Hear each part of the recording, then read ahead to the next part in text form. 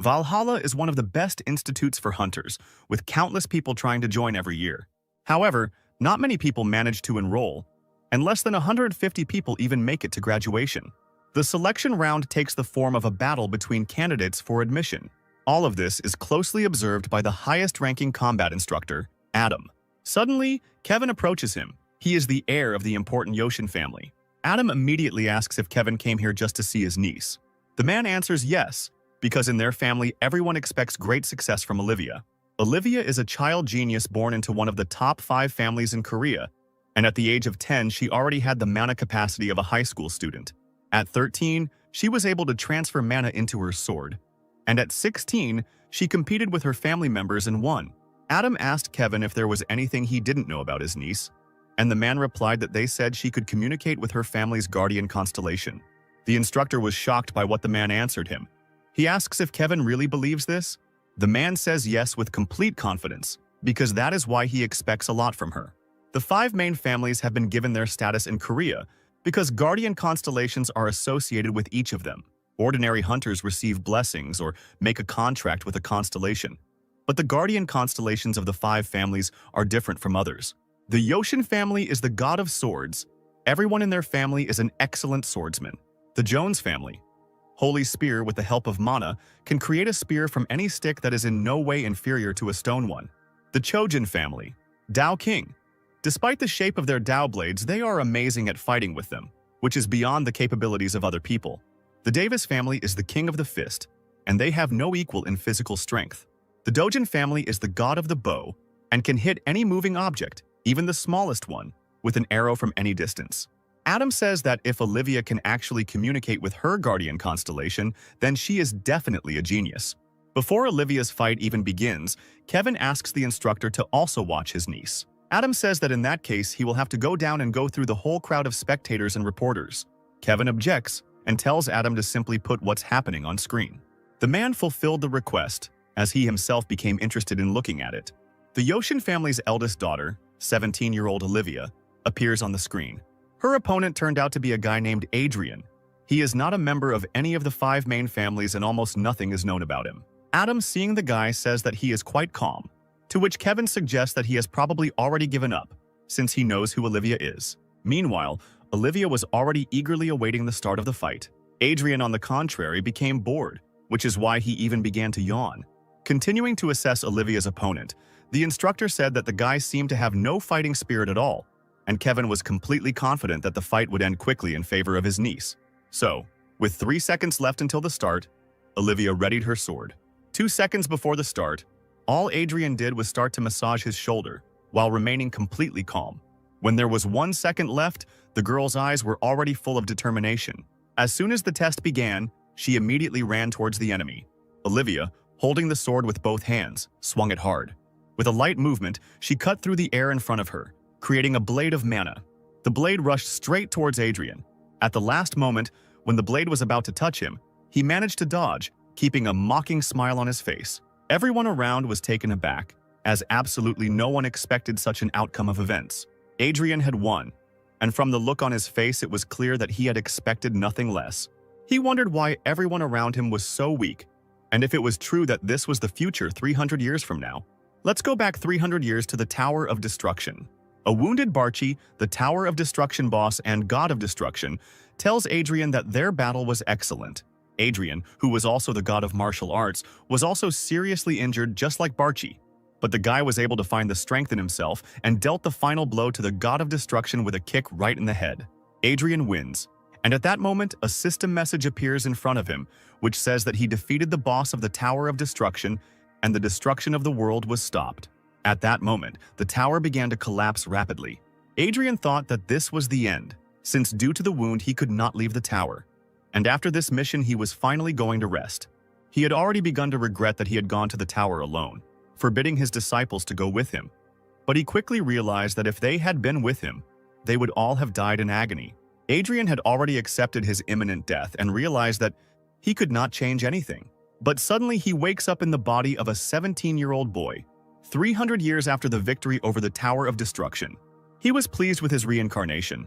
Although his body was not as strong as before, he still had all his past knowledge. One day, the system message appeared in front of him again, but this time it said that in 5 years the Tower of Destruction would appear again, and he needed to prepare. He began to think that he should have destroyed the enemy completely then, but he decided that it would not help now, and next time, he would destroy the tower forever. The guy decided that after fulfilling his duty, he would live a life of prosperity. Immediately after that message, another one followed, telling him to return his weapons and memories to Valhalla School on the 3rd floor, in the 5th room on the right. Adrien was sure that he understood what kind of weapon they were talking about, but he didn't understand what kind of memories they were talking about. He decided to look for Valhalla. And now, the 4th day of the top 10 competition is starting, and the guy hears that those who want to take part should go up to the competition floor. Once everyone had entered the testing area, an announcement was made for everyone to take their positions. Instructor Adam is watching the events again. He noticed that there are more people today than ever before, probably because all 5 main families are gathered here. Adrien's opponent this time was a guy named John. John is a muscular 17-year-old boy and the eldest son of the Davis family. John immediately recognized his opponent today, Adrien. He thought that if he could defeat his opponent, his image would improve. The King of the Fist told his opponent that he would destroy him quickly and that he didn't even have to try. At this, Adrien told John to go to hell and showed the middle finger, at which point the fight began. After what Adrien said, John became furious. He was never distinguished by his mental abilities or success in creativity. His talent was in his physical strength. He was born with superior physical abilities, and even the slightest training made him stronger. He could do things that others could only do with mana. Adrien, meanwhile, continued to show his middle finger and mock John. Then John concentrated all his mana into his fist and rushed at the enemy. Adrien understood that he would not be able to win physically, and decided that he would win with the help of agility and cunning. John's fist was rapidly approaching his opponent's face, but Adrien, with one deft tilt of his head, quickly dodged the blow. He then took advantage of the fact that his opponent was pushing gravity forward and hit him in the legs, causing John to fall. The guy didn't expect this. He was confident of his victory before it happened. Without wasting a second, Adrien delivered a decisive blow to John's stomach, causing his opponent to fall and lose consciousness. Adrien won again and once again realized that although his body was weaker than before, it did not create much of a hindrance. The whole thing was being watched by John's father, the head of the Davis family, who immediately realized that Adrien had won through his own cunning. He understood and comprehended the boy's entire combat tactics. He understood that his son could dodge any attack, but not this one, because in this case, all of Adrien's movements were clearly planned. The man concluded that he was moving even faster than his son's top speed. He figured out the guy's brilliant plan and realized all its genius. He was delighted and horrified at the same time. The head of the Davis family decided that he would bring Adrien into his family, no matter what it cost him. As he went out to fight his next opponent, the boy did not understand why grown men were shouting words from the spectator seats, calling a 17-year-old girl a big sister. Adrien's rival was a 17-year-old girl named Roxy, who was the second daughter of the Chojan family. The match began, but neither opponent was in a hurry to attack first. Adrien was surprised that the girl waited and prepared, because all his opponents before this had attacked rather thoughtlessly. He concluded that she was better than the others because she could understand the situation. Then the guy became interested and decided to start moving towards the girl. Roxy immediately began to take out the blade, fill it with mana and change the element, producing lightning. All the spectators were taken aback by what they saw, because she is only 17 years old, and she already has such serious skills. The opponents approached each other. The girl continued to quickly draw her sword, and the guy simply grinned. The girl's eyes were full of determination and confidence. She made a sharp movement of her hand and struck towards Adrien and was bound to hit. But somehow he managed to dodge. The girl was perplexed. The guy said she had a chance if she hadn't shown with her eyes where she would hit. Roxy was taken aback, and Adrien was already standing next to her, ready to take the next step towards victory. He launched a mana strike straight into the girl's chest, thinking that this strike would be decisive. But Roxy was only thrown back by the shockwave. She remained on her feet and did not lose her balance. Adrien realized that he didn't feel what was hitting his body, and the girl was able to block the blow with her sword. Goosebumps ran through the girl's body from how strong the blow was. While Roxy was shocked, Adrien wasted no time in delivering his next blow. He struck straight at the girl's sword with incredible force. She had not yet had time to recover from the previous blow, when the sword, which was aimed with its blade right at the girl's ribs, struck her. Roxy was unable to react and defend herself, causing her to fall. Adrien noticed that something was wrong with his blow, but he didn't focus on it, since the girl was defeated anyway. The guy once again defeated a representative of one of the main families. Adrien was #1 on the list of Valhalla's qualifying trials, entering Valhalla. After the competition, the winner was surrounded by reporters. Each of them urged the boy to join their guild, shouting out certain benefits. Adrien was very angry about this. You could tell from his face that he was furious, and he sent everyone to hell, showing the middle finger. News of this ignoramus quickly spread across the internet. All the comments were filled with people's indignation. Everyone was talking about his bad manners, but the guy didn't care about it. And so, the first day of his training in Valhalla arrived. The guy was not at all interested in hearing about the school's 100-year history, and he was immersed in his thoughts. He noticed that the other students recognized him and showed attention to his person. Adrien had already begun to wonder if he had gone too far yesterday, but he quickly realized that he didn't care what others thought. The guy suddenly remembered the recent system message that had appeared in front of him recently. He remembered that he was only here to get his weapons and memories back. Immediately after the introductory lecture, he quickly left the school with the thought of how to quickly get to the 5th room on the right on the 3rd floor of the school. He headed to his next lesson, which was to take place in the virtual combat simulation room. A young 24-year-old teacher named Chris was already waiting for the group in the office. The teacher was perplexed by the fact that 3 representatives of the main families were placed in one class at once. Yes, Roxy, John, and Olivia will be in the same class. But when the teacher noticed another guy in the group, he was shocked. Adrien was also assigned to his class. The teacher immediately realized that the year would be very difficult, but he could not remain in thought for long. He calmed down and began the lecture. Chris greeted the students and announced that he was their class teacher. Without waiting long, he decided to start the lesson right away, sharply pressing some button. The space around the students began to change rapidly, and all the students became very scared as they did not understand what was happening. And so they found themselves somewhere in the forest among the trees. Even Adrien was taken aback by this. He immediately began to look around, studying the area. Suddenly, the students began to be surrounded by angry monsters. The students were even more scared, as no one expected this to happen in their first lesson. John immediately assessed the situation, realizing that these monsters were orcs and goblins and that their numbers were quite large. Looking back, the guy returned his head to its previous position and was immediately taken aback by the fact that right in front of his face was already the hand of one of the monsters. The goblin tried to attack John, but he failed because the students were protected by the dome shield. This solid creation was the work of teacher Chris, who was watching the proceedings with a grin. The monsters continued to try to attack the students, but the barrier did its job. While all the students were distracted by what was happening, Adrien heard his teacher calling him. He calmly approached Chris, not suspecting what he was about to offer him.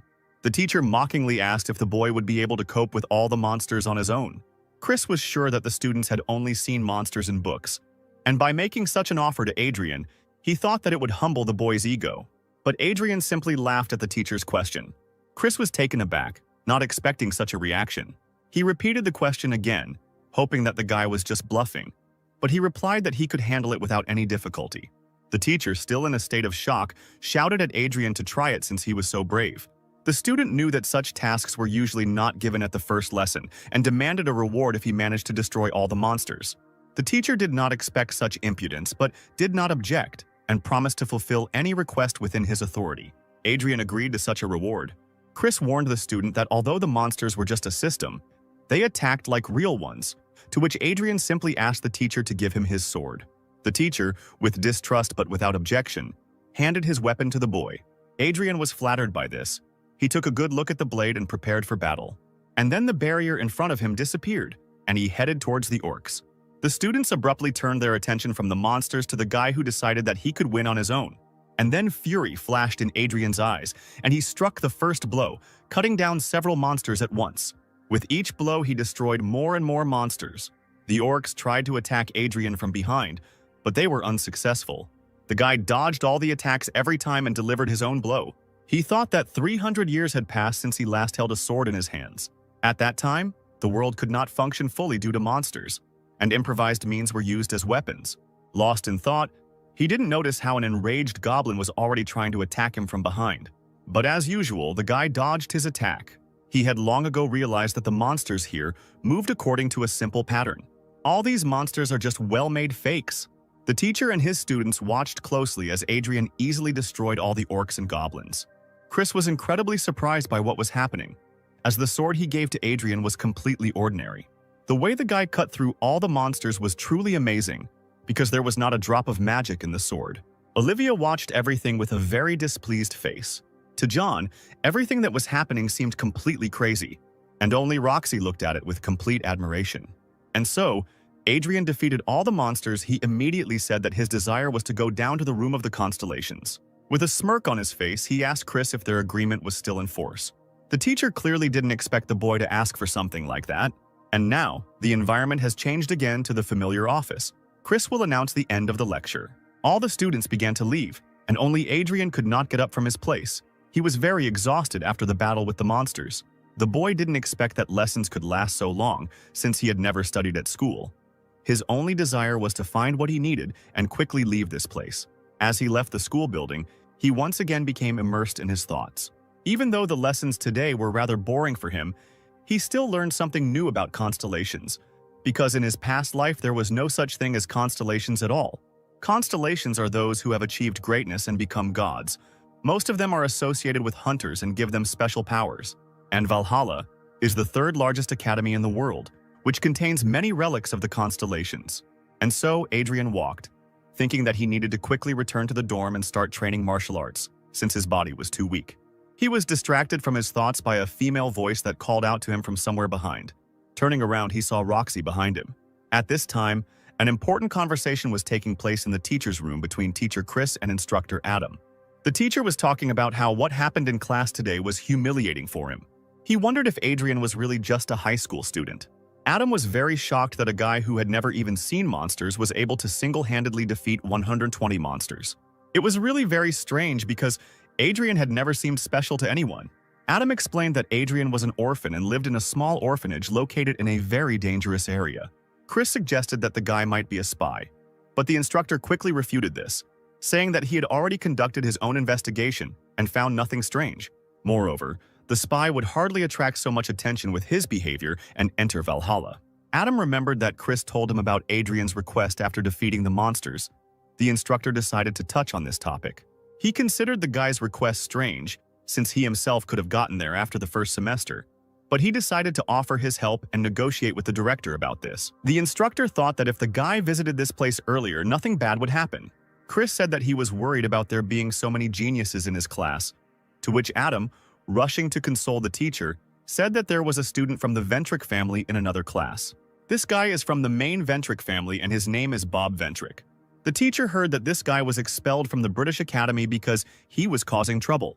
This news made Chris calm down and realize that things weren't so bad in his class compared to the one next door. Let's get back to what's happening between Adrien and Roxy at this time. Adrien turned around, waiting for what the girl would tell him. Roxy asked the boy in a determined voice to teach her how to wield a sword. The guy was completely indifferent to this request, taking it seriously.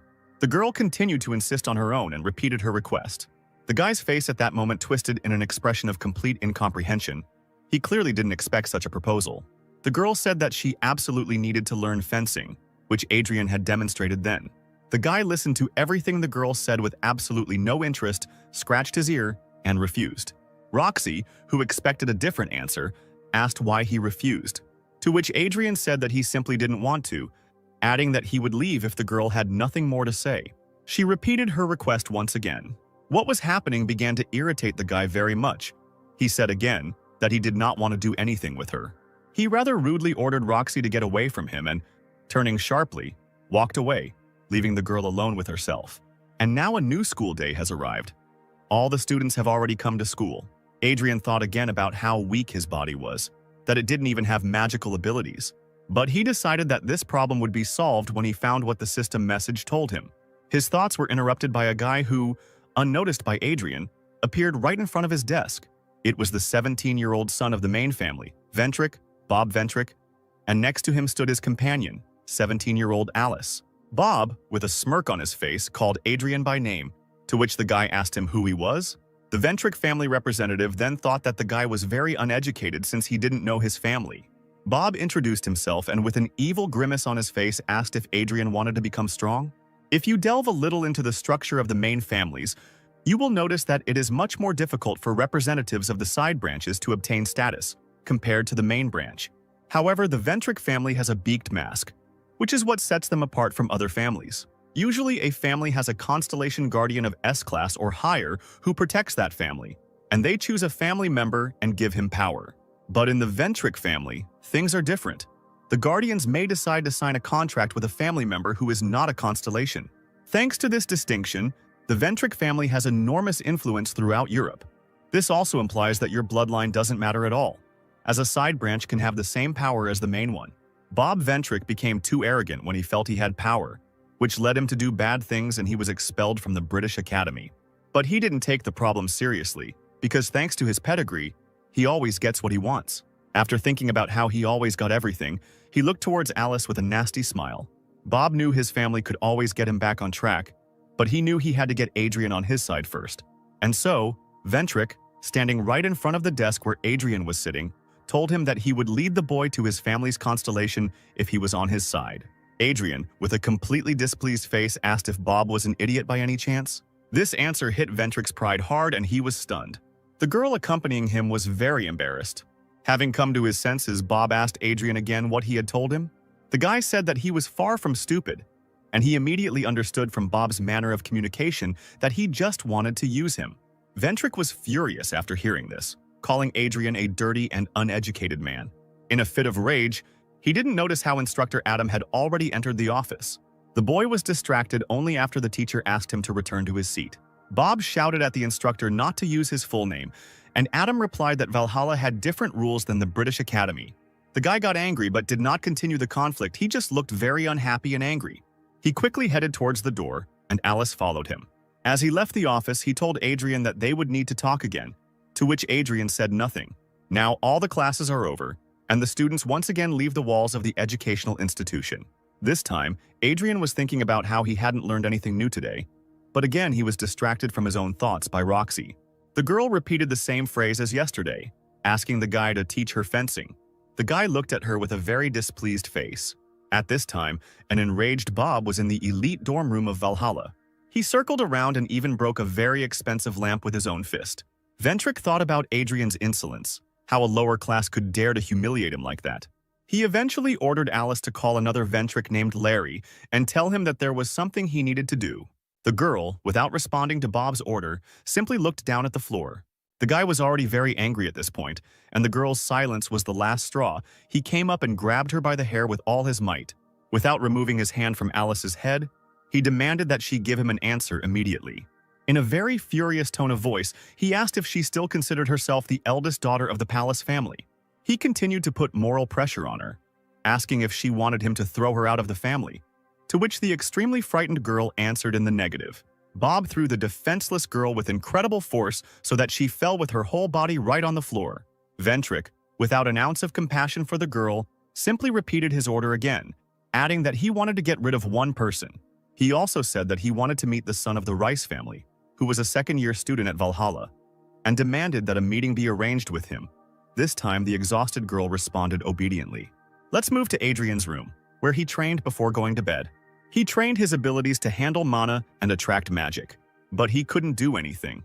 He started to think that his body was just trash. Suddenly, he remembered his conversation with Roxy today, who had approached him again after school with the same request. He was very unhappy with her persistence at that moment. The girl continued to follow the guy for a long time, and when he turned around, she simply repeated her request over and over again. The guy simply asked her if she was tired of following him around and if she was a parrot. This began to irritate Adrien quite a bit, and he began to think about how to make her leave. He said that the amount for one lesson would be 10 million won. The girl hesitated, and the guy said that if she couldn't afford it, then he was leaving. Then she sharply asked him to give her his phone number. The guy asked why she needed his phone, but he didn't stop her and obediently handed her his gadget. Roxy said she would write her number down there, explaining that it would make it easier for her to transfer money to him. After that, she immediately gave the phone back to Adrien, who clearly did not expect such an outcome. Turning on his phone, he saw that 100 million won had been credited to his account at once. He was a girl who could afford to pay for 10 lessons at once. Roxy asked again if the guy would now agree to teach her. Adrien, smiling sarcastically, said that he still wouldn't do it and simply refused to accept the money. And so, thinking about everything that had happened before going to bed, he wondered how the student could transfer such a huge amount of money at once. He began to regret that he had refused such a sum, but quickly came to the conclusion that it was even for the best. because he would not have to reveal his secrets. Adrien knew that his main goal at the moment was to find what the system message was talking about. He quickly got dressed, took a shovel, and went to look for the secret storage. And now he is already determined to start searching. Lost in thought, he thought about how he had checked everything in advance before entering Valhalla. But all the important records from 300 years ago had been destroyed. He understood that most likely there were only 3 parts of the records left. Although the sources say that there are 4, most likely they were located in the mountains of Valhalla. Adrien began to emit mana, which began to fill the space around him. This helped him find records that responded to his magic. The guy could do all this, even with a tiny amount of magic. And then one part started to glow blue. The guy quickly found it. He began to dig in the place where the light was coming from. This required a huge reserve of physical strength, which this guy's body did not have. But despite this, he continued to dig. The guy thought that if it weren't for the Tower of Destruction 300 years ago, he wouldn't have buried them at all. He finished excavating only at dawn. The tired guy stood near the hatch and couldn't believe that he had finally managed to do it. He quickly found the keyhole that opened the hatch leading down. Since a normal key couldn't open it, Adrien began making a key from his own mana. He did it quickly enough and proceeded to open the hatch. The guy was very exhausted, but at the same time happy that he had succeeded. And so he opened the hatch and climbed down, landing on a mountain of jewels. Adrien, standing in a victorious pose, looked at all the wealth surrounding him at that moment. Now he could not worry about money for a long time, but he came here not only for wealth, he was looking for storage stones. The guy quickly discovered them and began to pour a small amount of mana into them to activate them. In return, they gave him even more magic. Now that it was time to go back, he thought about how to get all this money and gold. It's a new school day at Valhalla School. Since Adrien worked physically all night instead of sleeping, he did not have time to rest and came to class in a terrible state. Suddenly, Roxy came up to him. The guy even got a little scared from the surprise. Roxy, indeed, repeated the same thing like a parrot, asking Adrien to teach her the art of swordsmanship. The guy was no longer angry. He calmly asked why the girl still couldn't calm down. He learned that her family, which is one of the main ones, is the best in swordsmanship. Adrien said that she will get more information from her family. To this, Roxy replied that she wanted to learn from him, and no one else would suit her, since Adrien was the best in swordsmanship of anyone she had seen. The guy became embarrassed and asked what about her father, since he was the head of Chojan. The girl's face immediately changed. She became colder and her gaze became glassy. At this point, their conversation was interrupted by teacher Chris, who called Adrien to go to the teacher's room. The guy asked him again why he specifically needed to go there. The teacher said that this was related to what they talked about last time. Adrien immediately became inspired, grinned, and began to get up to quickly follow Chris to the teacher's room. Roxy felt awkward, and when the guy was already leaving, she called out to him and asked for forgiveness. She looked down at the floor, losing all hope that the boy would eventually agree to teach her. And suddenly, Adrien turns around and sets a date for the classes. He said that it will happen tomorrow at 6 in the morning on the training ground. The girl was taken aback, and the guy asked again if she had changed her mind. This question brought the girl to her senses, and she began to rhythmically shake her head from side to side. Then she said that she would definitely come. Now Adrien had already come to the teacher's room, waiting for what the teacher would tell him. Chris said that the boy was approved for a pass to the constellation room. This news made the student very happy. But then the teacher said that the guy would just have to go down to the basement. Adrien, not expecting this, asked again if he had heard everything correctly. Chris answered this question positively and added that the guy would not be allowed to go below the first floor. Adrien, not listening to what Chris was trying to say next, asked when he could go there. To this, the teacher said that he could come tonight if he had the opportunity. Adrien said that he would come. The teacher was confused that the boy did not argue about the ban on the second floor. He did not think that Adrien would agree so easily. After that, Chris said that the conversation was over and the guy could go. And so the night came. Chris and Adrien came to the appointed place. The guy immediately began to look around, studying the area. He noticed that there were at least 2 guards at each door. Also, all the outer walls were very well protected by all types of magic. Adrien asked if he could ask teacher Chris one more question, but the teacher responded positively. Then he asked how hard it was to get down to the second floor and whether it was necessary to do something criminal to do this. The teacher said that it was not difficult and no crime was needed, but if the boy did it, he would be expelled. Moreover, Adrien will go crazy before he can even leave school. He explained this by saying that the second floor contains the terrifying magic of the constellations, and if you touch it, it tears apart the consciousness, and the person goes crazy. The guy grinned. said that he understood everything and started moving towards the entrance. Chris could only hope that Adrien was smart enough not to go down to the second floor. The teacher only had time to shout that Adrien had 30 minutes to do everything. The guy replied that he would be back soon and entered the building. Upon entering, he immediately opened a message in the system to refresh his memory and quickly find everything. He didn't care whether he was expelled or not because he came to Valhalla only for this. And so he began to go down to the third floor. He walked, surprised that there were a lot of steps in this building. And so he found himself in some strange hall and assumed that it was a prison. He was sure that on the first floor there was a room of constellations, but everything indicated that it was indeed a prison. While the guy was thinking, the system message appeared in front of him again, which said that Adrien had fulfilled the conditions and would be moved to the room. The space around the bewildered Adrien began to change rapidly. When he moved, what he saw shocked him. Before him stood the god of destruction, Barchi, whom Adrien had fought 300 years ago in the Tower of Destruction. The guy couldn't get over his shock and simply asked if it was really Barchi. The god of destruction gave a positive answer and said mockingly that this reunion should take place after 300 years. Without giving Barchi time to finish, Adrien had already delivered the first blow straight to his opponent's jaw.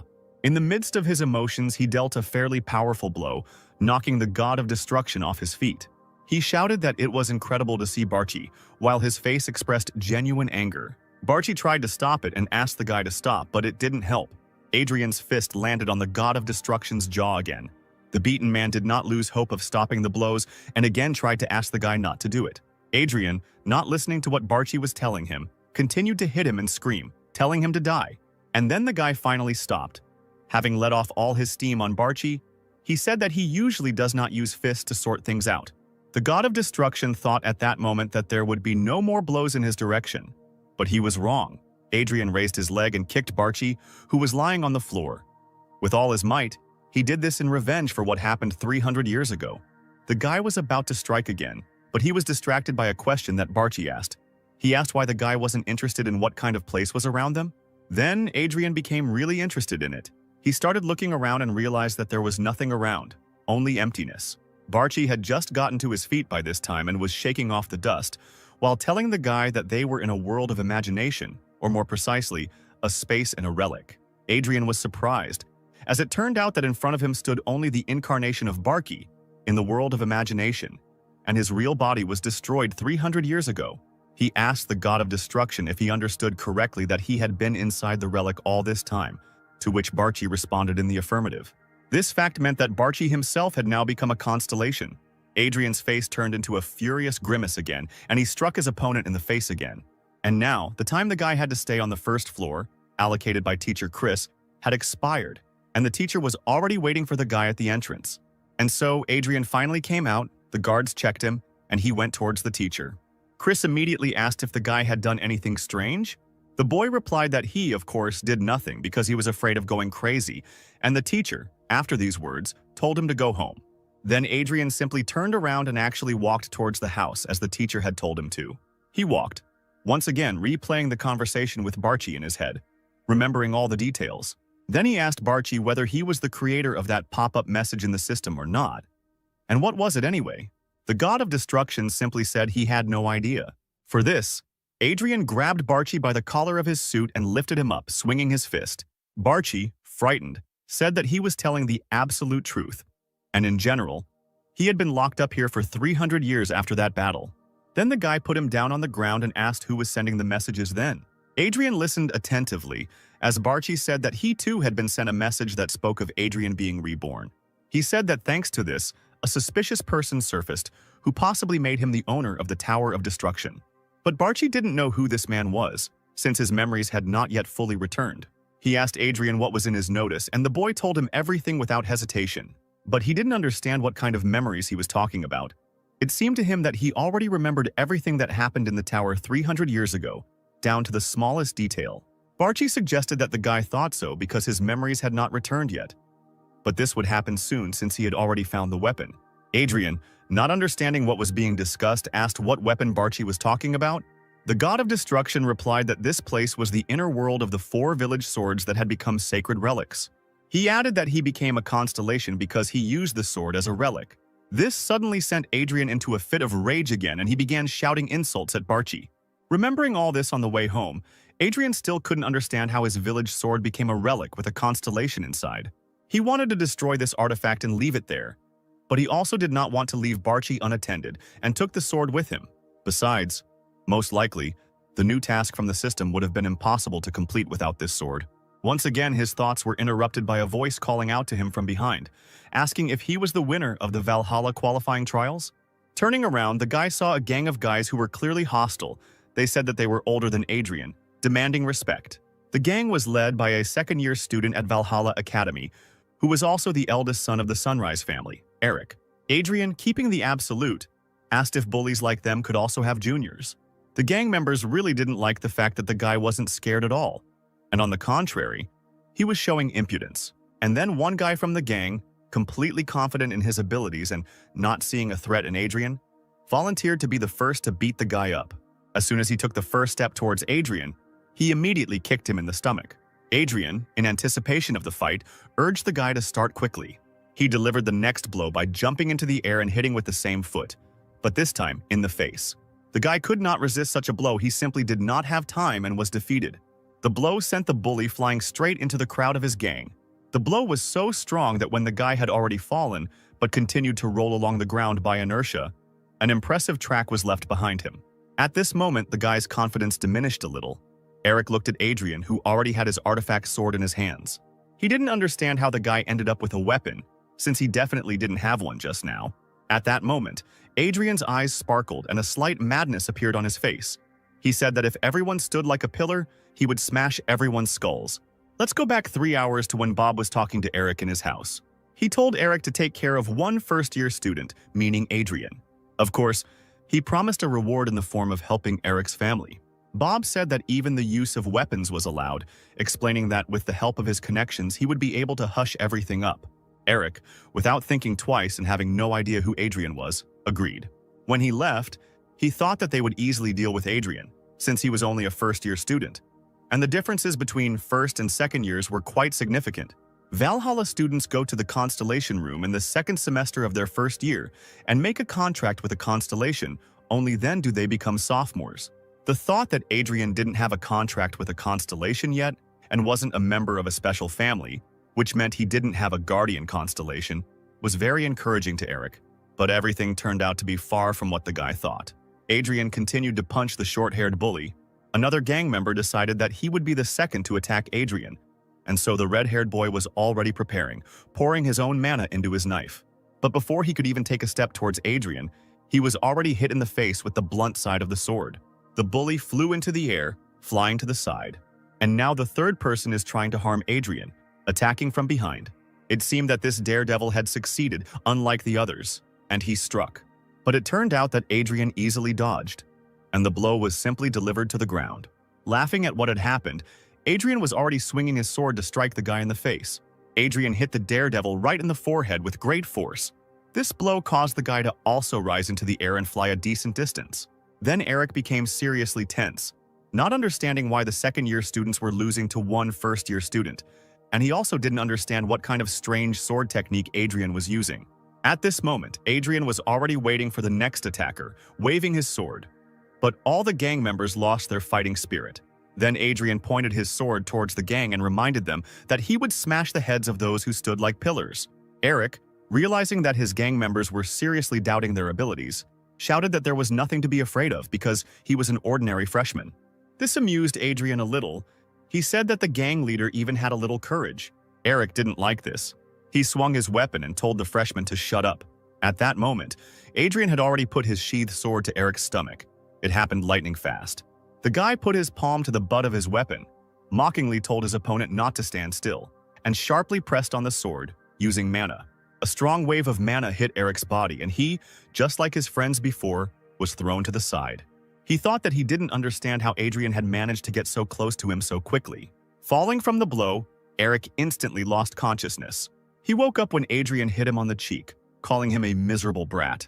Adrien immediately started asking about who they were and why they had gathered and decided to fight him.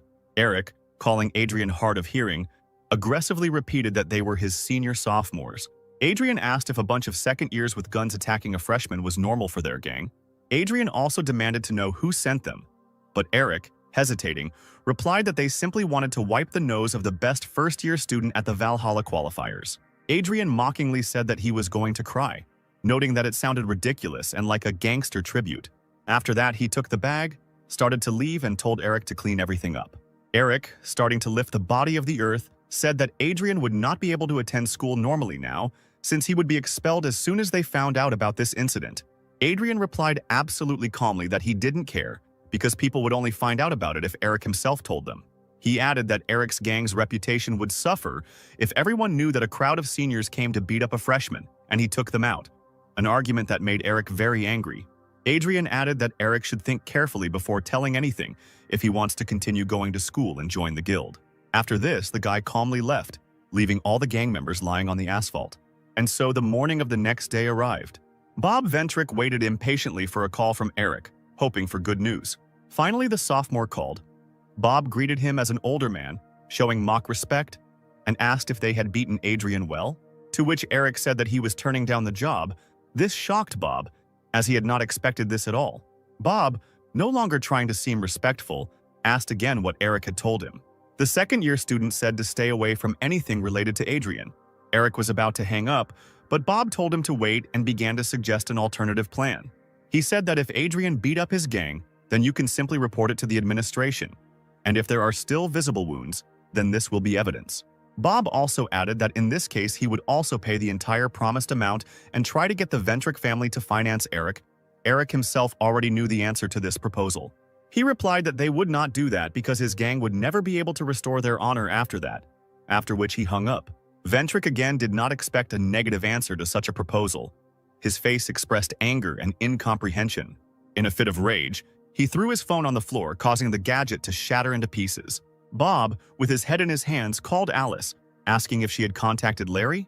The girl replied that she had conveyed everything, but since he was far away, it would take him time to get to them, which made Bob even more angry. At this time, Larry was in Mexico at the Euripia Academy. He, blue on a pile of students he had defeated after another fight, learned that Bob wanted Larry to fly to Korea. He learned that Bob needed him to deal with a man named Adrien, and for this he would receive a reward that had already been prepared. Larry's scarred face twisted into a mentally ill expression. He really liked the offer. Fast forward to 6 o'clock the next morning, straight to the gym. Adrien had just arrived and was ready to start training. But he got scared when he heard Barchi's voice. For a second he was stupefied because he didn't understand what was happening. Barchi said that he was in a sealed sword and did not understand why Adrien was so surprised. Adrien said he was afraid that Barchi had somehow managed to get out, because then he would have to beat him again and put him back. The guy started stretching before training, and at the same time asked Barchi if everything was okay with the sword. He was worried that the sword was an artifact kept in Valhalla, and they left the constellation room, taking it with them. Barchi said there was no need to worry because he left a line there, but Adrien said that was exactly what he was afraid of.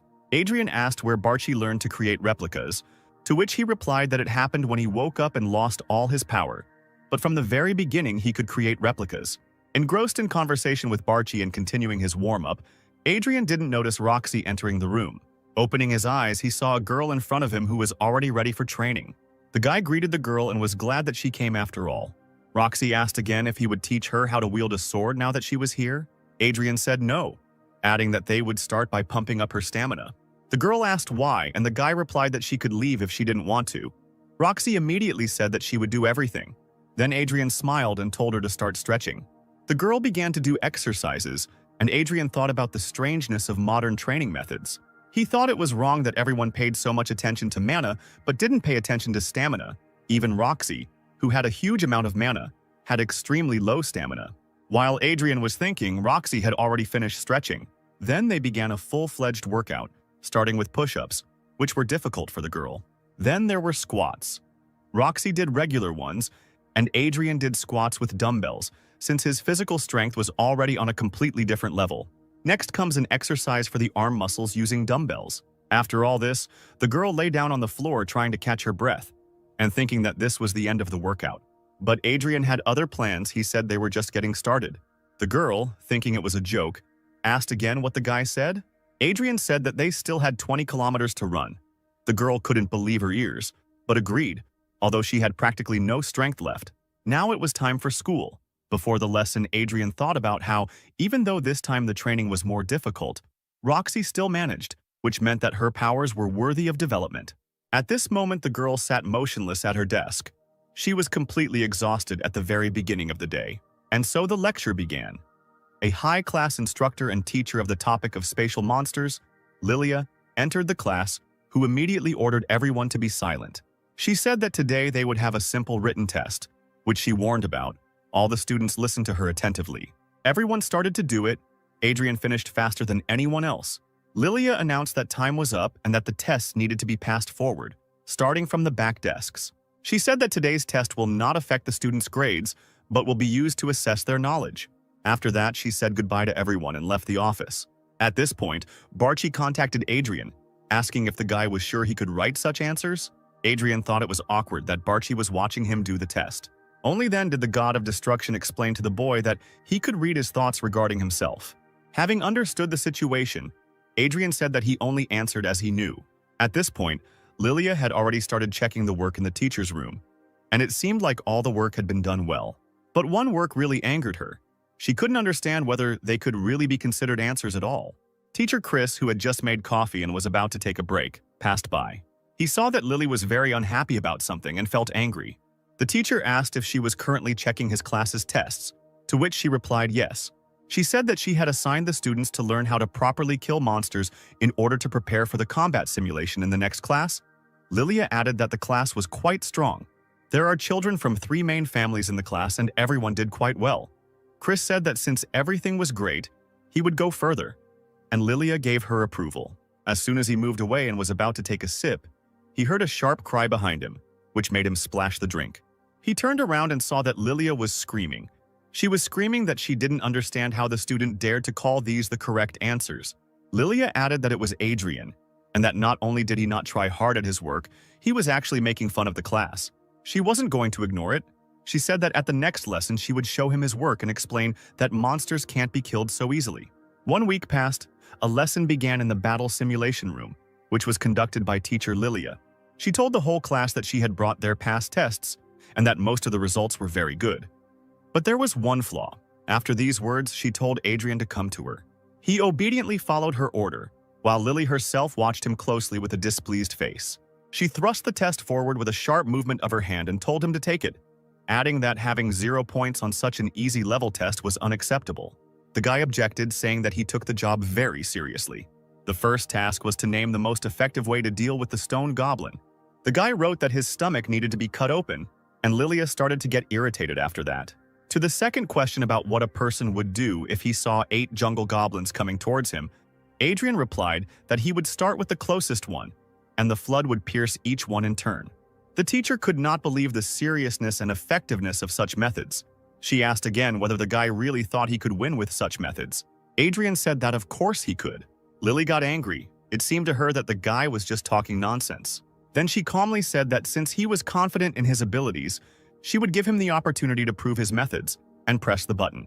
The space around the students began to change again. Adrien wasn't as scared as he was the first time. He saw that there was a monster behind the barrier. The teacher said that if the boy killed the monsters the same way he wrote in the text, she would correct his grade.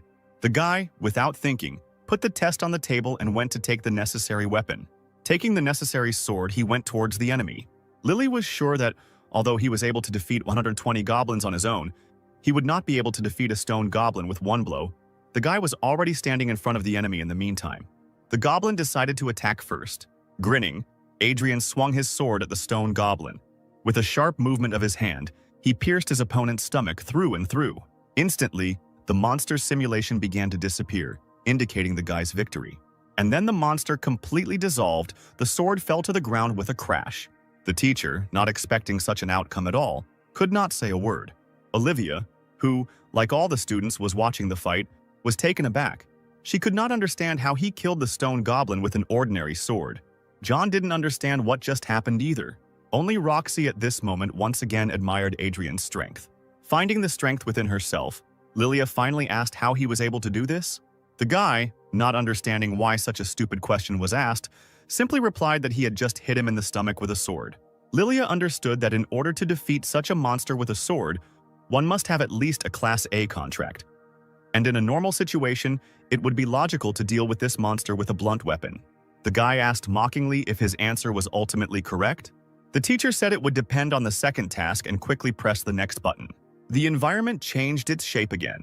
Adrien found himself right in front of the entrance to the tunnel, on the walls of which lit torches were burning. Lily, when the guy turned his head away from the entrance, told the guy to be more attentive and look back. 3 jungle goblins began to emerge from the tunnel. The difference between these goblins and the normal ones was that they had problems with aggression, and if you do something wrong, the goblin will use the roar skill so that the rest of the goblins in the area will come running to help. She thought that usually a mage would either try to kill everyone at once or run away. There were only 3 goblins in front of the boy at the moment, but he didn't know that there were 5 more that would attack him immediately if the boy made a mistake. And so Adrien, throwing the sword from one hand to the other, headed towards the enemies. She attacked the monsters furiously, putting all her strength into the blow. He landed his first blow right on the forehead of one of the goblins. Lightning fast, he launched his next blow straight into the throat of the second goblin. And so, after a couple of blows, all the monsters were defeated. Lily, seeing this, could not believe her eyes. The guy turned around and said that he had completed the second task as well, smiling. The next day came and Adrien and Roxy were already in the training room. They were running on a treadmill. The guy was doing well as usual, but the girl was already feeling a loss of strength. When she had run the required distance, she fell to the floor in a star pose and tried to catch her breath. Adrien asked why she had such a hard time with these exercises, since she should have trained in her clan before. The girl replied that she usually doesn't push herself like that. The guy asked how she was going to fight monsters if she didn't train like this. Roxy said she could use magical power by borrowing it from the constellation. Adrien expected such an answer, since such people rely on constellations and train magic, not endurance. He wondered what such a person would do if he ran out of mana during a fight, or the constellation simply didn't give him magic. He then asked if Roxy thought these exercises were useless. Roxy replied that she would do them, since the guy promised that he would teach her fencing. To this, the guy asked the next question, wondering if the girl was doing this just because he said so. He quickly realized that he had asked the wrong thing and told the girl to forget about it, adding that classes would start soon, so the training was over. The guy himself was in no hurry to leave, so Roxy asked why he wasn't leaving. Adrien replied that he would do one more approach and asked if the girl wanted to continue too. A second later, he said that it was better for her to go to school, and the girl did not object, left the hall, saying goodbye to the guy. So, when he was putting the discs on the barbell, Barchi contacted him and asked if the girl's name was Roxy, to which the guy replied yes. The guy said that he agreed to train with her only because she was pestering him with her questions. Barchi asked if Adrien had ever shown her his sword technique, to which the boy said no, but she had seen it during a fight in class. Barchi was surprised that she was able to see the power of this technique just by seeing it once. Adrien said that he found it interesting too. At that moment, the guy heard that he was not alone in the hall and turned his head. John was lying next to him, lifting a barbell. He was just finishing his training and also noticed Adrien. Adrien asked how long John had been in the hall. He replied that he always trains here and has been here since the morning. After these words, he went to the exit. Adrien noted that due to his predisposition, John could train for very long periods of time, which meant that his endurance was good. He told Barchi that this guy's approach to training was more sensible than others. The guy asked the god of destruction what these constellations do anyway. Barchi said that although he is also a constellation, because he was imprisoned for 300 years, he knows nothing about others like him. He added that the guy could learn more about this if he completed the system's task. A new task had already appeared in the system, which said that now you need to visit the Eye of the Great Forest of Valhalla, the home of Rona, but be sure to take the Heavenly Sword. He knew this was the survival site they would visit at the end of the first semester. The guy thought that if it weren't for these tasks, he would have gotten out of here as soon as he took his things. Adrien decided that he could not leave this place until he completed this task. Let's move to the United Kingdom in London to the Ventric family mansion. On the walls of the entire mansion hung paintings depicting their relic mask and the masks themselves. At the head of the long table sat the owner of the house, Kayla Ventric, and at the other end stood a servant. He reported to the chief that the labyrinth on the border had been taken care of. To this, the woman replied that this was very good work and asked if there was anything else to report. He said he wanted to hire a few competent people he had recently found, one of whom was the only survivor of the Robert clan. He then added that he had found another one. Both of them were A-rank contractors. Kayla approved the decision and said that after testing their abilities, they should be sent to her. The servant hesitated, not knowing whether to talk about another situation. But in the end, he made up his mind and said that he had something to tell about Bob Ventric. He said Bob called Larry to South Korea. Kayla was very angry when she heard this news. Larry Ventric was a very troubled child and a serious criminal. He committed numerous crimes using his family's name. At 19, he killed 5 people at an English academy over a simple argument, and at 20, he was already kicked out of his family. Kayla ordered the servant to follow Larry on Bob's behalf, to which the servant meekly agreed. She also said to warn Bob that if he was caught doing anything strange, he would be kicked out of the family just like Larry. The servant said that he understood everything and that was the end of the report, after which he left. Kayla thought that their family's strength wasn't meant for trash like these guys. Praising herself, she was sure that all this power was intended only for her. Looking at the picture of the constellation, she asked if she was thinking correctly. Let's move back to Valhalla, where all the students were already sitting in the lecture. The teacher explained that monsters often act alone, but sometimes they can team up. Adrien was bored listening to the teacher, since he already knew this information, and he was lost in his thoughts. He thought about the benefits of his training, as he felt that he had clearly become stronger. The guy didn't understand why this body was in such bad condition before training. He recalled that when he practiced chi circulation on the first day, he was barely able to finish because he had less mana than an ordinary person. And the physical condition of his body was so bad that he almost lost consciousness from a short period of working with a shovel. He wondered if something might have happened to this body in the past. The guy leaned back in his chair and decided not to focus on this for long. His thoughts were interrupted by a hand reaching towards his desk. Adrien immediately noticed her. It was Olivia, placing a folded piece of paper on Adrien's desk, looking him in the eye. The guy immediately took the note in his hands and began to unfold it. There was nothing on the piece of paper except the word hey. And so the classes finally ended. Chris announced some important information at the end. He said that this weekend the students would be able to leave the academy if they filled out an application. And with that, he ended the lesson. After the lecture, Adrien immediately went to the teacher's room with a statement. He was made to stop by a voice behind him that simply said, "Hey." Adrien turned around and saw Olivia approaching him. He said one single word, "What?" In that note, to the written word, "Hey," he responded with the same word, "What?" And the girl then ignored him. He asked the girl to speak faster as he was busy and in a hurry to submit the application. Olivia hesitated and couldn't put words together, just muttering something under her breath. The guy rudely told her to be faster and called her crazy. Olivia couldn't stand it and got angry at Adrien, asking why he called her that. Adrien said it was because it wasn't normal to piss someone off the way she did. He asked again what she wanted from him, but the girl hesitated again. She remembered that when she watched him fight, he killed a stone goblin with one blow of his sword. Although such a method is not in the books, Olivia wanted to ask how he was able to kill him. As soon as she started speaking, Teacher Lilia suddenly appeared between them and sharply asked the same question that Olivia wanted to ask. Adrien was surprised at how quickly she appeared here. He said that it was very unexpected, since he thought that she hated him. But Lilia denied this, saying that she didn't care what happened then. She said that she thought there was only one way to kill a monster. But Adrien showed her otherwise. She asked if the guy wanted to be her assistant. Adrien said he refused and went towards the teacher's room. Lilia continued to beg him and followed him. They left, leaving Olivia alone. The girl decided that she didn't really need it and didn't follow them. And so the next day came. Adrien went to the place he planned to visit. This place was Aranuk. The previous evening, he had been looking for information about this place. He had to find a trading forum where he could sell the jewelry he found from the vault. At the moment when he found what he needed, Roxy wrote to him, saying that she would not be able to come to training tomorrow. Adrien wrote that he would also be busy tomorrow. Roxy started sending a huge amount of stickers. The guy didn't know how to stop her, but he resigned himself and just continued to study the information, which said that he needed to follow the link and get a reservation and location. And now he is already going to that very place. He was looking for some old cafe. When he found it, he noticed that the cafe was really very old, that even the letter on the sign had practically fallen off. He went inside. Everything around was broken, furniture was scattered. There were cobwebs all around. Adrien, reading the place indicated in the message, moved towards the right corner. There he saw a door and went towards it. And so he came out, leaving this abandoned cafe. He knew that this was his first time here, but he felt a strange feeling, as if he had been here before. Especially the purple sky and the cloudy moon seemed most familiar to him, similar to those he had seen 300 years ago. As he walked further, he heard a voice from behind him asking if this was his first time here. It was a tall man in a leather suit. Adrien realized that this was the worker mentioned in the letter. The man asked if this was the guy's first time here and if he knew how the market worked. Having shown the money, he replied that he had an idea. He then handed the stack of money to the man, who dutifully took it. He spent a large amount of money on this, and he only had 30,000 won left.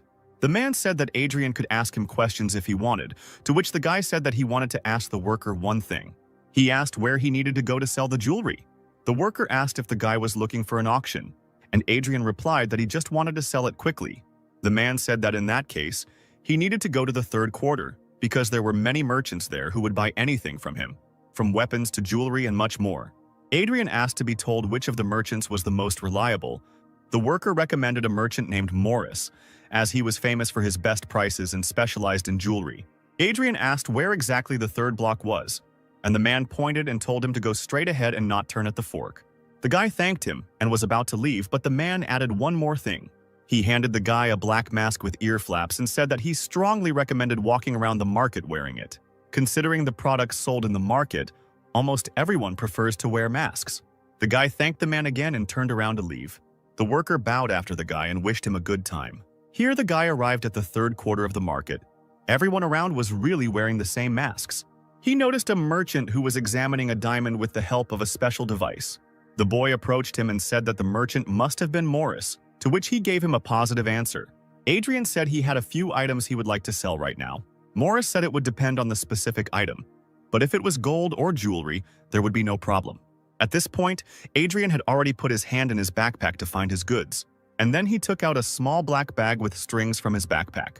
He threw it on the table in front of the merchant, saying that he wanted to sell all the jewelry in this bag. Morris slowly opened the bag and, seeing the contents, asked if these were rings.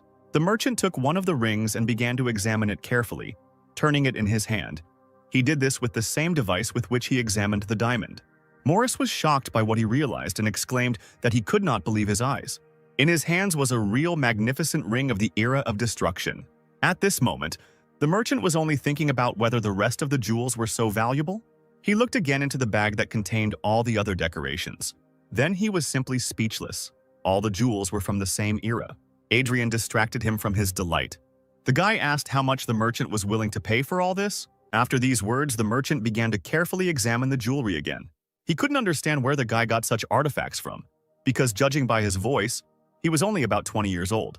Without thinking twice, Morris asked where the guy got these jewels from. Adrien said he had heard that it was not customary to ask such questions in this market. Morris seemed to be brought out of his trance by these words, and he replied that the guy was right and apologized to him.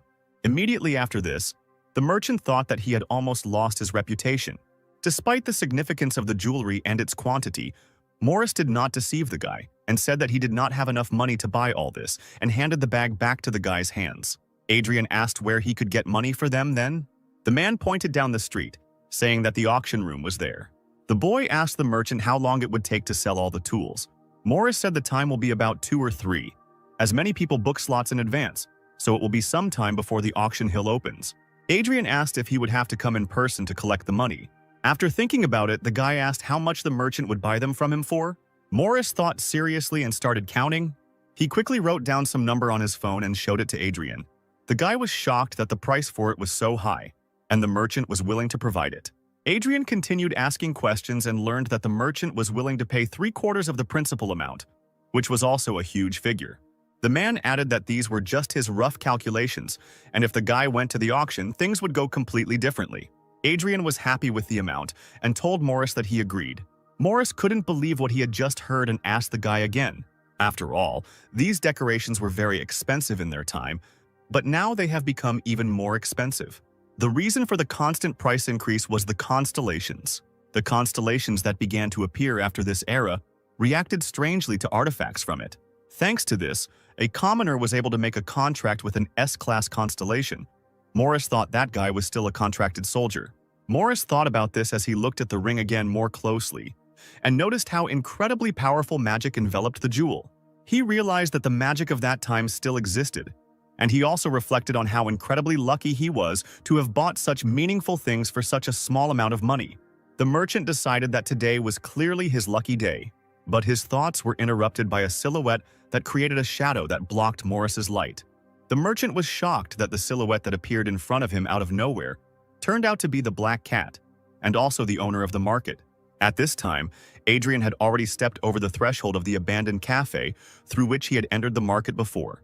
He took off his mask, thinking about how awkward it was.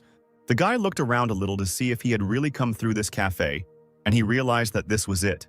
Then he took out his phone again and looked at his bank account, which had recently been replenished with a large sum of money, which made the guy very happy. He knew that if this money ran out, there were still many different treasures in the vault. When the guy was leaving the cafe, his phone suddenly rang. The number was unfamiliar to the guy. Adrien picked up the phone and immediately asked who was on the other side of the call. The stranger turned out to be a very familiar Lily, who joyfully greeted the guy. The guy logically asked where she got his phone number. She said she was an instructor and had information, but it didn't matter because she wanted to invite the guy for a bite to eat, setting up a meeting place near the gym. She added that she would pay for everything herself and abruptly hung up, not leaving the guy a second to answer, but he decided to go there for the free food. At this time, the conversation between the black cat and Morris continued in the market. The merchant asked why the owner himself was at the market, to which the man calmly said that their relationship was not so bad that he could not come. Morris said that although they had met a couple of times, a simple trader could not chat casually with a market owner. The owner was called the Black Cat because of his black mask on his face, which completely depicted the grace of a cat. The important man replied that it was precisely because of this attitude of Morris towards him that he liked him. Morris ignored the cat's phrase and again tried to find out why he came to the market. The Black Cat, leaning sharply against the table, said that it was nothing serious. It was just that the merchant had submitted an anonymous bid for the auction for the first time in a long time. To which Morris, clearly expressing displeasure, said that apparently the anonymous application was not so anonymous. The man responded that the real owner of the market is not him, but his constellation, so he can receive any information. After this, he languidly extended his hand towards the merchant and asked him to show him what he had put up for auction. Morris immediately agreed, but thought it was strange that the Black Cat was the first to show interest in artifacts, even if they were from the era of destruction. The merchant very quickly took out a bag of jewels and placed it on the table in front of the market owner. The Black Cat immediately opened the bag, took out part of its contents, and began to examine everything. The man said that the item would sell for quite a large sum of money, but Morris still didn't understand what the owner was getting at. Suddenly, a system message appeared in front of the owner, saying that the constellation on the other side wanted the ring. Then, identical messages started coming in huge quantities. The Black Cat realized that his constellation incredibly wanted to get this artifact. Let's move on to the restaurant in Valhalla, where Adrien and Lilia were eating at the same table. Lily had already started her meal, and Adrien hadn't touched his food yet, and the instructor noticed this. She decided to ask the guy why he wasn't eating his order, and the guy replied that he was just wondering why there was such a place as this restaurant in Valhalla. Lily, happily trying to explain, said that in addition to the usual school cafeteria and the restaurant for the staff, there was also a regular restaurant. She was surprised that the guy did not know about it. After this, Adrien finally started eating, replying that he simply wasn't particularly interested. And so he finally decided to find out why Lilia had invited him here. After this, the woman jumped up from her seat and exclaimed a request for the student to become her assistant. Adrien said quite calmly that he simply didn't want to. But Lilia wasn't going to give in and said that if he agreed, he would receive many benefits. She said that the guy, when he went to the meeting, clearly knew what the instructor would ask, so he was obliged to listen to her. To this, the guy decided to ask what benefits he would receive for this. Then hope and sincere joy sparkled in Lilia's eyes. The first thing the guy would get is a scholarship and a lot of grants.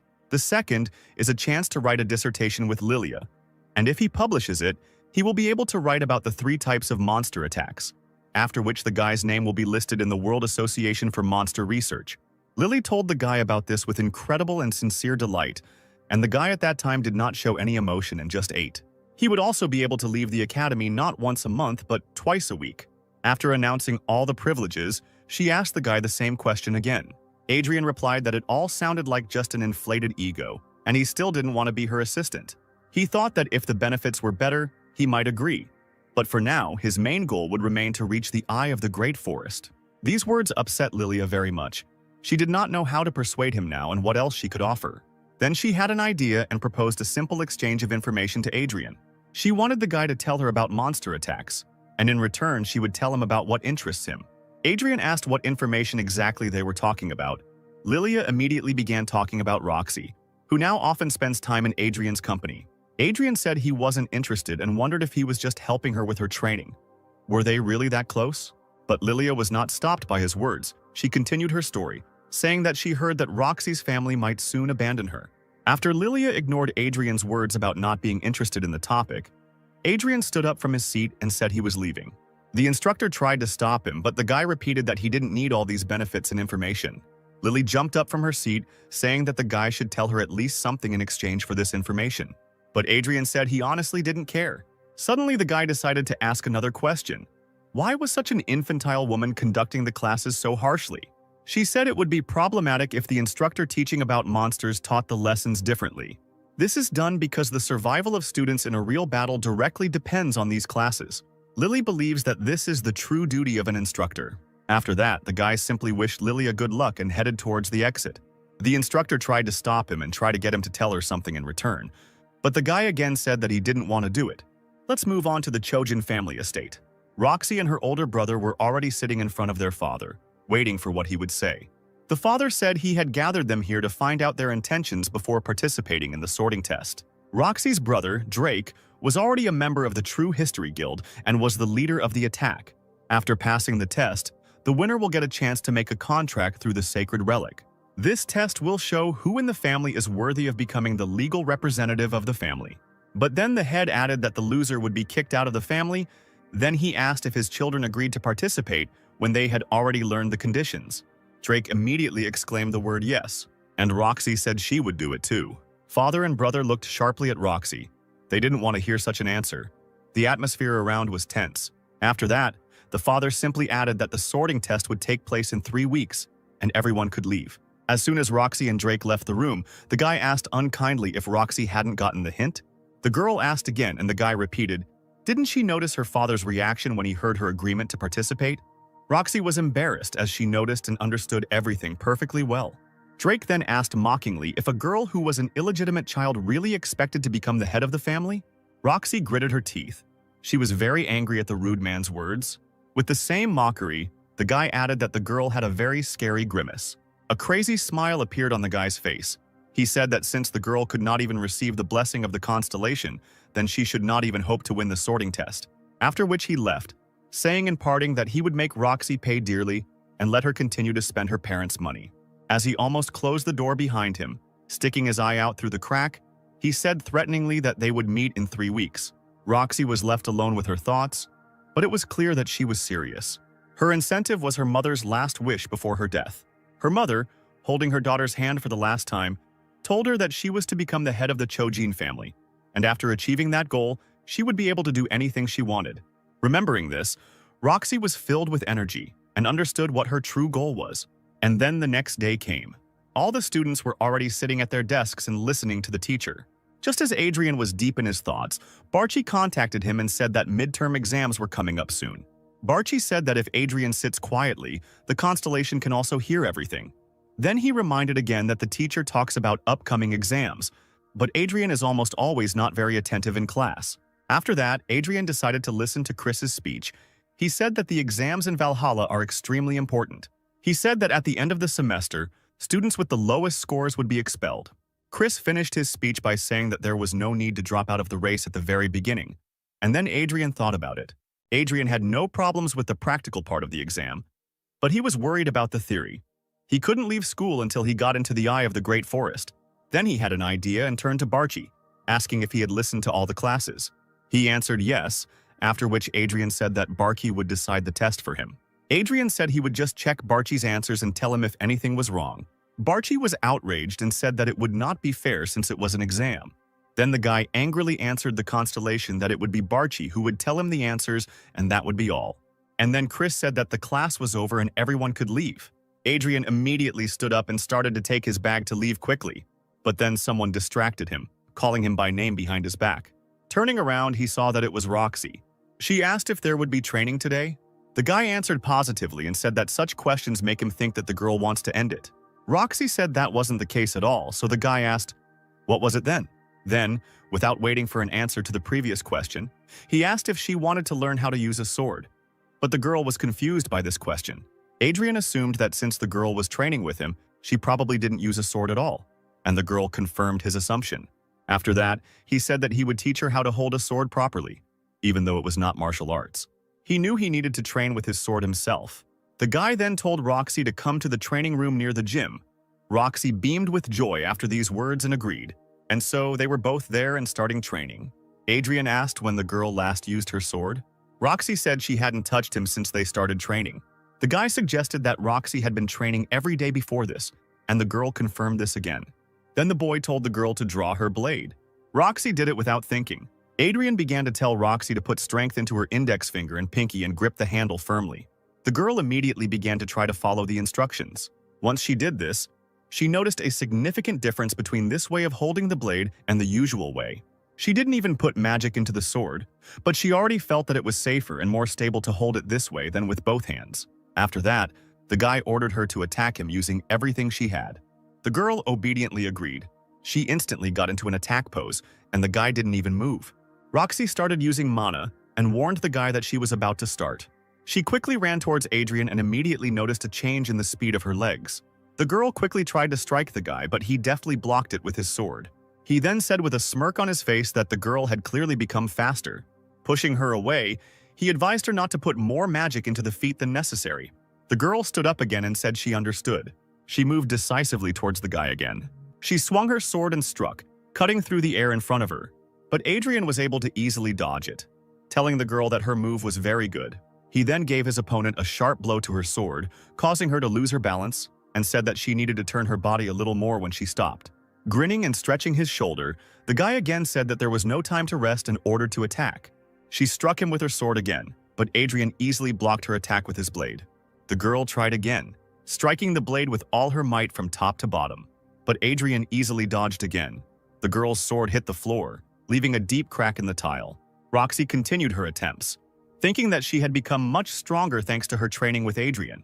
The training continued, Adrien was happy, and Roxy was really determined. They had been working long and hard enough that the floor around Roxy was already covered in cracks.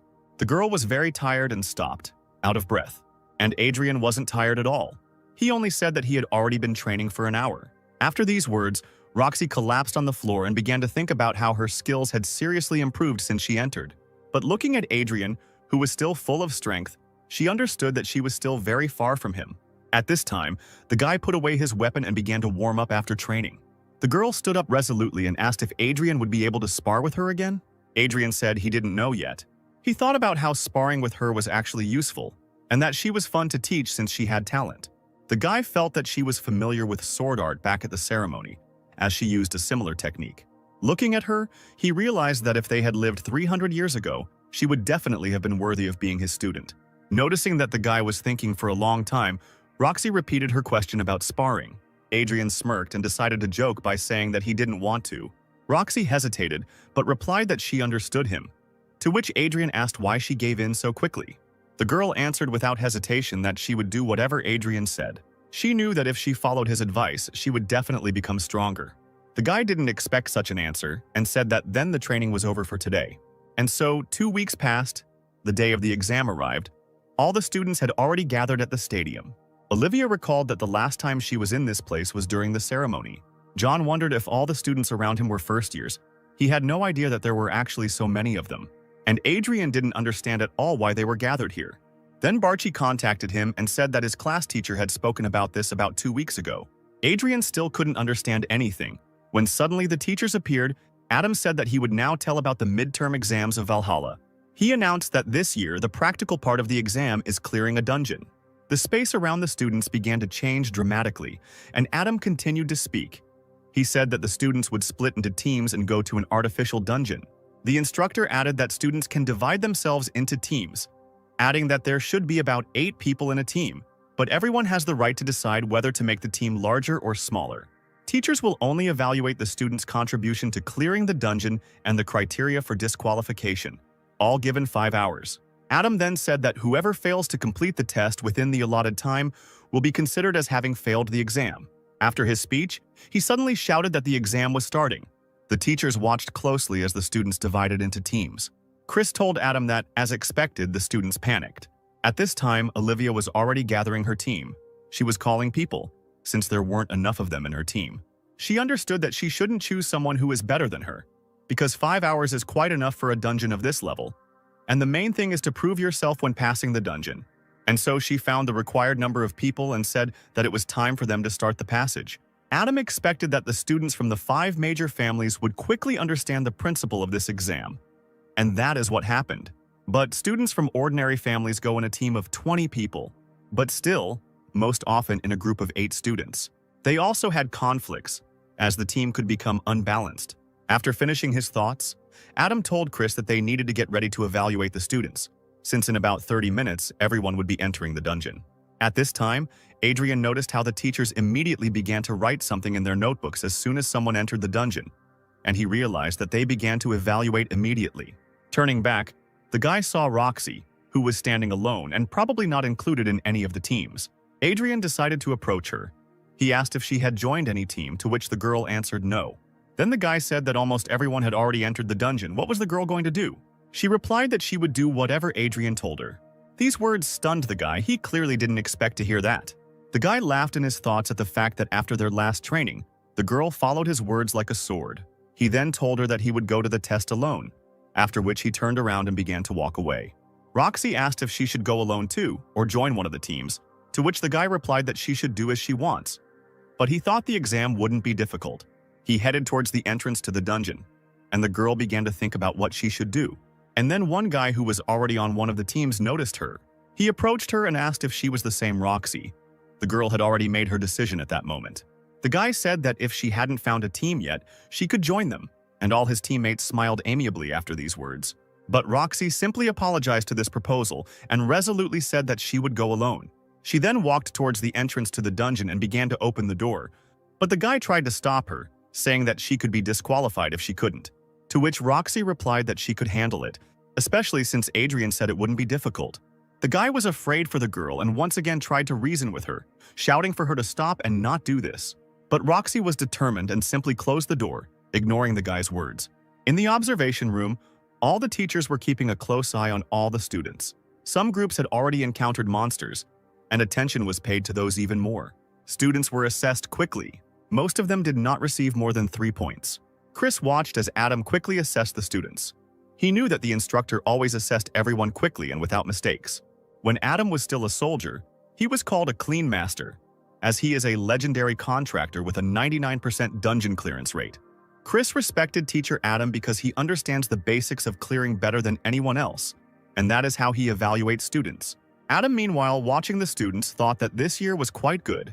He noted that members of 5 families stood out in particular, but among them, the most outstanding is Olivia. She was able to skillfully coordinate the actions of her team, assessing everyone's abilities with great accuracy and issuing commands. There was a moment when their team was attacked by a large orc, but thanks to Olivia's command that the sword-wielding students should take action, they easily blocked the attack. Olivia also did a great job of maintaining team spirit, encouraging everyone. She gave commands to the archers at the right moment. Thanks to this, they were able to stop the monster a little. At that moment, Olivia herself struck the orc, jumping out of the crowd. This plan helped this team pass the test and destroy the monsters with ease. Adam admired the way she gave commands and acted with precision and skill. He understood that despite the fact that she spent most of her time giving commands, she herself participated in such a way as to get points. Adam thought that if Olivia was already showing such results in midterm exams, then reaching the top was just a matter of time for her. He remembered the qualifying tests and thought that if Adrien hadn't won back then, Olivia's reputation would have been untarnished. At that moment, he wanted to watch the guy too. He went into search and entered his name. But the program showed that this student was not found. Adam knew that this could not be, since the system was working properly. And at that moment, a shocking thought came to him, the truth of which he did not want to believe. He decided to check the list of people who had already completed the exam, and Adrien was already on that list. Instructor Adam was very shocked.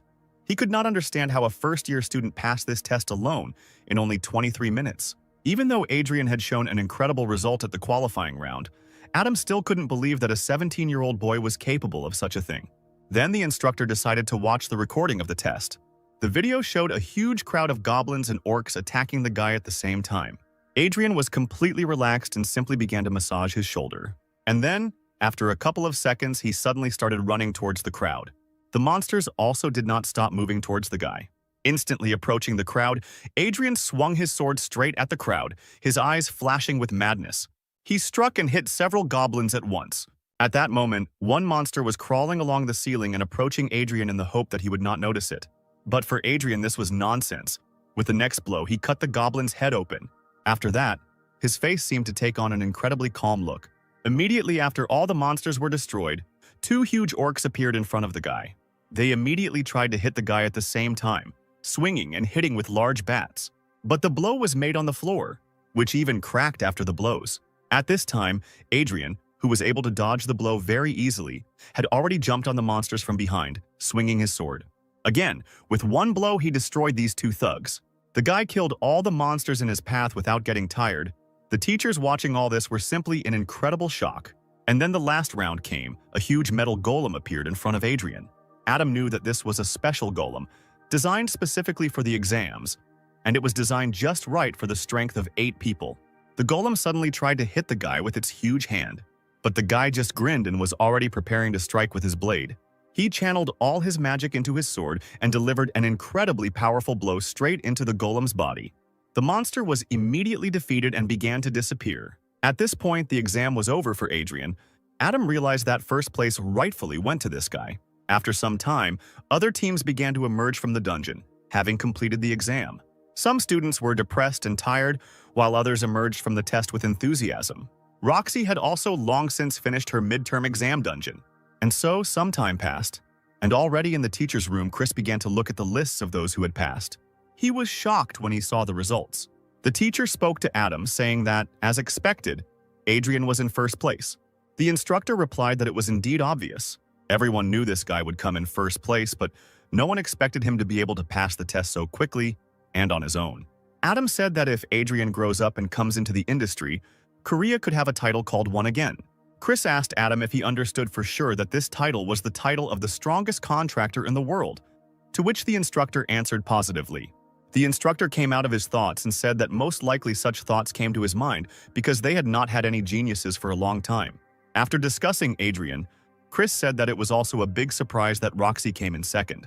Adam didn't know what happened, but he was surprised that the girl went to take the exam alone, like Adrien.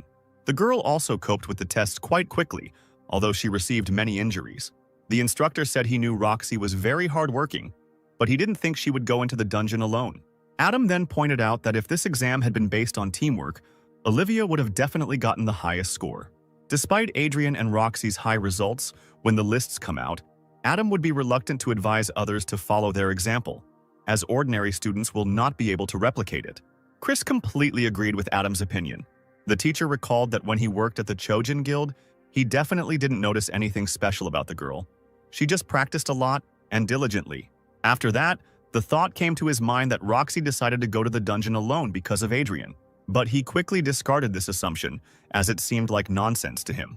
And so the next day, in Valhalla, they posted the lists of those who had taken the exam, and a crowd of students immediately ran to the stand to find out what score they had received. Bob Ventric was also looking at the lists with Alice, and when he saw that Adrien was in first place, he became very angry. He asked the girl if Larry was already in Korea. The girl answered yes. Then the guy's eyes flashed with rage, and he ordered the girl to immediately call Larry and get ready to leave. And so they arrived at the meeting place with Larry. As soon as they entered the building, Bob was immediately stopped by Larry, who greeted him. The guy said that they hadn't seen each other for a long time. Bob and Larry sat down at the table, with Alice standing behind them, and Larry immediately attacked the food with a huge appetite. But at some point he stopped eating and, with his mouth full, asked Bob who this Adrien was that needed to be dealt with. Bob smirked and replied that Adrien was just a dumb freshman from the orphanage, but he had seriously embarrassed Bob and needed to be paid back. Larry listened attentively, continuing to stuff his mouth with meat. Then he asked abruptly if he could kill this Adrien. Bob said he was leaving it up to Larry to decide. Larry said that things are not as simple now as they used to be, and he needs to prepare the stage carefully. He then pointed his finger at the frightened Alice and said that last time, because of this girl, with whom he was then dealing, he had to fight with the palace family. He then added that due to the rapidly spreading rumors, he had to kill a couple more people. Alice at this moment listened to all this and was incredibly scared. After he said this, he continued eating, saying that it was always very difficult to enter Valhalla. To all this, Bob replied that he would do everything in his power to set the stage. Larry laughed and said he expected a good reward for this. And so, a week passed. Adrien again carried the application to leave school this weekend. At some point, Barchi contacted him, asking if it was true that he was resigning again, and the guy replied yes. Barchi logically asked why he was bringing the statement again if he had already come out this week, and Adrien replied that there were nuances here. Adrien said that he heard that if you do well on your midterms or finals, you will be allowed to leave Valhalla again. The guy was determined to find his remaining notes? Barchi asked where exactly the guy was heading, and then the weekend came. The guy went to Suwon. He walked forward along the path, looking at his phone. He looked at his phone, looking for the route, and finally found it. The guy was suddenly distracted by the voice of the man who was standing right in front of him. The guy looked up and saw a big guy named Larry standing in front of him. Around this time, at the market where Adrien sold his jewelry, a black cat was watching everything that was happening from the window of his skyscraper. He just stood there and did nothing but spy. But suddenly his calm was broken by a message from the system, which said that the constellation on the other side was asking when the ring would arrive. The man replied that it would be here soon, that it was already going through standard procedures and would arrive through the portal. Suddenly, something began to happen that the black cat did not expect. Identical messages began to arrive in the system without stopping in large quantities. The man saw such behavior from the constellation for the first time.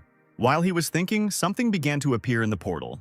The owner quickly approached the portal and began to examine what had just arrived.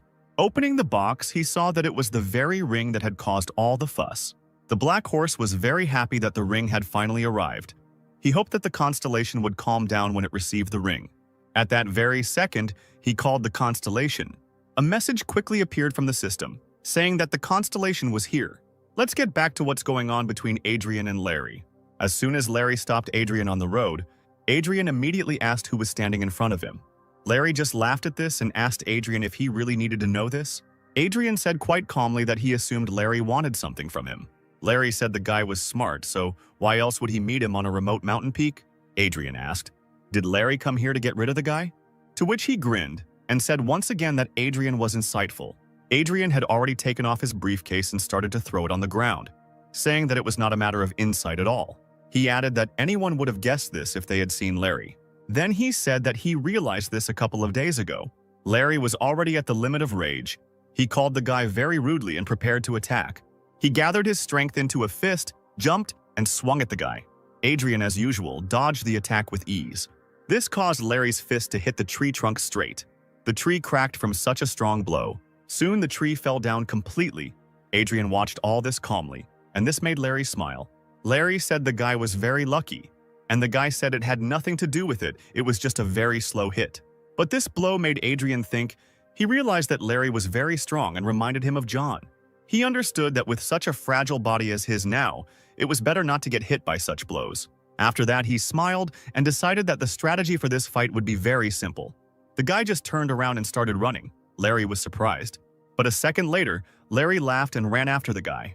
Larry thought that in this situation, running was actually a good choice because if you didn't run away, you would be beaten to death. Larry then swung his fist at the guy and shouted that he would not let him go. But at that very moment, he stopped because Adrien's fist was already right in front of his face. Until the fist was so close, the guy didn't even notice that Adrien was approaching. He was shocked. And then Adrien delivered an incredibly strong punch to the guy's face, and Larry flew back a long distance. After a hard fall, lying on the ground, Larry opened his eyes and saw that another attack from Adrien was approaching. Adrien had a crazy look on his face and raised his leg right above the guy's face, ready to strike. And so he tried to step sharply on the guy. But Larry, although he had not yet recovered from the previous blow, deftly dodged the blow at the last second. The kick was delivered to the ground, exactly where Larry's head had been lying a moment ago. Larry moved from a lying position to a sitting position. He looked at the place where Adrien's foot landed. He was shocked to see that the ground from his impact had formed a hole and cracked. Adrien, mocking Larry, said that Larry was just lucky to dodge it. Larry didn't like these words at all. He started to bare his teeth. Larry stood up, then he asked Adrien what he did. Adrien smirked and said that he was the best in Valhalla, and it would be useful for Larry to know that. This made Larry even more angry. He wondered what the guy had been injecting himself with to become so strong.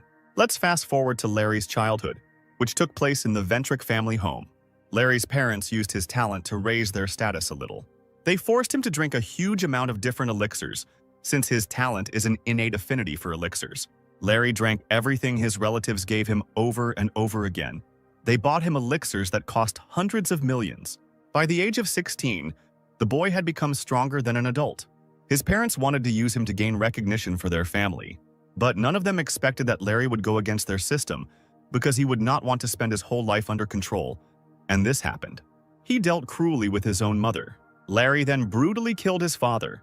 Larry thought that his strength was unrivaled, so why should he worry about his family's recognition? When Kayla learned about this incident, she was furious, but after calming down, she made the right decision for herself. Larry was then banished from the Ventric family. But the guy didn't care about it. He started carrying out orders for murders, and after that, he had good money. After breaking up with his family, he even became stronger. When Bob Ventric placed the order and offered a huge sum, Larry's interest in Adrien was not limited to money. He became genuinely interested in Adrien. Adrien attracted such widespread interest because he took first place in the Valhalla qualifiers, and also because he sent all the guild representatives to hell. Larry just wanted to amuse himself by playing with Adrien for a bit. But something went wrong in Larry's plan. He didn't understand, and in the end, he was the one who got beaten up. Larry couldn't figure out who this guy was. Wiping the blood from his face, Larry asked Adrien what he had been taking to become so strong. He added that he doubted there were any elixirs that were so cheap that an orphan like Adrien could afford them. To which Adrien simply said the word "what?" Then Adrien laughed really hard at this, which left Larry stunned. After calming down his laughter a little and brushing the tears of laughter from his face, Adrien asked if Larry meant steroids. Then Adrien said that Larry was just a crook who pumped himself full of some crap, which made Larry angry. Larry asked if the guy meant to say that he became so strong without the help of elixirs. Afterwards, Adrien rolled up his sleeves and told Larry that he had become strong through hard training and exercise. Adrien also said that he can compare Larry to John, but he believes that comparing a natural-born strongman and someone like Larry is not worth it. These words made Larry even more angry. He began to shake with rage. Then Larry grabbed the hilt of his blade. Adrien watched this completely calmly. Larry began to pour magic into the blade, and himself, he was already standing in a pose indicating readiness for battle. Adrien was confused by the guy's aura. He wondered if it was really magical power. Larry felt himself getting stronger with every passing second, and his eyes flashed with rage. Before Larry could finish his speech, he raised his head and saw Adrien flying towards him with another blow. Adrien's knee landed squarely on the side of Larry's jaw. This incredibly powerful blow sent Larry flying back quite a distance. Larry would have flown further, but he crashed into a tree with his back, at which time Adrien said that only very stupid people would wait until their opponent was preparing to attack. Without wasting a second, Adrien was already swinging his fist to deliver another punch to the guy's face. Larry didn't have time to dodge, and this strong punch flew straight into his face, from which the tree he had crashed into earlier broke. Adrien grabbed the guy by the hair and lifted him up a little, ignoring Larry's requests, and stopped. Adrien squatted down next to Larry, still holding him by the hair. He said that the guy shouldn't pass out yet, called him an idiot swallowing elixirs. The guy grinned and added that he would have forgiven the offender if he had just wanted to fight him. But Larry said that he wanted to get rid of him. Shaking his fist, Adrien said he wanted to ask something. Larry tried to say something but was instantly cut off by a punch to the face from Adrien, whose face took on a mad look. Let's move to the Valhalla dorms, and more specifically to Bob Ventric's room. Bob sat on his couch thinking that Larry had probably dealt with Adrien by now, a thought that made Bob very happy. He also, knowing Larry's character, was sure that he would not only beat Adrien, but also kill him. But it would still be difficult to clean up after him. It's good that it didn't happen at school. Then Bob, with a joyful smile on his face, called Alice and ordered her to order him a car. And finally, Bob's phone started vibrating. It was Larry calling. Bob was in anticipation of good news. Bob picked up the phone and immediately asked if Larry had dealt with Adrien yet. He heard nothing in response, began to worry and try to call Larry to the phone. But then he heard Larry making terrible wheezing sounds and unable to say anything, which scared Bob. Then he heard a voice that suggested Bob didn't understand what was happening. It turned out that the voice belonged to Adrien. Bob immediately recognized it when he heard it. Then Larry's wheezing could be heard again, to which Adrien said that he would now try to translate what the beaten man was saying. Adrien then mockingly said that Larry was asking for 2 candles to be lit for him if he died. Then Adrien told Bob to wait for him. Ventric was incredibly scared after what Adrien said. He took it as a threat. In response, Adrien did not hear anything from Bob. He asked if Ventric could hear him, but after these words he heard a dial tone on the phone. It was Bob hanging up, ending the conversation. Adrien laughed and said that it was very rude to hang up right away and called Bob a bastard. Having finished talking with Ventric, Adrien stood up and began to think about what he should do with this beaten guy. At this point, Bob Ventric was sitting nervously on his couch, wondering what had just happened and what to do next. and Alice brought him some hot tea. Coming closer to Bob, she repeated again that the tea was ready, but Ventric did not answer this time either. But after repeating her words again, Alice heard Bob start shouting, telling the girl to shut her mouth. The girl listened to Bob, said okay and left. This situation makes Bob even more angry. Bob sat there repeating Adrien's name over and over again, completely confused as to why his plan had failed. He sat and thought about how he couldn't even imagine such an outcome of events. He didn't know what to do next and how to finally deal with Adrien. Bob realized that the guy was behind all this. He began to blame Larry for everything that happened. Then Bob realized that this situation would definitely reach the Ventric family. It was only a matter of time, he was afraid, because everything got out of control that day. But at that very second, a brilliant idea came into his head. He realized that everything might not be so bad yet. Bob figured that since the guy was an orphan from the bottom, there was no way he could contact his family, and they certainly didn't find out anything. But Bob still decided that it would be better to lie low and just keep an eye on Adrien for now. Let's return to Adrien, who was already walking along the forest path, leaving Larry in proud solitude. At that moment, Barchi contacted him and asked if the guy had forgotten his sword, even though it was stupid. Adrien replied that he would post the video when no one would expect it. Barchi listened attentively and decided to ask why he didn't just kill then. Adrien replied that in his past life, 300 years ago, he would have done exactly that. But now it might be a problem, since he was an ordinary student. Barchi suddenly remembered what he wanted to say and said that he was worried about something. He said he was worried specifically about the magic Larry had tried to use. This magic was surprisingly very familiar to Barchi. He told Adrien about it. The guy, of course, asked Barchi about it right away, but he said that if he had released more magic, Barchi would have been able to tell for sure. But he was sure that he was familiar with such magic. Barchi asked Adrien if he felt anything. The guy remembered that 300 years ago, monsters sacrificed cows and dogs to use such black magic, and Barchi responded that Adrien was not very good at judging people by their magic. The guy got angry at this and ordered Barchi to shut up. Then, Adrien suggested that the other side of the blade that guy Larry was talking about was connected to that power. Barchi said that was quite possible. After Adrien and Larry's fight, when Larry was already beaten, Adrien asked who sent the guy to attack him. But Larry couldn't speak because of his broken jaw. He let out a growl. After this, Adrien realized that he had knocked the guy's jaw out, and at this rate he wouldn't get an answer. Then he quickly grabbed Larry by the jaw and put it back in with a deft movement of his hands. Larry then touched his jaw with his hand and realized that he could speak. Adrien repeated his question again. Larry didn't even know if he should answer it. Receiving no answer, Adrien sighed deeply. He squatted down in front of Larry, took his hand and said that he had put his jaw back in so that he would answer his questions. Adrien's eyes flashed with anger again, and he told the guy that silence was clearly not the best solution in this situation. Larry didn't understand what Adrien wanted to do. He asked him in fear why he was holding his fingers. Immediately after this question, Adrien, with a smirk on his face, sharply pulled the guy's hand. Larry started screaming loudly. His finger had just been broken.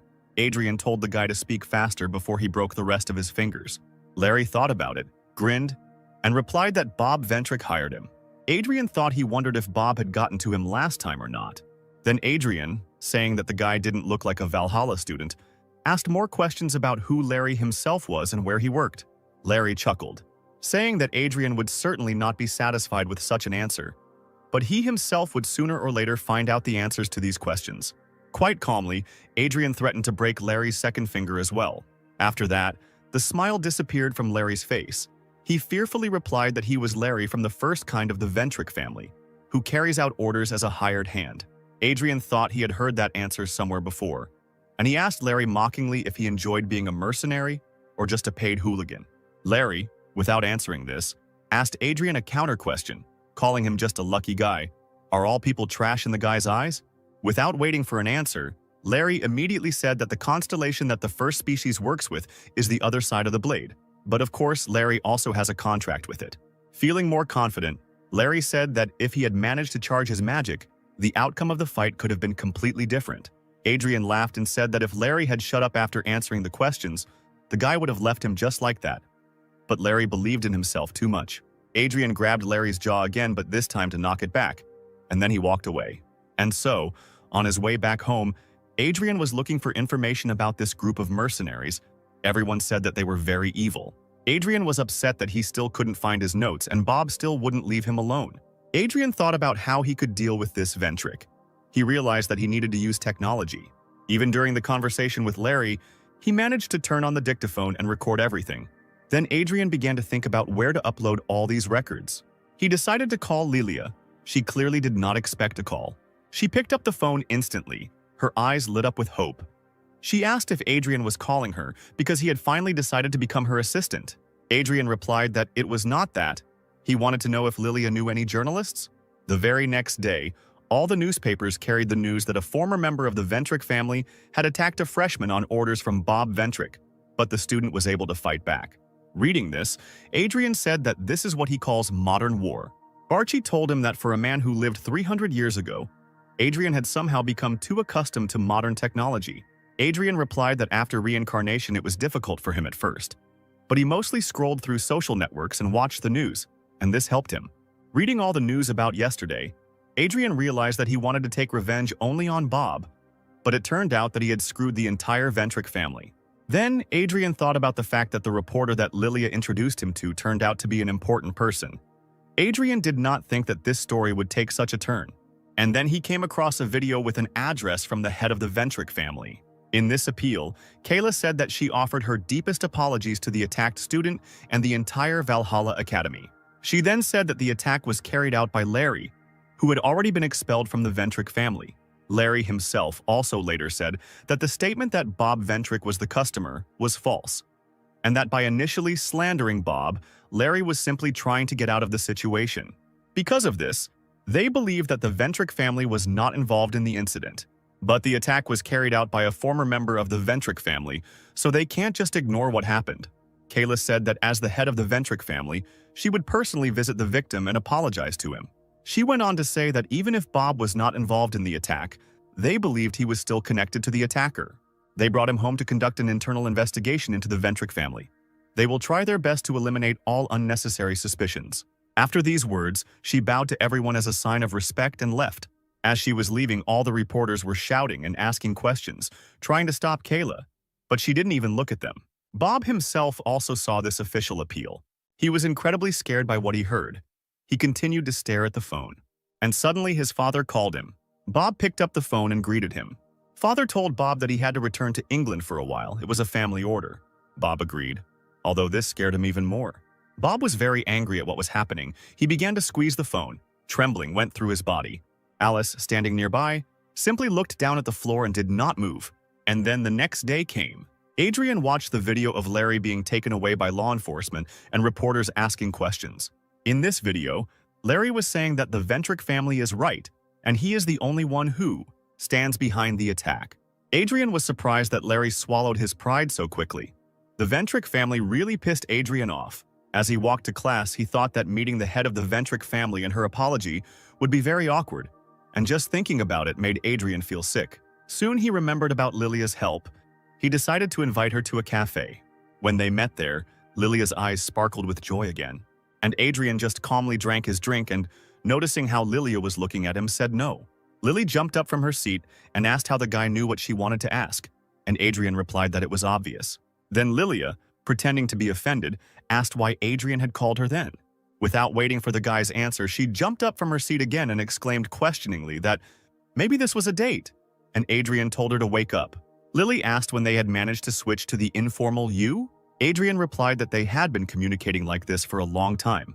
He went on to say that he had not called her because he was bored, but because he wanted to thank her for introducing him to the journalist. He said that he would give her some information about fighting monsters. Lilia couldn't believe her ears. She was incredibly happy. The guy then said he would tell her more if she helped him leave school this weekend. Lilia said it would be easy as pie. She added that if he became her assistant, he would be able to leave school every day, but the guy refused again. Let's move to the northern part of the Pacific Ocean, where a ship was already sailing carrying prisoners. Larry was one of them, sitting in a holding cell with his hands cuffed behind his back. Larry was angry. He didn't think he would be put on a ship and transported as cargo. He thought he might be being taken to a prison tower in the North Pacific Ocean. Once upon a time, the S-rank constellation independently created this shelter of deprivation, this prison that turns contractors into ordinary people. But he quickly came to the conclusion that none of this mattered. He thought he just needed to shut up and sit still so that Bob could remain in the Ventric family. And if he does this, his sentence will be reduced to 5 years. His thoughts were interrupted by a voice from behind calling Larry an ugly face. Larry immediately turned his head towards the sound, and at that very moment his throat was cut with one movement of the hand. The guy screamed and started coughing up blood. The man who did this continued to stand next to him and look at Larry. Then he told Larry to die, calling him a fool, adding that the first species did not need such people. After these words, Larry immediately fell face down on the floor and died. The man looked at the boy's lifeless body for a while and left. Let's move on to the Ventric family estate. At this time, Kayla met Bob and his father with a displeased face. Bob and his father entered Kayla's office and bowed in respect. Kayla said the guy's name menacingly. Bob was very scared and sweat started pouring down his face. Kayla asked Bob what he was going to do now, to which the guy simply said he was sorry. To this, the girl said that a simple apology would not fix the situation. This made the guy even more tense. He was afraid to even breathe. Kayla then asked the boy to tell her what exactly made him do something so evil. Not receiving a clear answer, she asked if he wanted to deal with Adrien. Bob answered positively. Kayla was angry that the guy didn't tell her anything himself, and she had to ask a lot of leading questions herself. She stood up from her seat, saying that the boy had thought that Adrien had hurt the pride of the Ventric family. But in fact, it was only Bob's own pride that had been hurt. Getting close enough to Bob, she said that he was the one who dragged the Ventric family name through the mud. She leaned over Bob and asked menacingly what they should do now. Bob fell to his knees and said he would do anything to restore their family's honor. Kayla straightened up and said the guy was talking bird. The only way to restore his reputation was to expel Bob from the family. And hearing this, the boy became even more frightened. Then Bob's father intervened in the conversation and told the chief that this would be too cruel. To this, the head said that then she could kick out Bob's father too. After this, the man himself became scared. The head mistress said arrogantly that she would kill or kick Bob out of the family right now. But she knew that then everyone would know for sure that Bob was the one who hired Larry and tried to kill the student. She said Bob's name again, and he responded obediently. Kayla said that she wasn't kicking him out yet. She ordered him to return to Valhalla and keep his mouth shut there. The leader was going to think about what happened again when she met Adrien. Bob bowed to Kayla again and thanked her. Before Bob and his father left, Kayla told the man to keep a better eye on his son, as his punishment would depend on his son's actions. And so they left the office of Chief Kayla Ventric. Bob and his father were walking down the hallway, very angry about what was happening. The father decided to start the conversation by telling Bob to keep a low profile and not do anything rash. To this, Bob asked, hadn't his father heard what the chief had told them? Then, without waiting for an answer, Bob said that sooner or later, he would be kicked out anyway when everything calmed down. But before that, he had to do something, because now nothing could stop him. Then he said that his father would have to help him, and his father looked at his son in silence, not knowing what to answer. After a couple of seconds, the father finally answered, saying that the main thing was that no one found out. Bob agreed with this.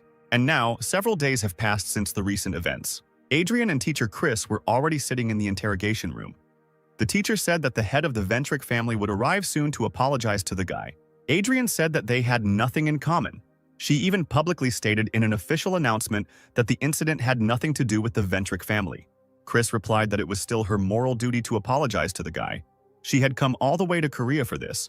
Adrien thought that the leader would come here because she had no other choice, and so she wanted to take Bob's punishment upon herself. Thinking about it, Adrien realized that all this was terribly irritating to him. His face expressed displeasure. Chris said he and the other instructors were also upset about it. Chris tried to reason everything out. First, they attacked a Valhalla student. Then the attacker admitted that he was hired by Bob Ventric, but then they denied everything he said. The teacher said he couldn't believe they were downplaying Adrien's recorded confession simply to protect the family and hide the truth. He added that Bob or the head of the family should be punished anyway, but their family had recently donated a large sum of money to the school. Chris just couldn't believe that Valhalla's budget was made up of donations from large families, and if they gave enough money, the school would most likely turn a blind eye. Adrien was completely calm. He said that if that was the case, then he should talk to the head of the Ventric family. Chris was very surprised that Adrien had such a calm reaction. And finally, there was a knock on the door. Chris whispered that the boss was here, and he would open the door now to let her in. He stood up, wished the guy a pleasant conversation, and went to the door. The teacher opened the door slightly, and Kayla's haughty grin was already visible through the crack. When the door opened fully, Chris met the lady and bowed to her as a sign of respect. He decided not to detain anyone and left the room, telling them not to hurry. The girl thanked him for his hospitality. And so Chris left, closing the door behind him, and the head of the family was already heading towards Adrien and stood opposite him. She greeted the guy, saying that she was pleased to meet him. She informed him that she was the head of their family. Adrien replied that he was also very pleased to meet you. After these words, Kayla majestically sat down on the sofa opposite Adrien. Adrien relaxed a little after that. And so she began her speech talking about what happened because of Larry. She bowed her head deeply and apologized profusely to the guy. Adrien said that since Larry had already been banished, everything was fine. Kayla continued by saying that she heard that the Ventric family was giving Adrien a hard time even at school. The boy replied that it was only that one time, so it didn't matter now. Adrien said that he had nothing to say since the official statement from the head said that the incident had nothing to do with their family. Kayla listened to this silently. Kayla said that in this situation, neither the forces nor ordinary citizens trust them. Adrien scratched his ear and said that this was exactly the case, but he himself knew that it was all a lie. After that, Kayla smirked and told the guy that she wanted to resolve the misunderstandings between them. She asked if Adrien would help her. The guy, without thinking, answered that he wouldn't do it. But Kayla said that she knew Adrien would answer that way. She said that if the guy helps them now, she will give him full support until graduation. She then added that she could recommend the boy to a guild that the Ventric family sponsored, so they could continue to support him after he graduated. She would also help Adrien become a hunter in Korea so he wouldn't have any difficulties. Adrien smirked as he listened to this. Adrien, after waiting for Kayla to finish her speech, mockingly said that no one expected that she would try so hard to drag him out. He assumed that the leader was in despair. Kayla, hearing this, was no longer so friendly. Her face changed dramatically. The guy then went on to say that it really pissed him off that Kayla and the entire Ventric family were pretending like nothing had happened. So why would the guy play along? Adrien then added that he didn't want a reward. His only wish was to see the Ventric family live with the shame that Bob caused. These words made Kayla incredibly angry.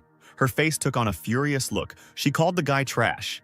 The magic of the head of the family began to come out so strongly that her hair even stood up. She asked if the guy even knew who he was talking to now. Adrien chuckled and said that apparently the girl had finally decided to show her true face, and it must have been difficult for her to contain it. Kayla was not going to calm down. She continued to menacingly say that she came to this dump called school to make it easier to convince Adrien, and he dares to behave so arrogantly. Her eyes flashed with rage and she said that she just needed to kill Adrien here and now. She said that she wanted to be generous and give the guy a good chance, but he just refused it. Adrien listened to all this with a satisfied look. When threatened with murder, the boy mockingly told Kayla to give it a try. The head of the Ventric family did not expect such calmness from Adrien. She asked the guy again, "What was he saying?" Adrien raised his head proudly and asked, "Didn't the girl say that the Ventric family had nothing to do with the attack? But then why, in order to reinforce this lie, did she decide to spend a huge amount of money on him, and now she even wants to kill him?" Adrien then said that he thought that was all Kayla could do, and the girl listened to this and became angrier with every word he said. There was no response from the girl. Adrien, continuing to be in a completely relaxed state, said that if she attacked him, she still would not be able to kill her. The head of the family's magic was still leaking out, and his hair was raised up during the entire conversation. But suddenly the girl returned to a completely calm appearance, calmed her magic, and her hair fell back to its previous state. Kayla quickly walked to the exit, opened the door, and before leaving, told the guy that he would regret this. Adrien smirked again and said that she couldn't do anything after all and was just chatting away. At this point, Barchi contacted the guy. He said that he did not want to interfere, but decided to ask if the guy really had to do this. Adrien replied that the creatures who think that everyone should fall at their feet are what irritate him the most. His eyes flashed with anger again as he said he knew what Kayla was going to do, calling her trash who was trying to put everyone on a chain. Then Adrien said that this is why he also hates Barky. The constellation was taken aback by such an answer. Right after that, Adrien stood up and went to the exit. He thought that since there were no more lessons today, he could go to the training room a little earlier. And now he was approaching the hall where he was supposed to have training with Roxy.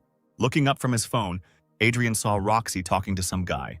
He decided to take a closer look at that guy, thinking that maybe it was someone he knew, but he still couldn't figure out who it was. As Adrien got closer, he heard the guy telling Roxy that she wouldn't be able to win the competition. He said that no matter how much Roxy trained, it still wouldn't help her against him. The guy then extended his hand towards Roxy, saying that if she wanted to stay in the family, she just needed to not be a whimsical person. He waited for the girl to answer and added that he didn't want to humiliate her. Roxy listened to all this with a very disappointed look. But suddenly the girl said no to this proposal from Roxy's older brother. The brother was very surprised at what was happening. He assumed a more confident stance. saying that he was giving the girl one last chance. So why did she refuse so easily? And so Roxy finally decided to answer the guy, gathering her strength. But as soon as she started to speak, she was interrupted by a voice that said that it was the guy himself who did not understand something, since he was an idiot. The brother couldn't believe that he was being contradicted. He exclaimed, "Who is calling him an idiot?" And suddenly Adrien appeared from behind Roxy, pointing his finger at the offender. He said that he was the idiot, because he did not leave the person alone, who worked very hard. The girl's brother's face changed and he asked why Adrien was calling him names if he didn't even know who he was talking to.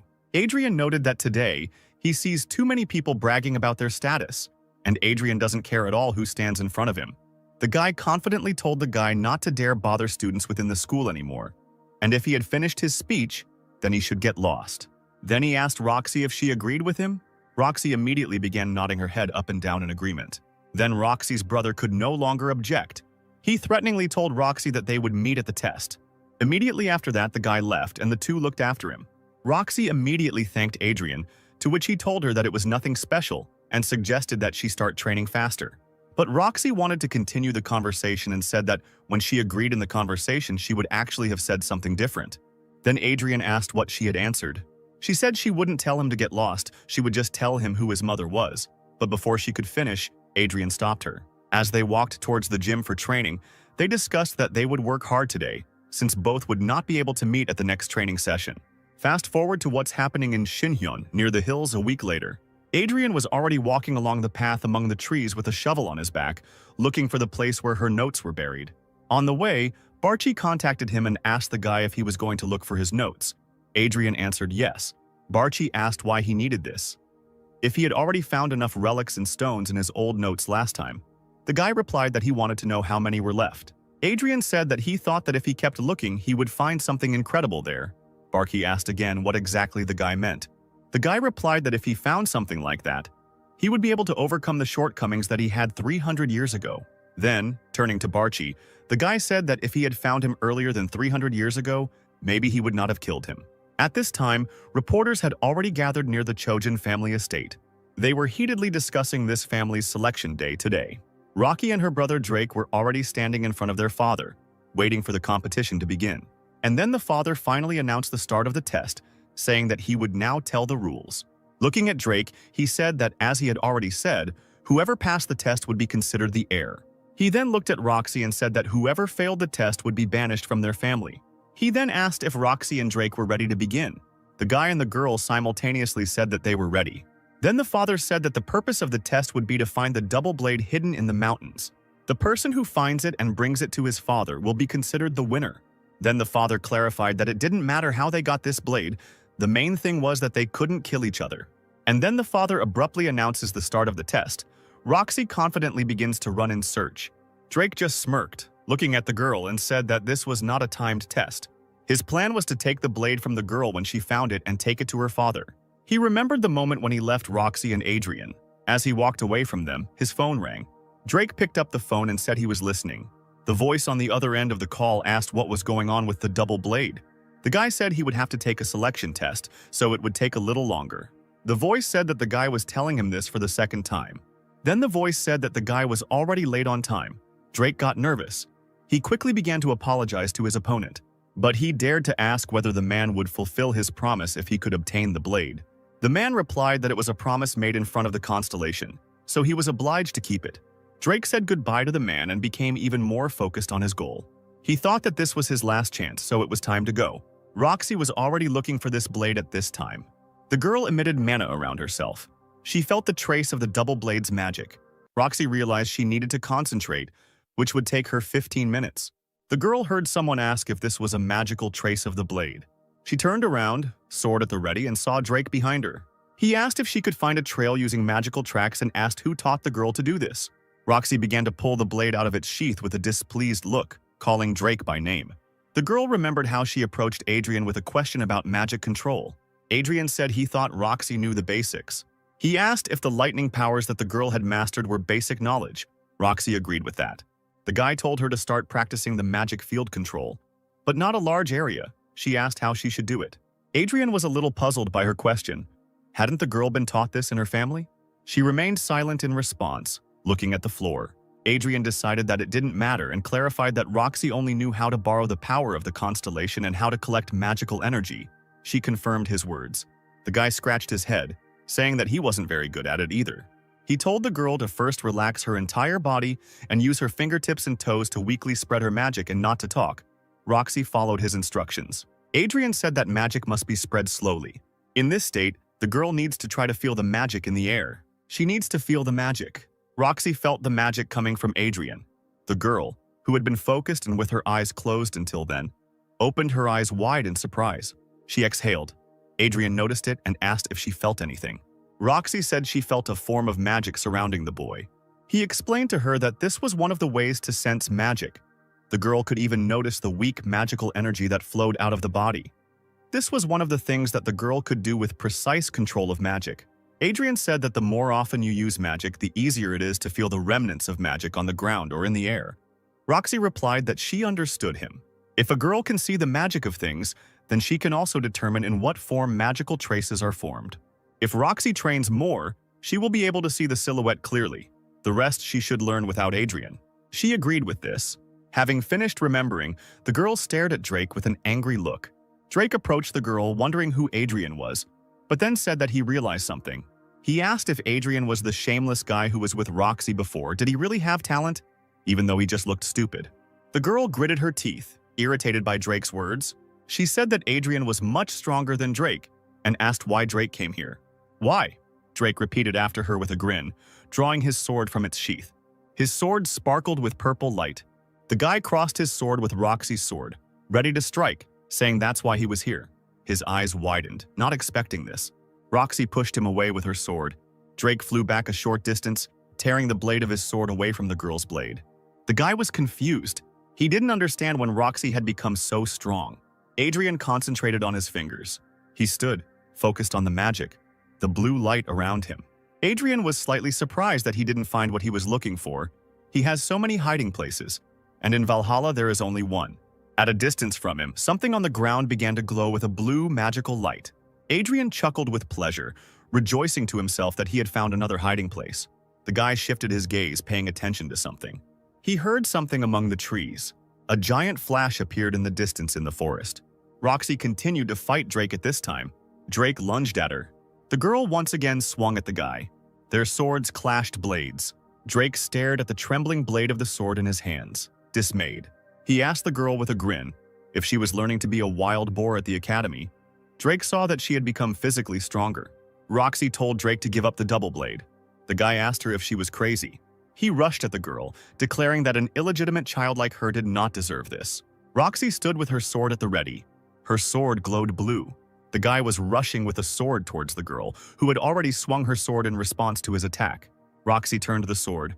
She dealt a powerful blow to the guy with her sword. The girl waited for the moment when he dropped his sword. Roxy slashed the hilt of her sword at Drake. The guy exhaled from the blow. He fell on his back to the ground, along with his sword. The girl exhaled, changing the position of her sword. She didn't think she would be able to land even one blow on Drake, but in the end, the girl was able to defeat him. Roxy moved to pick up the fallen double blade from the ground. Drake asked the girl if she really believed that he could defeat him by catching her off guard. The boy rose from the ground, surrounded by magic, holding his sword in his hands. He clarified that he had already said this before. Drake thought that Roxy's strength was ridiculous. She couldn't defeat someone who signed a contract with a constellation. The guy got hit because he was caught off guard. Now he was going to kill the girl. Roxy noticed the magic surrounding Drake's sword and asked if he was a villain. The girl asked him why. The guy threw his sword over his shoulder and asked why she asked. Drake asked her why and swung his sword at the girl. Roxy drew her sword from its sheath. She swung her sword at the guy, but he dodged it in time. The girl's eyes widened in surprise. The guy pushed her away with all his might a short distance, his sword glowing purple. The girl gasped and fell to the ground. Drake asked her mockingly if she was going to get up. He said it would be better if she didn't do it. Roxy looked at the bottom of her shirt. There was a large dark stain on her stomach, clearly left behind by the blow. She tried to get up with a groan. The guy told her that if she didn't move, she wouldn't die. Roxy asked him when he talked about the contract, if that meant the guy had made a contract with the evil constellation. Drake explained that since he was the leader of the Jinsa Guild, he had signed a contract with a high-ranking constellation to save face. But for now, the guy was on the side of the betrayed. The girl had heard of the devotees before, the third most dangerous group in the world. She asked why he had made a contract with one of the devoted constellations, but the girl did not understand. Roxy wondered if the benefits of joining them were better, if they were better than enjoying life. Drake asked her if she was really interested and told her to listen carefully. He was attracted by the incredible strength and power, and the deviation in the need for feelings. The girl repeated after him, not understanding. Drake squatted in front of her, explaining that he joined the Jeans Guild at the age of 12. He has been working in their family guild since he was a child. At an age when the boy was only interested in games, the family expected him to become an exemplary eldest son. The reason why he is still in the Jeans Guild is because of his father's observation. It was never Drake's choice. Even as a teenager, the boy did not want this. It was then that he met one of the devotees. As soon as Drake met him, he told him to join the devotees. The man encouraged the boy by saying that Drake could fulfill the desires that lay in his heart. Perhaps this man already knew the guy's temperament. The girl clarified what Drake meant. Drake was referring to his disgust for humans. But he couldn't just join the betrayed. The guy had to fulfill a condition. Drake had to get his family's heirloom, the double blade. If Roxy had simply given up, there would have been no need to start the second selection test, and Drake would have simply been given the double blade.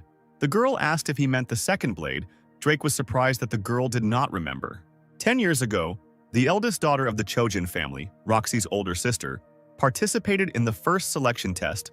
Roxy was shocked by it. The girl asked if her older sister had gone missing. Drake admitted that he couldn't control his desires during the selection test. Before searching for the double blade, the guy killed her on the mountain. Roxy froze after hearing such horrific information.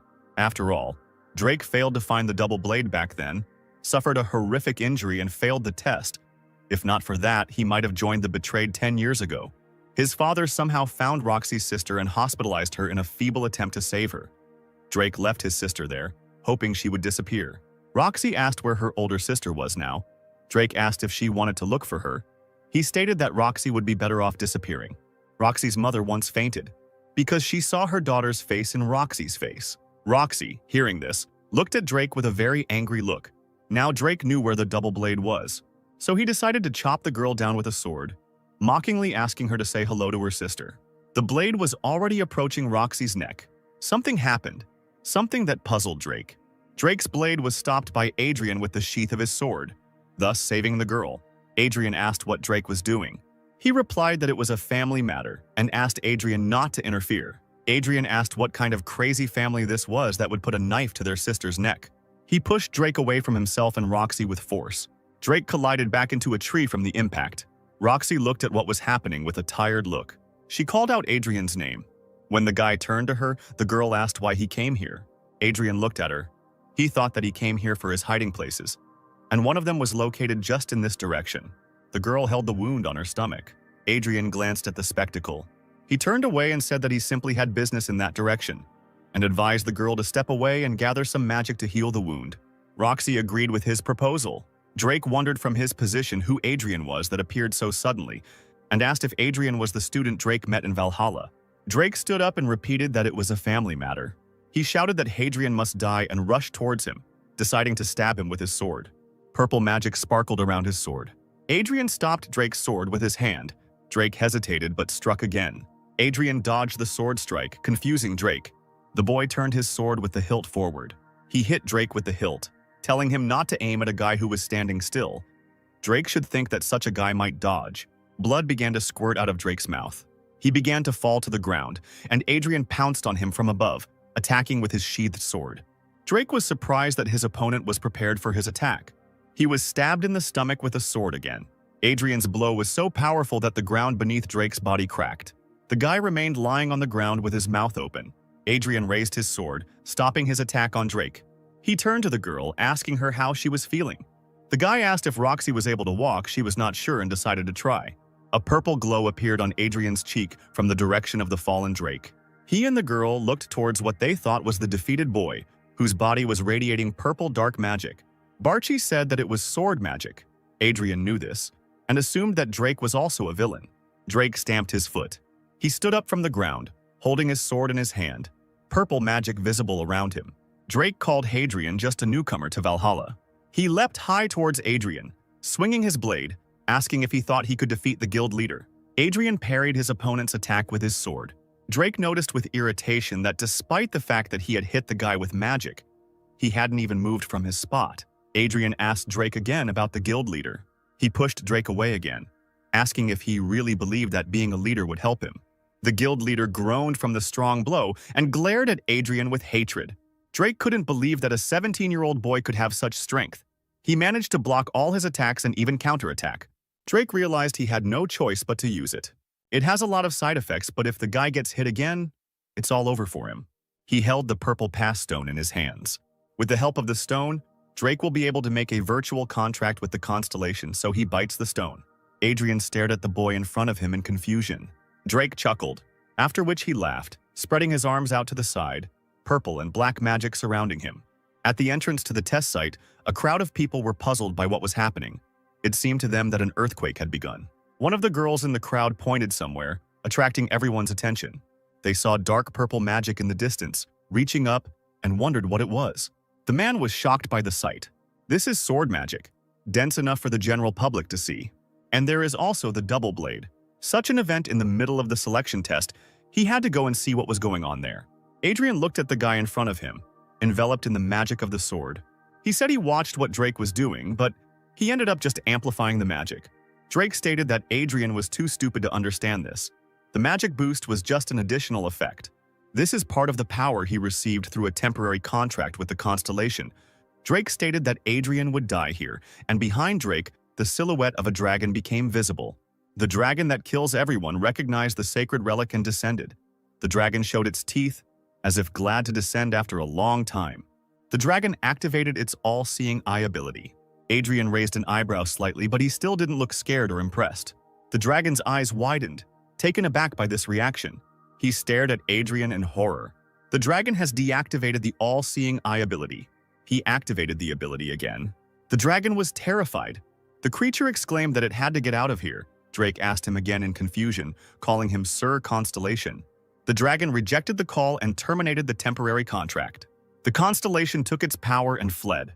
Drake stood there, puzzled, no longer able to stand. The guy didn't know what to do now. He was stabbed in the stomach with a sheathed sword. Adrien asked if Drake still thought he could defeat and kill him. He pushed the hilt of the sword with his hand. So Adrien knocked Drake's weapon away again and delivered a powerful blow. Drake's mouth opened wide in pain. He fell to the ground exhausted. The leader of the devotees, and also the Dragon King, was shocked when he saw the message that appeared, which he received from the dragon, who informed him that the leader of the devotees was causing him problems, and asked if he wanted to disappear from the mortal world. The man asked the dragon for forgiveness. The leader of the devoted hit his forehead on the floor in an apology. The dragon advised him not to distribute any more artificial relics in the future. The man hit his forehead on the floor again, saying that he understood everything, and the dragon told the leader to behave well. The leader of the devotees stood in place, his forehead pressed to the floor. The dragon's messages disappeared. The man began to rise from the floor. He did not understand what had made the constellation so furious. The leader realized that the guy he gave the relic to had done something wrong. The man got up from the floor. The leader asked the constellation what had happened, but received no answer. He decided to find out what happened. The windows of the Valhalla dormitory glowed at night. Adrien opened the door to his room. He exhaled as he entered the room and took the backpack off his back. The guy put his hand in his backpack, looking for something. Adrien smiled, rejoicing that he had finally gotten what he wanted. He took out the divine arts that looked like a book. Barchi asked him about the divine arts. Adrien said that this was the main reason why he was looking for the caches. Divine arts is a breathing technique that can raise a person's magical power to a very high level. Constellation asked if there was a difference from the breathing technique that Adrien used before reincarnation. Adrien said that his early breathing technique was complete garbage when the guy was a nobody. He just bought it at the market, mastered it, and used it until the very end. Barchi said that he understood it. Adrien continued to think to himself that when he found this divine art 300 years ago, the boy couldn't change his breathing technique since it was already ingrained in his body. When he fought with Barchi, he suffered greatly. Due to his poor breathing technique, he ran out of magic power. But Adrien can start all over again with this new body, so he discovered the divine arts. He was going to stop training his body for a while to study the divine arts. Barchi reminded the guy about the situation earlier and said that Adrien left Roxy injured along with Drake. Adrien explained that he heard someone approaching, so he left them there. He thought that the guy and girl were capable of dealing with it themselves. Adrien remembered standing in front of the boy who had fallen to the ground. Drake's body lay on the ground, face down. Barchi asked if Adrien killed him. The guy thought to himself that he couldn't kill Drake. He had already been involved in another incident in Valhalla, so if he was involved in another one, he would be in trouble. There were some tiny traces of magic left on Drake, which meant he would survive. Adrien asked if Roxy could stand up. She said she could. The guy wanted to say something else, but he heard the sounds of someone approaching. Adrien thought it might be Roxy's family, and their proximity would make it more difficult to find the hiding places. He turned to Roxy. Adrien said that most likely her family was coming to the scene and told the girl to sit and wait. He needed to do something, so he was already leaving. The guy asked her to tell the family that it was Roxy who beat Drake. Adrien, putting up the hood of his sweatshirt, said that he had used too much force, which was why Drake was unconscious, and said goodbye. Roxy said she understood and said goodbye too. Having finished his recollection, Adrien lay down on the bed. He thought that once he mastered the divine arts, he would return the remaining storage stones, so the last time the boy absorbed their magical power, he was unable to absorb it all due to his own low ability. Adrien thought he should take a rest. At this time, in the Chojan family's house, people gathered around the table for a meeting. The man at the head of the table said that thanks to the press that came to film their family's screening test, articles came quickly. He asked if they had all been read, and one woman confirmed that most of the articles had been read. One article suggested that the Chojan family is related to the devotees. There was more than one such article. The man called it chaos. He couldn't believe that someone from the Chojan family could be a villain. In addition to this, the association published an official letter and he received a statement from the association. When something like this happened to the Ventric family, it had nothing to do with the Chojan family, so they simply kept quiet. But in this case, that approach won't work. Drake was handed over to the police. The man inquired about Roxy's condition. He was told that she had been sent to the Chojan family hospital for treatment. The girl's wound is significant, but her organs are normal, the bleeding has stopped, and she will not need any major surgery. The man, hearing this news, sank back in his chair with relief. One of those present reported that there were also several articles about Roxy. In them, Roxy was called a genius for being able to defeat a member of the devotees while being an ordinary student. The man asked if there were any articles about the girl going against her family. The selection test ended in chaos, but the next head of the family was confirmed, and articles like these will help Roxy firmly establish herself as the successor. The man agreed with this. It's good that Roxy has a legitimate chance of success, but defeating Drake on her own is weird. He remembered finding the girl. She sat, clutching her wound, next to Drake's body. Then Roxy said that the guy attacked her with evil magic, so she knocked him unconscious. She was asked how she managed to do this, because a lot of magical power was visible above the mountains. The girl was lifted from the ground by bodyguards. She replied that Adrien taught her. The man decided to search for information on the internet. He found an article about how Adrien openly told the guild guides to go to hell. In Valhalla, day had already come. Adrien walked up to his desk. He shifted his gaze, paying attention to something. Roxy sat at her desk with her back to Adrien. Adrien sat down in his seat. He thought Roxy should have been hospitalized, but she seemed to be okay. The girl turned towards the guy. She smiled at Adrien and waved her hand at him. The guy, one of a couple of guys walking behind him, thought the girl waved at him and was surprised. His interlocutor said that Roxy would never wave at him. Adrien remembered how he studied the divine arts. He held his hand out in front of him, palm up. Then, the guy received a message from Roxy. She said that she would not be able to attend training for some time. The doctor forbade her to take part in any physical activity and sent a sad smiley in the form of a hair. Adrien thought that considering the bleeding the girl had, this was quite expected. He said he was going to do his own thing for the next few weeks so the girl could do whatever she wanted. Roxy started sending a bunch of nodding bunny emojis. The guy demanded that she stop. Barchi said that Adrien needed to know something. The black magic they encountered seemed familiar to the constellation. Adrien asked if Barchi remembered anything about this. He said no. In connection with this, the guy asked what was going on. It wasn't that Barchi didn't want to remember it. It was that something was blocking his memories. Adrien assumed it was because of the scoundrel Barchi had mentioned last time. Barchi wasn't sure, but if he could fulfill the second condition, perhaps it would help overcome this mental block. But that was just his theory. Adrien thought about the second condition, the Eye of the Great Forest.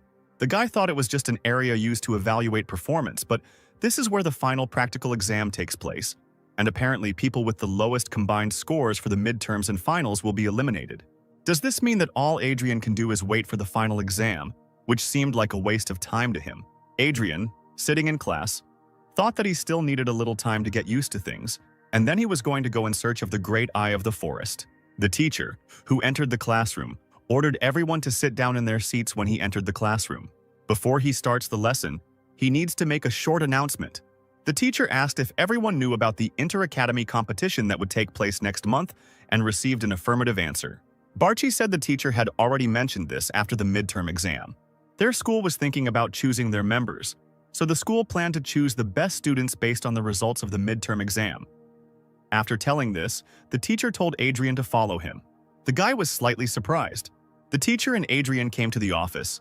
The man noticed that they often met here. The guy agreed, since the man often called him here. The teacher confirmed that this was true and said that he needed to talk about Adrien's participation in the inter-academy competition.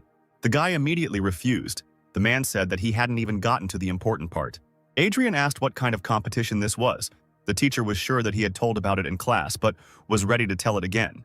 There are 3 major hunter training institutions in the world, one of which is Valhalla Academy in Korea, the second establishment in China called White Lotus, the third establishment in the USA called Heroes.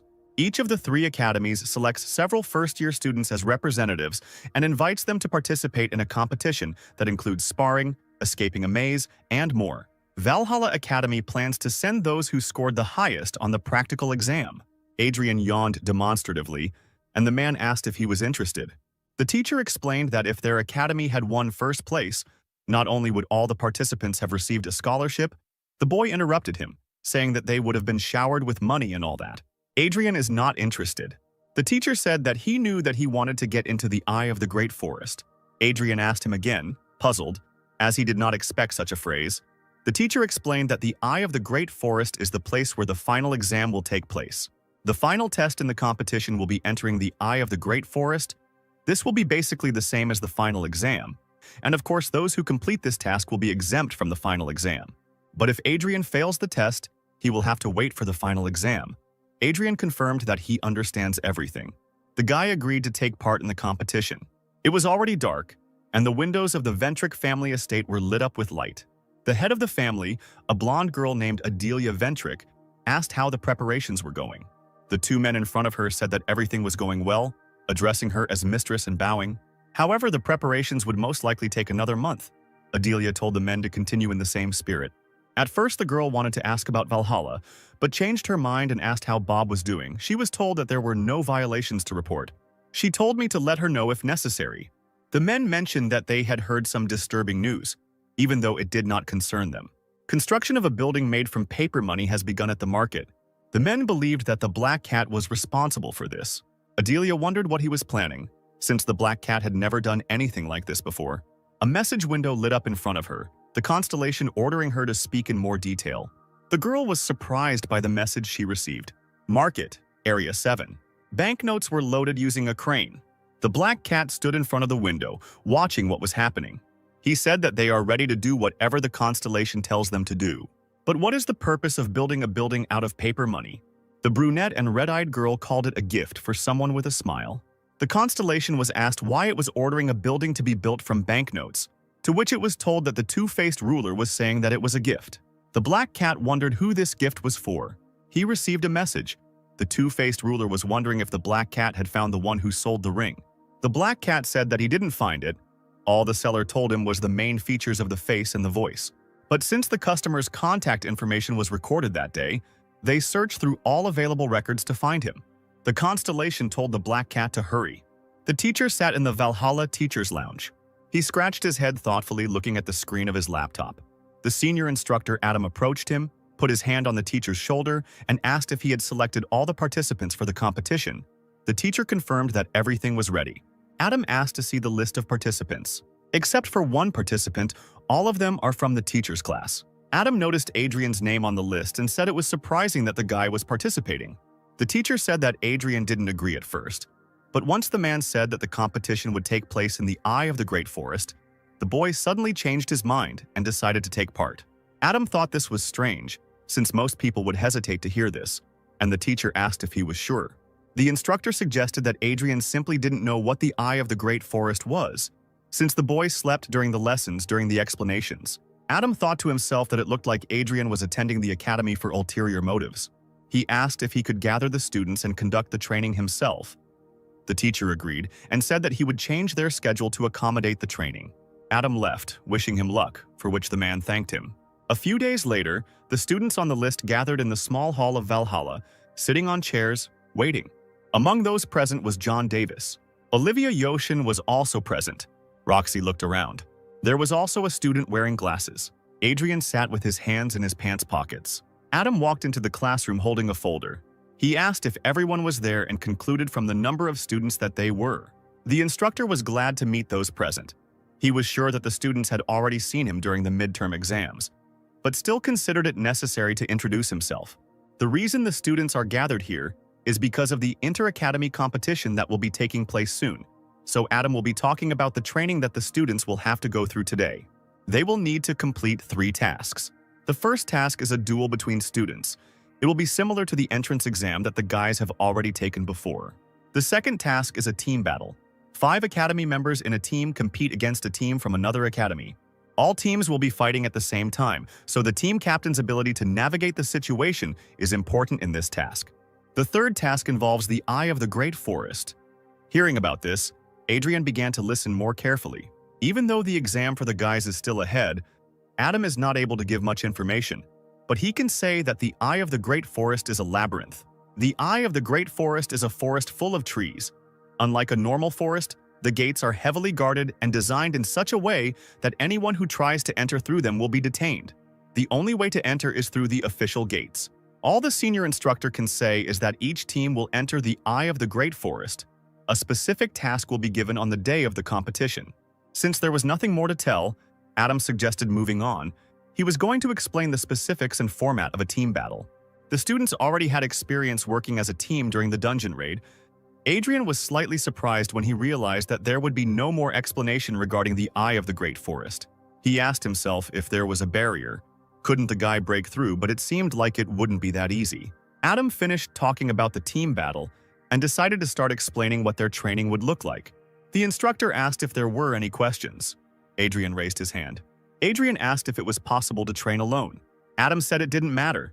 If a guy wanted to train alone, he could do it. Roxy raised her hand and declared that in that case, she would also train alone.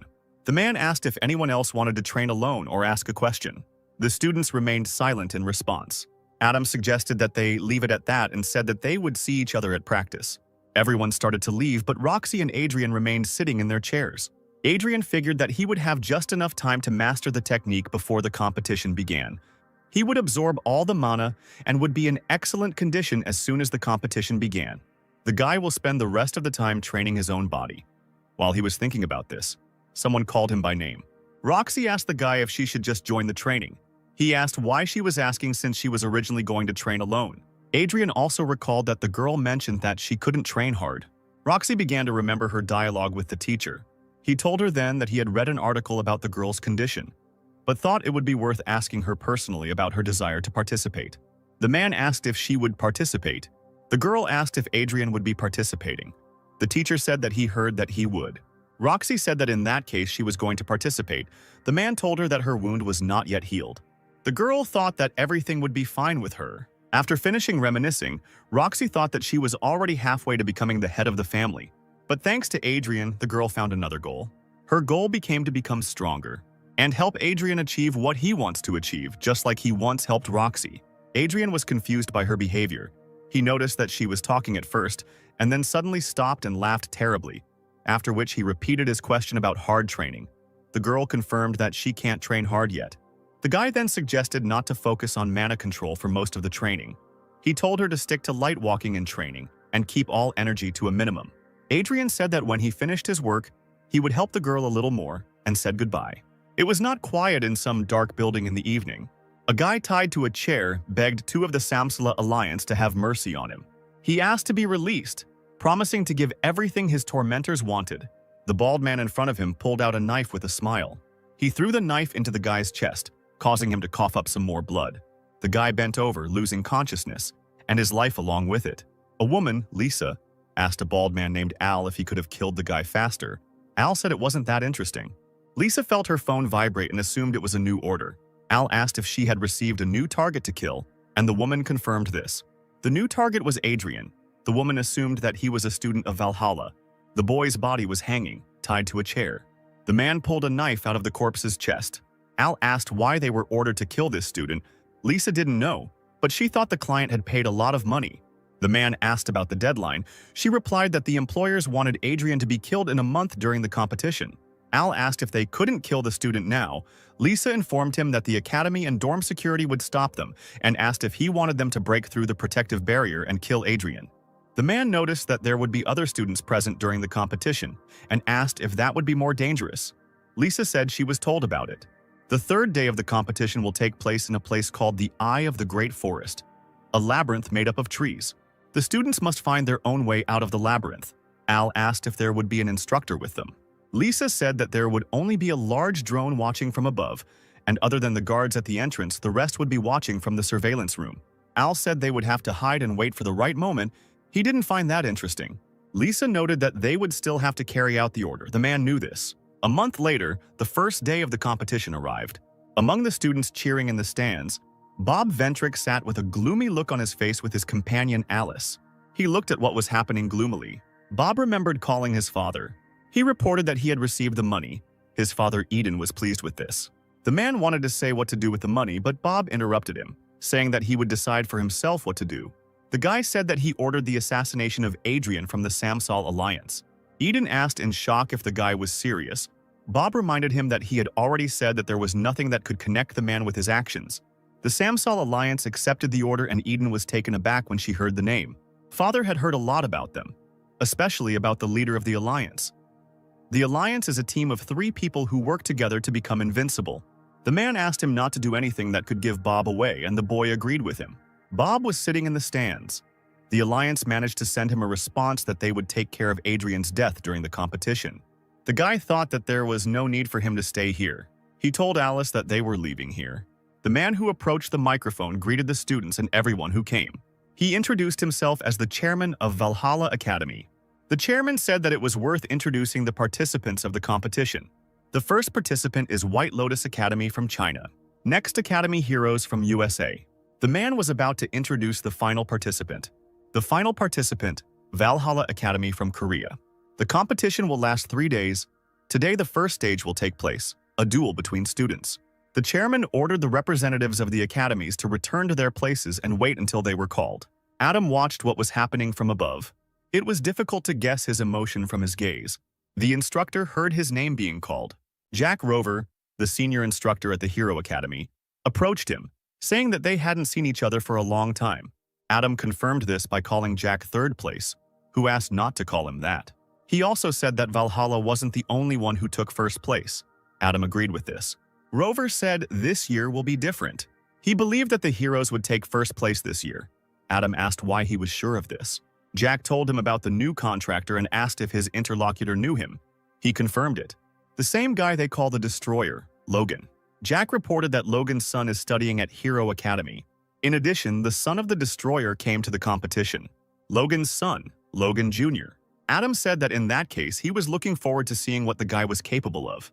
Jack reported that Logan Jr. had already signed a contract with his father's constellation. Adam clarified, a contract with the Destroyer of everything. He asked if the boy used the same destruction as his father. Jack said that he could use destruction, but he was not as good as his father. Rover heard that the new students of Valhalla are also strong, especially Adrien. The man heard that the guy caught and beat the villain. Adam confirmed this and said that Roxy was able to repeat it. Jack noted that they were then worthy opponents for Logan Jr., considering that he easily defeated adult contractors. Adam just chuckled, and Rover noticed that it was too weak a reaction. The participants of the first round have been determined. Adam said that Jack would understand his lackluster reaction after he watched the match. The first to face off were Adrien and Logan Jr. The boys representing different academies stood in front of each other. The rule is the same for all matches. The winner is the one who first knocks the opponent unconscious. Even if one of the fighters deals fatal damage, the stadium system will automatically reduce it. Instead of fatal damage, an electric charge will be dealt, which will knock out the target so the opponents can feel free and give it their all. There will be no external interference. The protection system will be in effect until the end of the fight. Students should keep this in mind when they hear the start command. They will need to start the fight. Adrien wondered why such a security system would be used. Barchi explained that competitors must be in good health to participate in the next trials. Logan Jr. waited tensely for the countdown to end. And then the number 1 was spoken. As soon as the start command was given, Adrien swung his fist at Logan, but he failed to land a blow. His fist was clenched by Logan's hand. He asked if Adrien was really so confident in his strength. Logan held the guy's fist, preventing him from striking. Adrien said he didn't think so, and he still had a long way to go. Logan noticed that the guy was more modest than he thought. Adrien said modesty isn't as important as the fact that he's still growing in skills. The guy asked how long Logan was going to block his punches. Adrien grabbed Logan's fist, lifting him off the ground. He swung his other hand, clenching it into a fist. Adrien delivered a powerful blow to his opponent's chest. Logan fell to his knees, noticing how hard the blow was. Adrien said that his opponent was stronger than he expected. He thought that Logan would pass out after the first blow. Both instructors watched what was happening. Adam noted that Logan was really strong since he withstood Adrien's blow. Jack watched the fight in shock. Rover had already seen Adrien perform at the inauguration ceremony. But the guy wasn't that strong back then. Jack thought that this was not the end. Logan hasn't used destruction yet. Golden magic appeared in the boy's hand. He tried to hit Adrien in the head, but he dodged. Logan's hand only tore away the ends of his hair, but golden light still emanated from it. Adrien's eyes widened. He kicked his opponent away, asking what he was doing. Adrien touched his hair where Logan had chopped it off, and he noticed that if his opponent had aimed better, he would have hit him. Logan exhaled, shocked that Adrien had only hit him twice, and Logan already felt like he was about to faint. He thought that if he couldn't hit with destruction, there was no point in using it. The guy thought about the solution. He had another way. Logan touched the floor with his palms, glowing yellow as it began to crack. The cracks increased in size and length. Adrien asked calmly why his opponent was destroying the floor. Logan stared at him. Pieces of the floor rose up, causing Adrien to be surprised. The debris began to block Logan's view, and he reasoned that Adrien wouldn't be able to dodge the attacks if he couldn't see them. Logan was going to attack from a blind spot. Adrien noticed an enemy sneaking up on him. Logan stared at him in shock, realizing he had been noticed. He touched the floor with his hand again, thinking it was too late. One of the fragments hit Logan in the face. Adrien asked if Logan was serious about hiding behind the rubble. Wouldn't it be easier to attack directly since he uses magic? Adrien hit the guy hard on the nose. Logan fell to the floor unconscious. The first round is over. Adrien from Valhalla Academy has won. Jack's mouth dropped open in shock at this, and Adam explained that this was why he had acted so calmly. He called Adrien a monster. In the next round against the White Lotus disciple, the guy also emerged victorious. He also defeated a student from the Heroes. In the final round, Adrien had to fight Roxy. The girl noted out loud that they had reached the final round, but both of them were Valhalla students, so it seemed like their academy's victory was guaranteed. There is no reason for this round to be held other than to determine the ranking. The winner would receive a scholarship, but the girl didn't care, so she asked if she should concede the victory.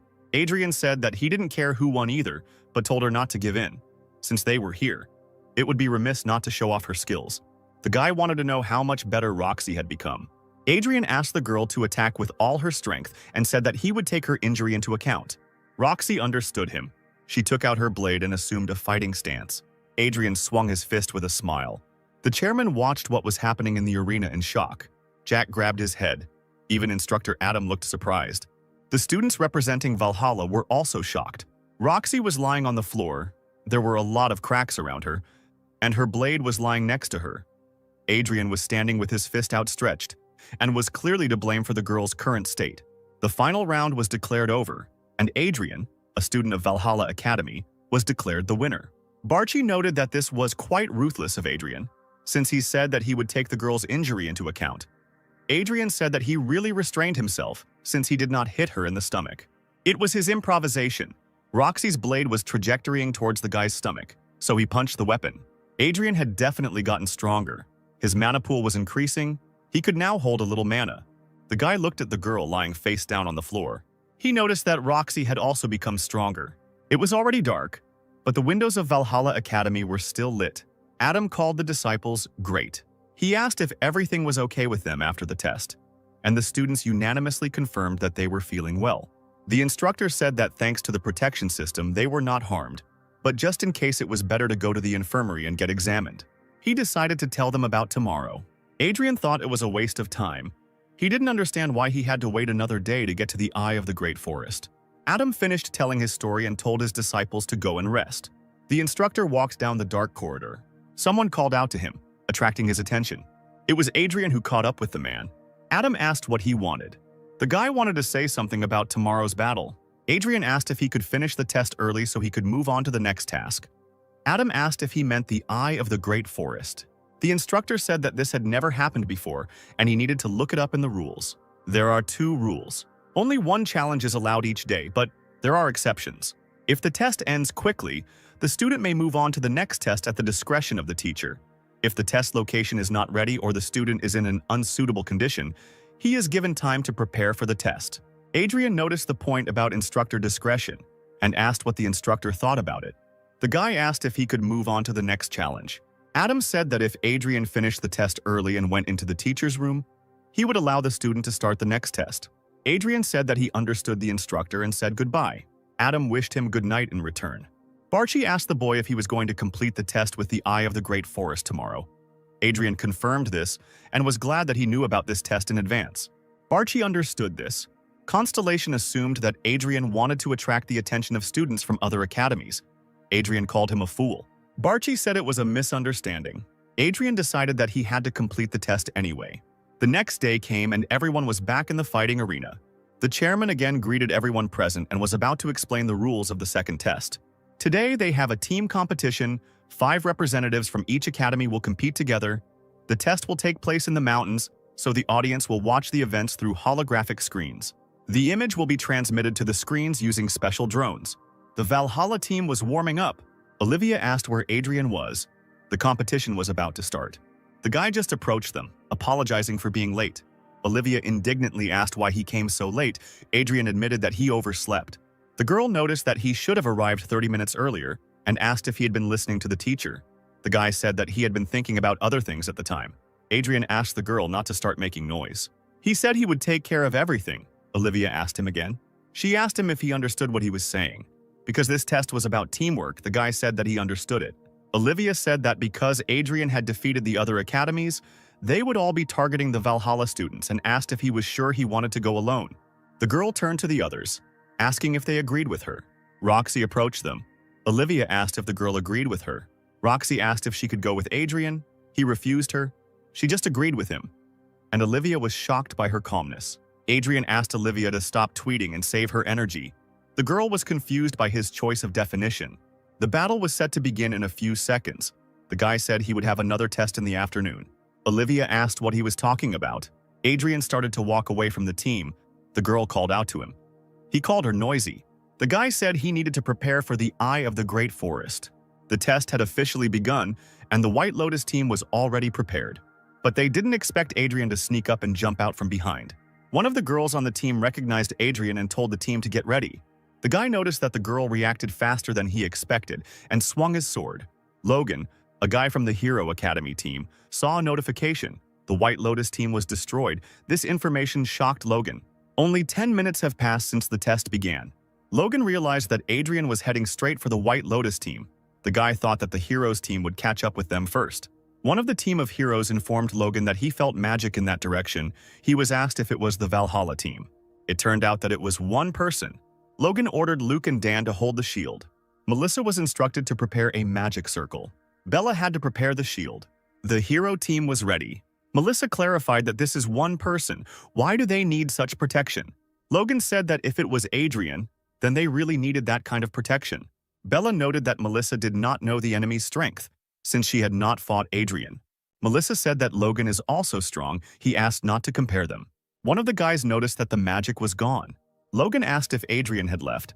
Bella assumed that the guy had left after defeating White Lotus Academy. The Hero Academy team was still holding the defense.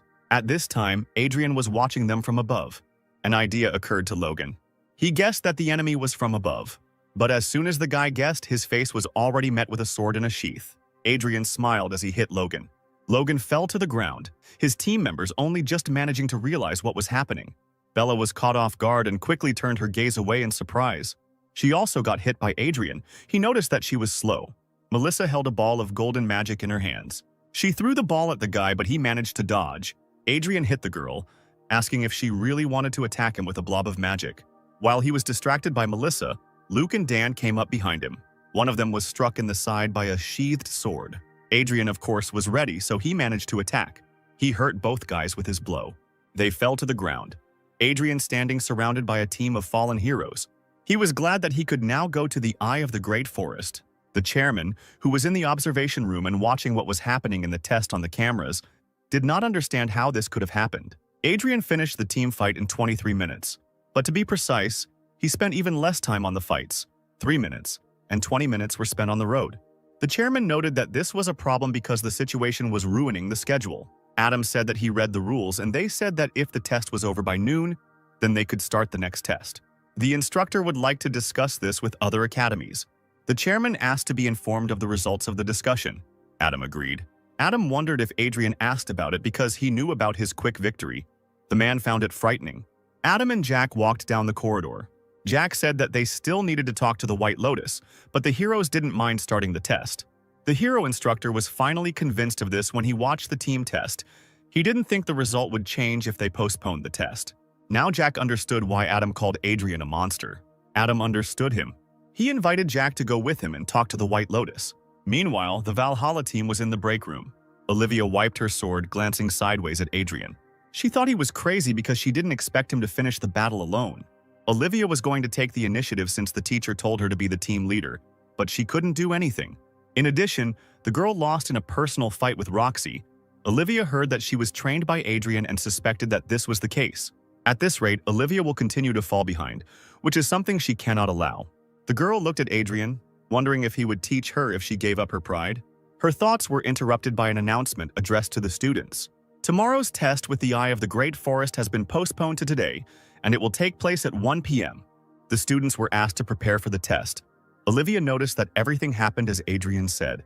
The guy said that before the test began, he needed to tell him something in advance. In the Eye of the Great Forest, Adrien intended to act alone, and that everyone would survive on their own. He said that if anyone had any problems, they could call Adrien for help. Olivia thought, they had already won 2 challenges. If they didn't get the lowest score, they wouldn't lose. Even if it's a maze survival game, there shouldn't be many monsters there. Adrien looked at Olivia questioningly. He asked if Olivia wanted to say something and called her a bird, causing the girl to be confused. The girl indignantly asked why he continued to come up with nicknames for her. The guy said that now she was confirming her nicknames, and Roxy, who was watching this, thought that the nickname Bird was very cute. The students of the 3 academies stood before the gates of the labyrinth. The chairman announced a new test, Survival in the Labyrinth. As in the previous test, spectators will watch the events through holographic screens. Before the test begins, the chairman wants to talk about the maze. The Eye of the Great Forest, where the trial takes place, is a forest-shaped labyrinth, as the name suggests. Inside is a labyrinth unlike any other.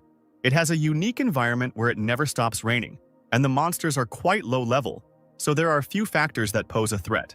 Rain and dense bushes are the real threat to survival. The test is how well a person can survive.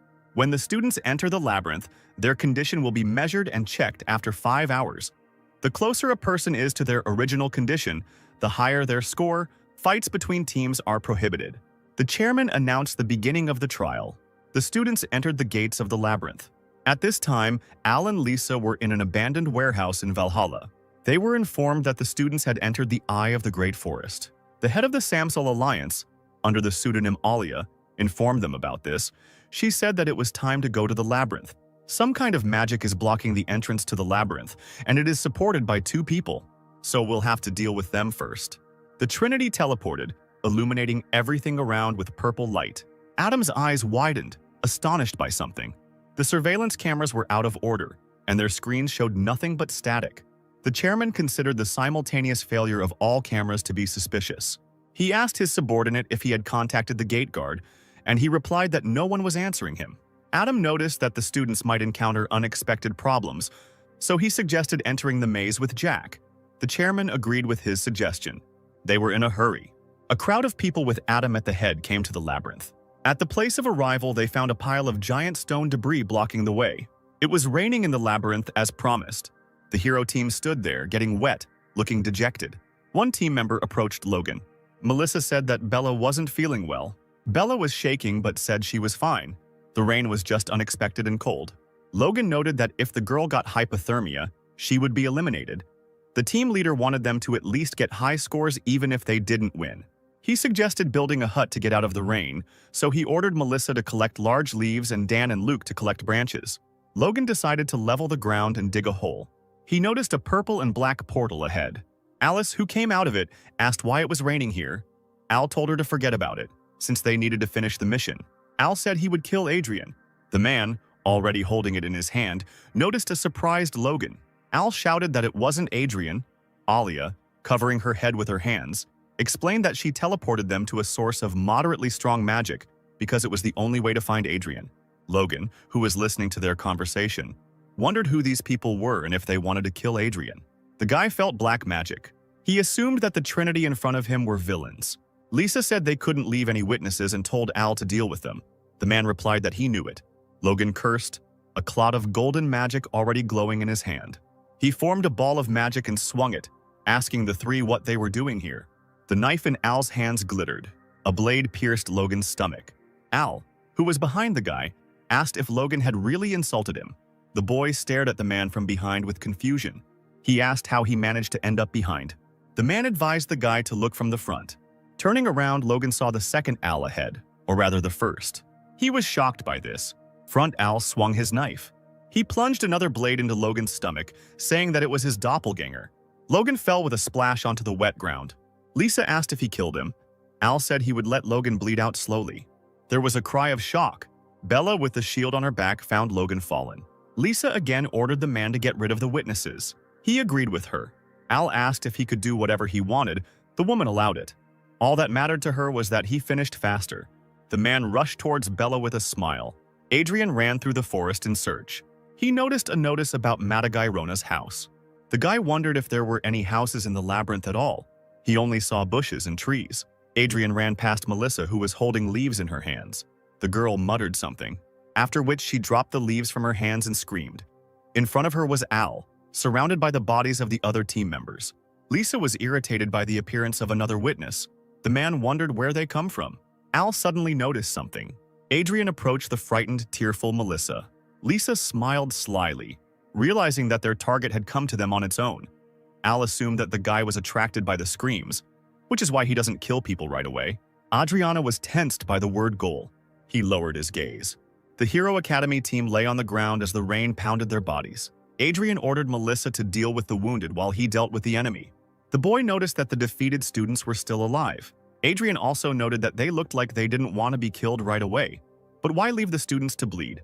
He told the trio that they had spoiled his mood. Since they have gotten in here, he will have to get rid of them. Al decided that the guy didn't understand the situation he was in, because he was stuck in this labyrinth. The man explained that they had broken in through the only entrance to the labyrinth and had disabled the surveillance drones. Adrien noted that the teachers had already noticed this by then. Al said that they wouldn't be able to get here fast enough. The entrance was completely destroyed. It will take the teachers at least an hour. Adrien said just 1 hour. He raised his head, asking no one in particular if he had only an hour left to search. Al raised the knife, saying that he didn't understand what Adrien was talking about. The man and his double ran towards the guy from both sides. Al swung his knife forward. His blade only pierced the ground, missing the guy. Al was surprised by this. He and his double looked around, not understanding where Adrien had gone. Adrien cursed. He swung his sheathed sword at Ayla, shouting that he would kill them. The guy hit the man on the bridge of the nose. Al flew back a fair distance, blood pouring from his mouth. Al fell to the ground from Adrien's punch. Lisa and Olya looked at him with incomprehension. Adrien appeared behind the women, jumping towards them and swinging his sword. He hit them both hard on the heads. The women didn't have time to figure anything out. They were taken by surprise. Lisa and Olya fell on opposite sides of the fallen man's body. Adrien told Melissa to heal the wounded with her powers. He said that if she couldn't cope, she needed to flee to the west, where the Valhalla disciples were. The girl said in a trembling voice that she would try to do everything in her power. Al suddenly rose to a sitting position, coming to his senses. He looked back at the women lying on the ground, not understanding what was happening. Adrien called Al's comrades weak. The man didn't answer but quickly pulled out a knife. Adrien decided, before killing the man, to ask who the client was who ordered Adrien, since the guy heard him being named as the target. Al asked if Adrien really thought he would tell him everything and stated that Al was not a newbie. The guy scratched his head, saying that it was strange because usually people immediately tell him who sent them.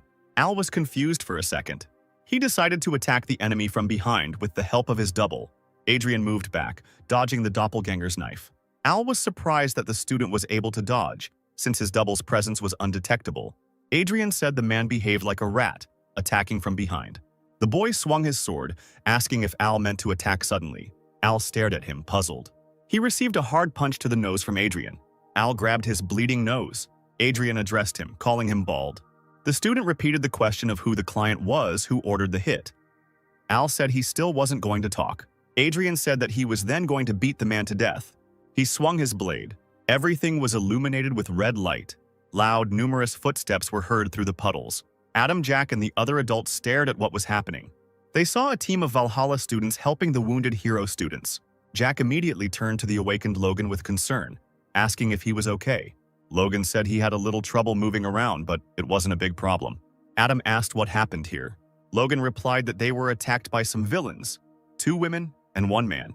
Adam speculated that the attackers might have been members of the Samsol Alliance and asked where the attackers were now. The guy silently pointed to the guy. The bodies of the attackers lay there, unconscious. Lisa was lying on the ground. Al was in a sitting position, leaning against a tree. Logan explained that Adrien had defeated them all.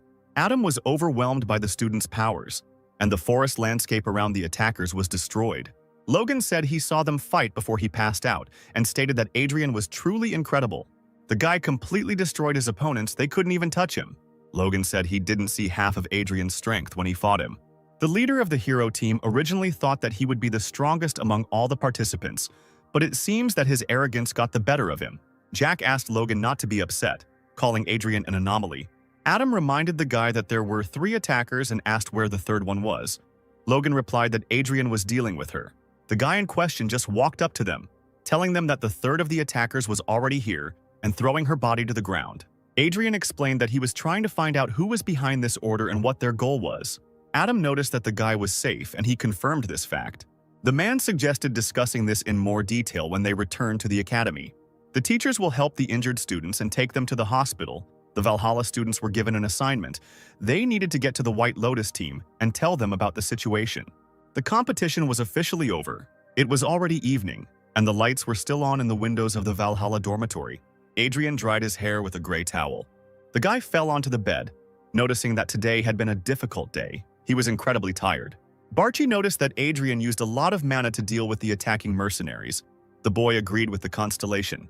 But everything went well. The task with the sphere was considered completed. The guy put his hand in his shorts pocket. He took out the sphere from there, thinking that it was difficult to get it out. But he did it anyway. Adrien remembered interrogating Olia. When the woman woke up, she complained of a pain in her head. Adrien then told her to get up. She stared at him in shock, rising from the ground. The guy squatted in front of her, asking her about her abilities. Adrien didn't know where the trio came from, but he assumed they were from the Samsol Alliance. He specified that there are 2 fighters in the Alliance and a person supporting them. The guy assumed that this support was Alia. The woman glared at him. Adrien repeated his question about abilities. She told him to forget about it, as she was not going to say anything, and a black magical mist appeared around the woman's body. Adrien touched the fog with his hand. Alia was in shock. The student was able to stop her. Adrien said that he understood everything. The guy suggested that a woman's ability is in creating space and moving in it. Adrien put his hand on Olia's shoulder, stating that in that case she should help him. He said that if the woman helped him, nothing would happen to her. Adrien finished remembering while lying in bed and holding the blue sphere he received, thanks to Olia's abilities. Barchi noticed that the guy had not kept his promise and asked why he had knocked the woman out. Adrien explained that he did it because she didn't answer who hired them. If she had answered, nothing would have happened to her. Barchi was surprised, but Adrien was thoughtful. He knew that the attackers were from the Samsol Alliance. He assumed their client was Bob Ventric. Adrien needed to get as much information as possible in order to act faster. Whether he could destroy the Ventric family if they were to interfere with him. Adrien had already gotten the sphere and he received a new task. He had to meet with the lost memories in a dream. The boy wondered if he should just sleep. Barchi suggested that if Adrien managed to get his memories back, then perhaps his memories would return to him too, since he had also received a notification. Adrien turned off the light, deciding he should give it a try. He lay down on the bed, placing the sphere next to him and staring at the ceiling. Adrien felt like he hadn't lost any of his memories. He closed his eyes, deciding that it didn't matter, and maybe he could actually see something. The building had a gloomy appearance and was shaking. The wounded Adrien cursed, clutching the wound on his stomach. Everything around him was shaking. A giant stone was heading towards the guy's head. The stone didn't reach his head. There was a body lying in front of Adrien. A dark human silhouette was approaching him, its eyes glowing red. Silhouette said he would take care of Adrien's name. Take care of the names that the boy protected in this world. The silhouette began to glow little by little. After this, the mysterious silhouette disappeared. Everything around continued to collapse and fall. Adrien's eyes widened as he woke up. He instantly rose to a sitting position, puzzled by his dream. The guy wondered if the events from the dream really happened in reality. He asked if Barchi remembered anything. Barchi said he was a tiger, the constellation thought. He repeated again that he felt like he was a tiger, puzzling Adrien.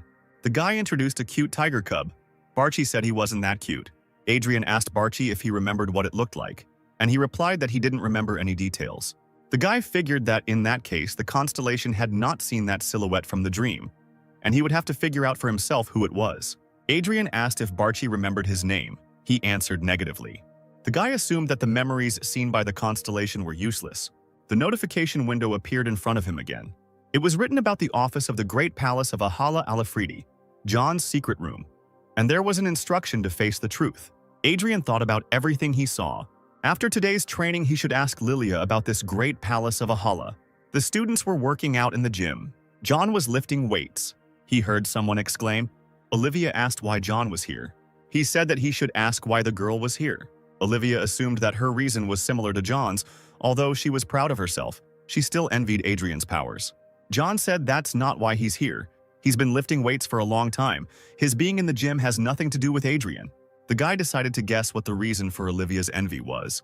He decided that it was because the girl lost the fight with Roxy. Olivia agreed with his statement. She remembered her battle with Roxy. Olivia swung her sword.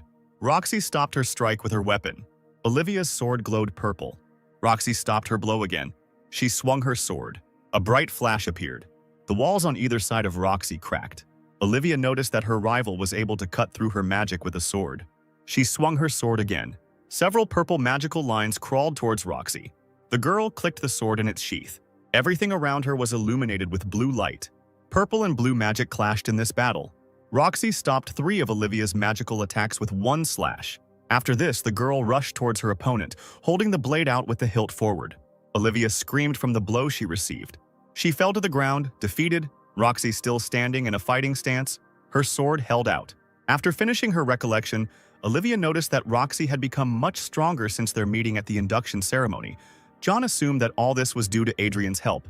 Olivia has been training her magic and swordsmanship constantly, but Roxy is into strength training, even though no one in her family taught her. Maybe that's why she was able to develop so quickly. John suggested that Olivia should approach Adrien. The girl mentally agreed with him. She couldn't wait any longer. She needed to achieve real results and improve her abilities. So despite the embarrassment, she had to get answers from Adrien. The object of her thoughts was just sitting there, wiping his sweat with a handkerchief, when Olivia decided to approach him. The guy asked her what she wanted, calling her a bird again. The girl asked if he trained Roxy. She wanted to ask if he could teach her, but their conversation was interrupted by Adam, who approached and addressed the guy. Adrien said that he had not finished training yet. He asked the guy to come to him when he finished training, because there was a person who wanted to see him. The man said that this was the only chance he would get to see Adrien in a long time. The guy said he understood the instructor's instructions. Olivia was upset that she was interrupted again and she couldn't say anything. She was so ashamed that she was ready to die. The girl heard Adrien address her again, calling her a bird. He said that if she wanted to train with them, she should ask Roxy about the schedule and follow it. If the girl does well, perhaps he will teach her too. Roxy said that in that case she was ready to explain everything to Olivia. Also calling her a bird, she got angry and asked her not to call her that. Adrien followed Adam down the hallway. He asked the instructor who wanted to see him and clarified whether the mysterious person really wanted to see the guy right now. Adam said that the student could guess the identity of this man. He was waiting for him in the small hall. They just arrived. Adam opened the door. He gave Adrien a view of a nervous-looking Bob Ventric with his maid Alice standing behind him, looking submissive. Adrien turned to Bob. Bob tried to say something, stuttering. Ventric knelt down, begging to be saved. He begged with a panicked look, sitting on his knees. Bob was very nervous. Adrien asked what Ventric was doing here. Adam answered with a question that the guy was acting like he didn't know anything. The man explained, even though he thought the boy had already figured out that Bob had hired the Samsol Alliance. This is believed to be Bob's second assassination attempt, with Adrien being his target both times. The media was pressuring Adam to give up all the information. Now the headlines were full of stories about the Samsol Alliance and this guy who had attacked Valhalla. Adrien realized it was because he had leaked information to the press. He wondered if the family wasn't protecting Bob and asked why Adrien should forgive him if the family started cleaning up his trail. The Ventric family just released an official statement. Bob was exiled from the Ventric family. Not only Bob, but his father was also banished. Unlike last time, the Ventric family is not doing anything about the big headlines. Adrien realized that in this case Bob had no protection and asked what kind of salvation the boy wanted. Bob asked him to give him something. He begged to be given a chance. Bob said that Adrien's words would be the main evidence. He begged the boy to tell them that Bob was innocent. Adrien looked bored and said he didn't want to do it. Bob asked if it was because he still hadn't apologized. He apologized, saying that he would never cause trouble for Adrien again. Adrien didn't want an apology. Bob asked if the guy would forgive him, and if he needed money. Adam watched this with obvious irritation. Adrien said he didn't need the money either, leaving Bob puzzled. Bob turned around abruptly. Alice screamed as he grabbed her hand. Bob asked about the girl and said that he was ready to give her to Adrien.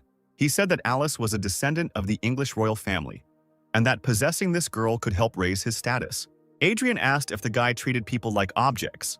Bob declared that this girl was now his property. Black and red symbols appeared on the girl's neck when he told Adrien to look at Alice's neck. Bob said it was a spell. It was proof that she belonged to him. Bob asked the guy what he thought about it and said that if he wanted it, he was ready to give it to him. Adam thought it was taboo. The girl was sealed with magic, a forbidden spell that prevents anyone from acting against its owner. An ordinary person cannot cast such a spell. Perhaps someone helped Bob do this. Adrien said that people like Ventric have been around for a long time. Not good people who put a taboo on other people's bodies and sell them. Adrien's fist glowed blue. Alice asked what he was doing. He began to pull the symbols from her neck. The girl was puzzled. The symbols on her neck began to disappear. Adrien broke the seal. He turned to the instructor. The guy asked if he could hit Bob. Adam asked the boy if he thought that as a teacher he would tolerate violence between students. He noted that this was a different story, since Bob was suspected of committing a crime. Valhalla has cut ties with the Ventric family, so now Adrien can do whatever he wants. The instructor is ready to cover for him. A startled Bob felt the boy grab him by the shoulder. Adrien said that he heard everything correctly, told him to grit his teeth and swung his fist. Bob was thrown back some distance by the impact. He fell to the floor while everyone present looked at him. Adrien walked down the street against the backdrop of a beautiful sunset. Barchi said he thought the guy would actually kill Bob this time. This was the first time Adrien had shown such strong anger. He thought that if this had happened 300 years ago, Adrien would have actually cut off Bob's head. There was a guy among his students who was bought and sold using similar taboos. Adrien just got angry because it was a similar situation. He went through this too. Barchi asked again if this meant that Adrien had been a slave in the past. An out-of-breath Alice ran up to the guy. She said she didn't have time to thank Adrien. The girl bowed to the guy, thanking him. Adrien said there was no need to thank him.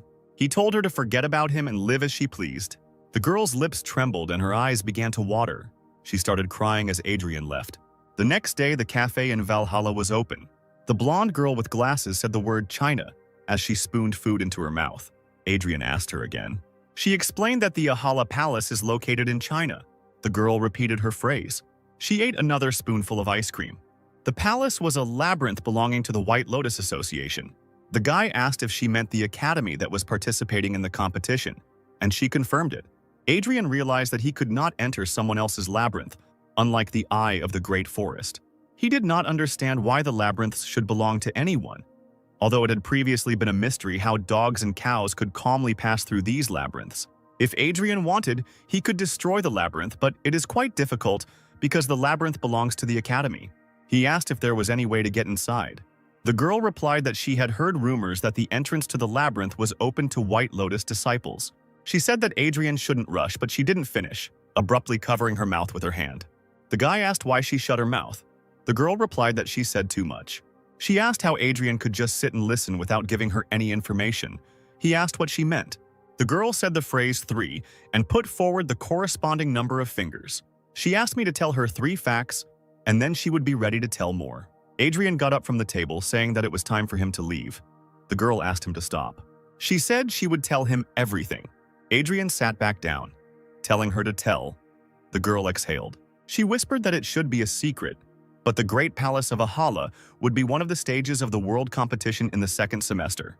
Adrien asked if the teachers knew about this. The girl said that this information had not reached them yet.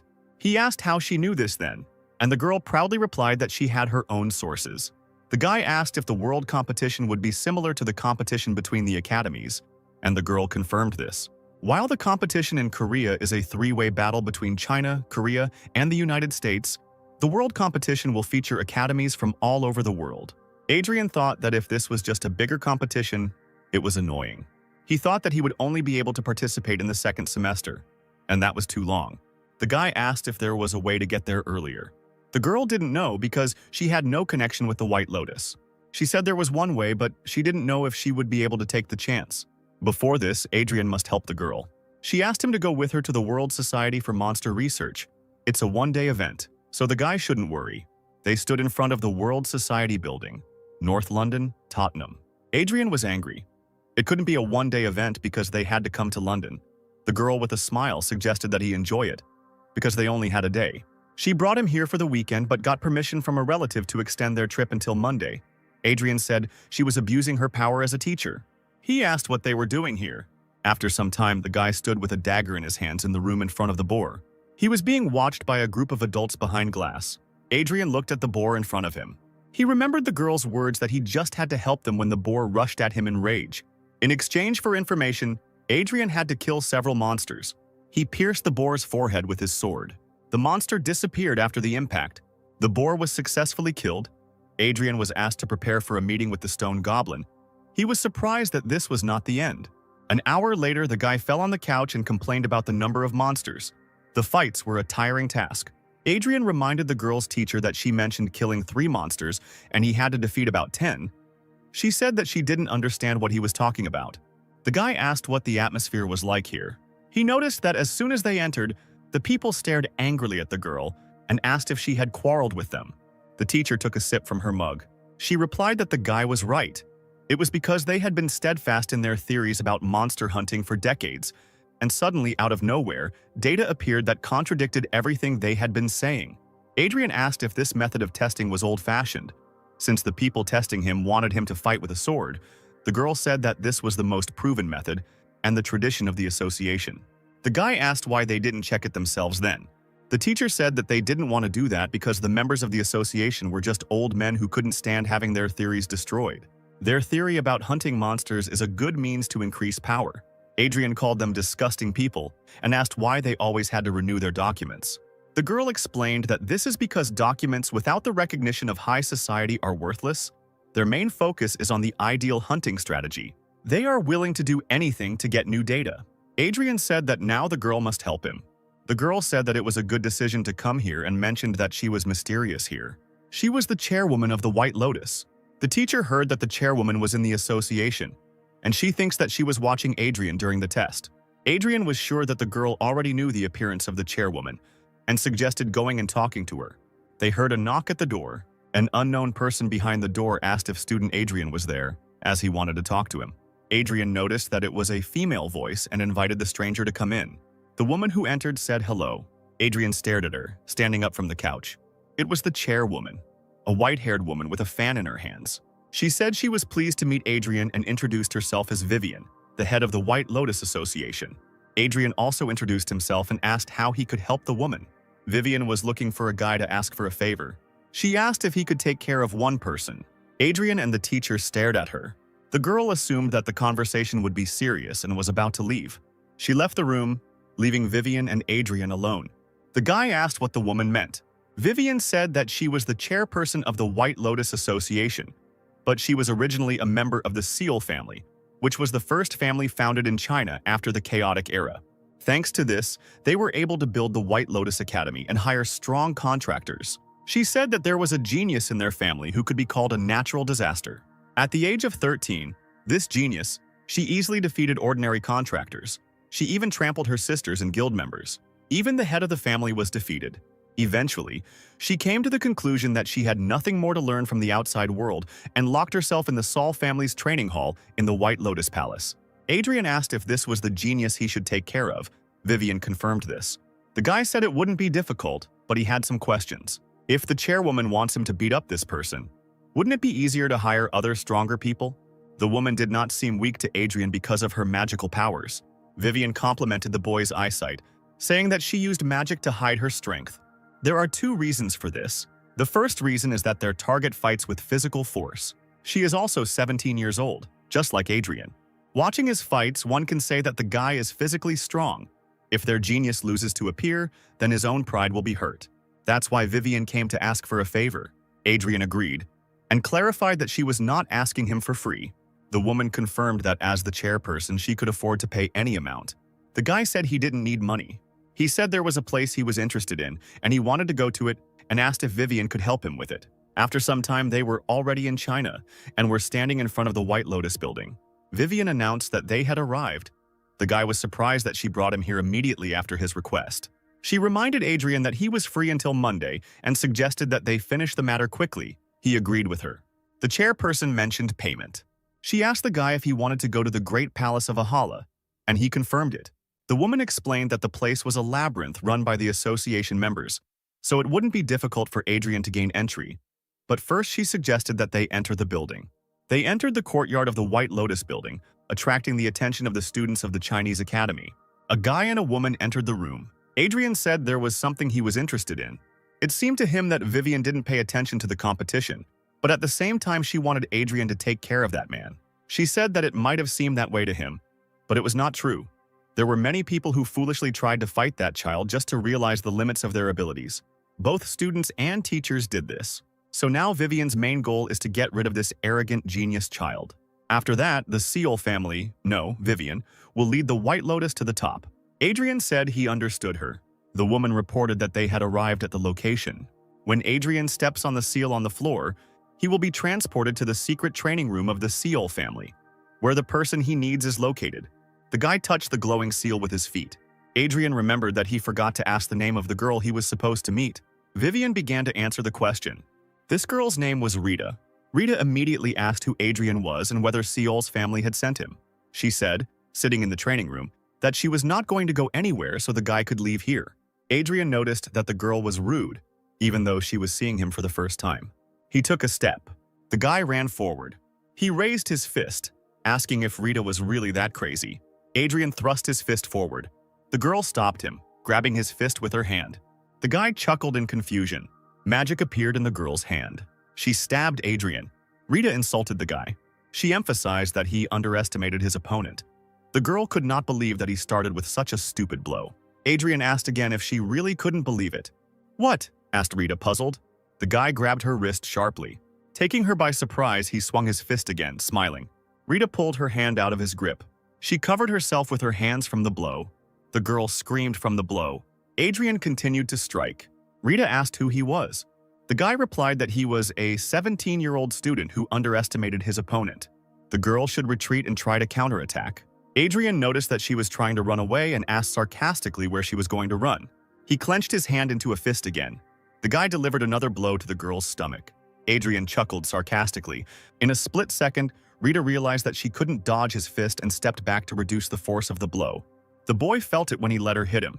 Even his students from 300 years ago didn't show such a level of mobility. The girl looked at him. She was shocked because Adrien was on the same level as her. Rita smiled, realizing that he was stronger than the old teachers who had previously fought with her. She decided that she was not going to lose to the guy. Adrien noticed this, smiling as well. They were under surveillance. Vivian watched the fight through the screen. Her secretary approached her. He asked excitedly if Rita and Adrien would be okay. The man didn't think that a student from another academy had the right to do anything to anyone from White Lotus. The secretary remarked that Adrien was now depressed, and whether he would be able to cope with Lady Rita in such a case. He knew it was rude, but he asked if Vivian had ever lost a fight with Rita. The man knew that it was without the use of magical power. The woman fought only with physical strength. Vivian confirmed this. The chairwoman lost that fight. Even if she used magic, there was no guarantee of winning. The secretary asked what she meant. Back then, the difference in magical power between Vivian and Rita was paper thin. This was several years ago. which is why the girl probably became stronger both physically and mentally. The secretary clarified that this should make the situation more risky, since student Adrien would never be able to defeat the chairwoman. The woman couldn't be sure of this, because the boy had defeated several villains as a student, and also won first place in the inter-academy competition. In any case, Adrien won't give up so easily. Vivian and the secretary are left with no choice but to watch. Rita rushed towards the guy. She jerked her clawed hand forward, ready to strike. The girl was preparing to attack Adrien. She swung her arms, but the guy managed to dodge downwards. He didn't take into account the presence of the girl's legs below. Rita hit the guy in the face with her knee. She smiled triumphantly. Then she noticed something that worried her. Her knee began to hurt, and the girl grabbed her leg with a scream. She asked if Adrien had a stone head, and he asked her with a sly smile what she thought about it. The knee strike was sudden, so Adrien hit his forehead against it slightly. But that doesn't mean his forehead is harder than the girl's kneecap. Rita figured that if she used all her attacks, the guy would simply reflect them, so she didn't know how to win. It's hard for her to realize, but Adrien's physical strength is stronger than hers. Rita asked if he had fought without magical power. He confirmed this, adding that she seemed to prefer it. The girl suggested changing the rules, because she was going to use everything she had. Adrien realized that Rita had begun to accumulate magical energy and asked if the girl was going to become more serious. He believed it was time to crush her pride. The guy was emitting blue energy. Rita, sparkling with reddish energy, was surprised by his magical power as a student. She decided that she didn't need any more tricks. The girl ran forward furiously. She was going to finish off her opponent with one blow. Rita clenched her fist. She hit Adrien in the face again. Her fist almost reached the guy's nose. The girl noticed that she was in trouble. At the last moment, Adrien suddenly leaned down, avoiding the blow. He sarcastically remarked that he had already had enough fun and it was time to finish. The guy delivered a powerful blow to the girl's stomach. She coughed and called him a monster. After these words, Rita fell to the ground, exhausted. Vivian and the secretary's mouths dropped open in shock as they watched what happened. Adrien stood before them, holding the girl's body in his hand, saying that he had fulfilled the request by defeating the girl and bringing her here. Rita was still unconscious. Vivian and the secretary looked at the guy in shock. The chairwoman couldn't believe Adrien's victory. She asked if the guy was hurt. He answered no. The woman asked how difficult it was. Adrien noted that Rita was quite strong, but he was disappointed with the ending of the fight due to the difference in skills. He threw the girl on the floor. She woke up and was outraged by this attitude, getting up and rubbing her head. Rita stared at the secretary and Vivian. She turned angrily to the chairwoman. The woman noted that they had not seen each other outside for a long time. Vivian wanted to say something, emphasizing that Adrien and Rita had already finished fighting. The chairwoman was going to talk about payment, because the guy wanted to get into the Great Palace of Valhalla. She said she could let him into the labyrinth right now and asked what Adrien thought. He said that would be great and suggested that they go as soon as possible. They left the room, leaving Rita watching them go. The secretary offered to provide her with medical assistance if she was injured. The girl asked the guy's name. The man replied that his name was Adrien. She thoughtfully repeated the name she heard. Rita was sure that he was one of the strongest people in the world. The girl couldn't wait to fight Adrien again. A giant human silhouette in armor and with a goat skull on his face asked if he was one of the strongest. Adrien asked if this place was a labyrinth. He stood in front of a giant door in the palace of Valhalla, and around the door stood creatures in knightly armor. The guy remembered Vivian's words about the palace of Valhalla being a labyrinth, more like a castle. If he doesn't disturb the monsters called living armor, he shouldn't have any problems. Adrien could stay in the labyrinth for about 5 hours. If he wanted to stay longer, he would need to come again tomorrow. The guy stretched his shoulder, figuring that he had these 5 hours to conduct a calm search. He collected his thoughts. A crowd of armored monsters ran towards him. Adrien thought that he should deal with them. One of the knights swung his sword. Adrien waved his sword in its sheath with a smile. He cut the knight in two. The monster began to fall apart, as it was simply a living suit of armor with nothing inside. Adrien exhaled calmly. He looked at the pile of other fallen knights, only parts of them left scattered across the floor. The guy wondered where the office was, so he searched more than 20 rooms. He still couldn't find what he needed. Barchi told the boy to look to the right. Constellation noticed that the door on the right was different from the others. Adrien opened the door. The first thing that caught his eye was a portrait of some mustachioed man. The guy noticed that this room really looked like an office. Adrien walked up to the portrait, wondering if this office belonged to Alifredi or if it belonged to someone else. Barchi thought this was the right office because of the signature under the portrait. It said Alifredi. Adrien asked how Barchi was able to read this. He replied that he did not know, but assumed that it was information he remembered from the past.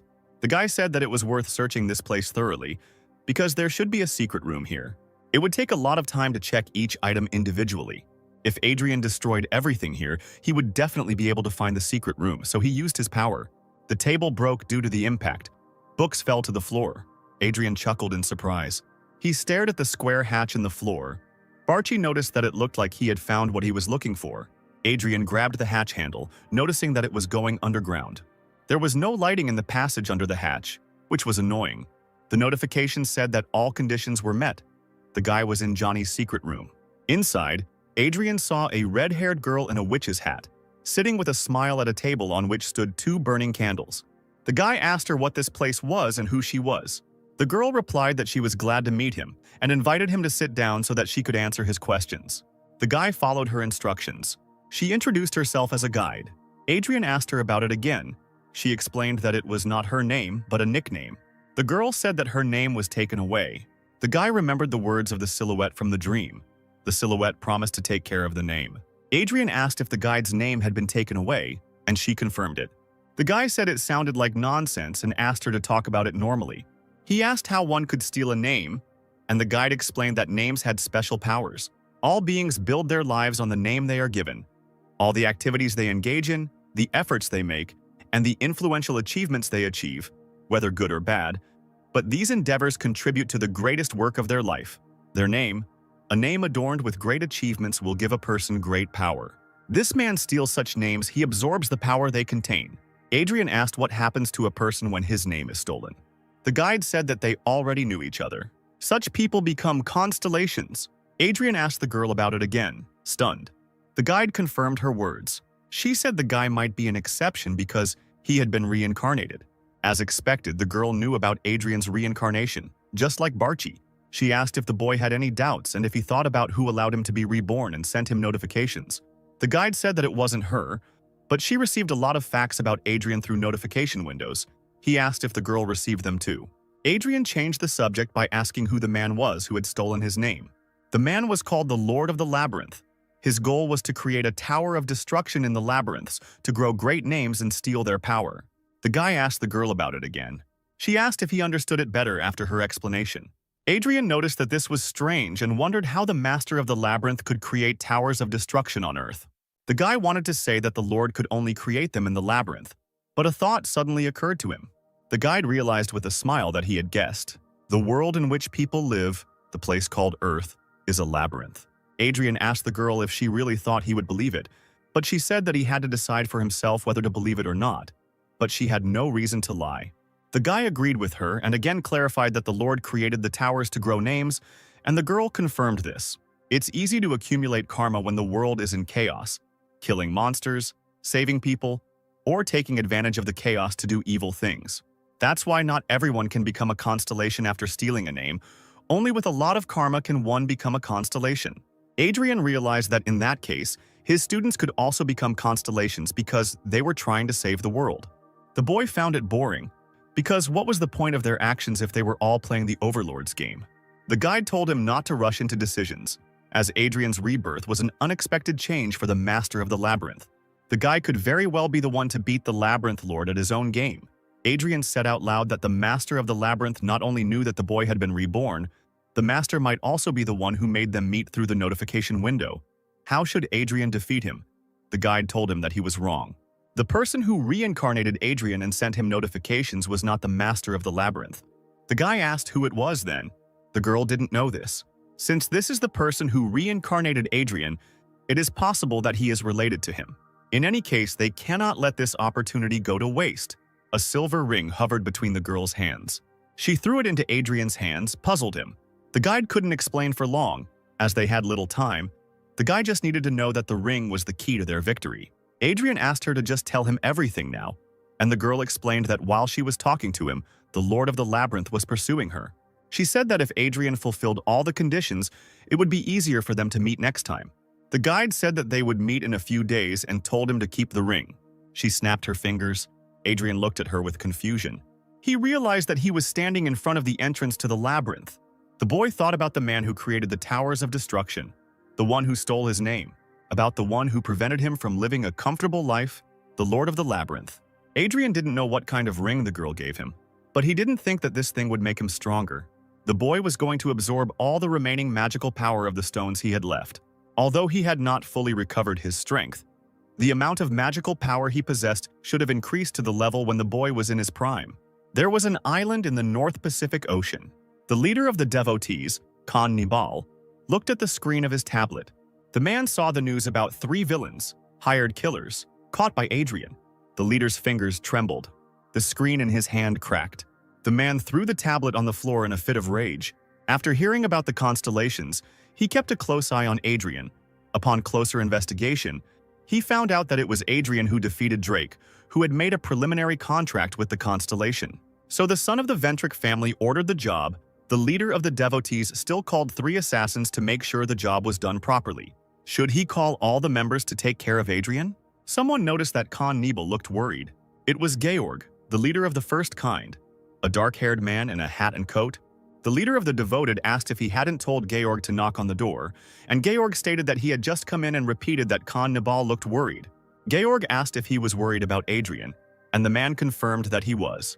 The leader of the first type noticed that, thanks to the guy, they had lost an important figure. Khan Nebel asked if he was talking about Deezer. Georg confirmed it. Disser didn't tell them about it because it was a personal job, but he couldn't even beat an ordinary student. Georg wanted to leave the informant in the Ventric family, but he had to take care of him himself so that he would not leak information about them. The leader of the devoted asked if the leader of the first kind could help him eliminate the 3 assassins he had sent. Georg agreed. Khan Nebel muttered Hadrian's name thoughtfully. Georg said that although the guy was a nuisance, it was not worth messing with him yet, because Adrien had already become a target of the first cult. Khan Nebel was surprised that the first cult decided to act. Georg agreed that the cult members were indeed mad. No one knows what drives them or what these people want to achieve, but these individuals were the ones who killed Logan's squad. The leader of the betrayed heard about this and was glad that these people were targeting Adrien.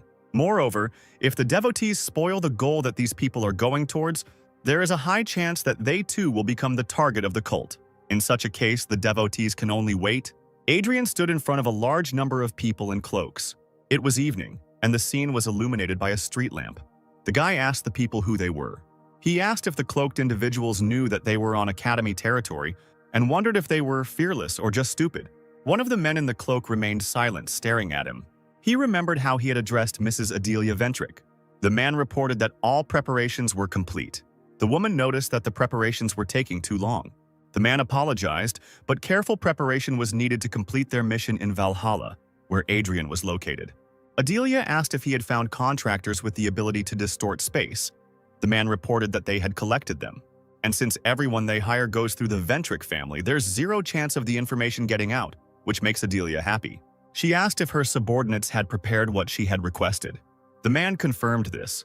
They prepared stones containing a large amount of magical power. Adilia decided it was time to act. She said that the subordinate in front of her would have to be in the main group and maintain contact with her. The man understood her instructions.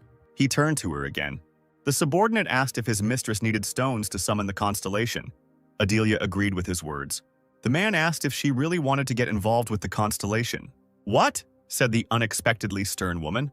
Did her subordinate really think that because of some pathetic student she should cancel everything? The man said that of course he didn't think so. Adilia told him to forget about it and act according to the plan. The man understood her instructions. She wanted to say something else. The constellation, which had never said anything, had recently suddenly reacted, and it had worried the woman. So Adilia wants to call upon the constellation to ask him about it. The man, currently standing in front of Adrien in the light of the night lantern, wondered why the constellation had reacted.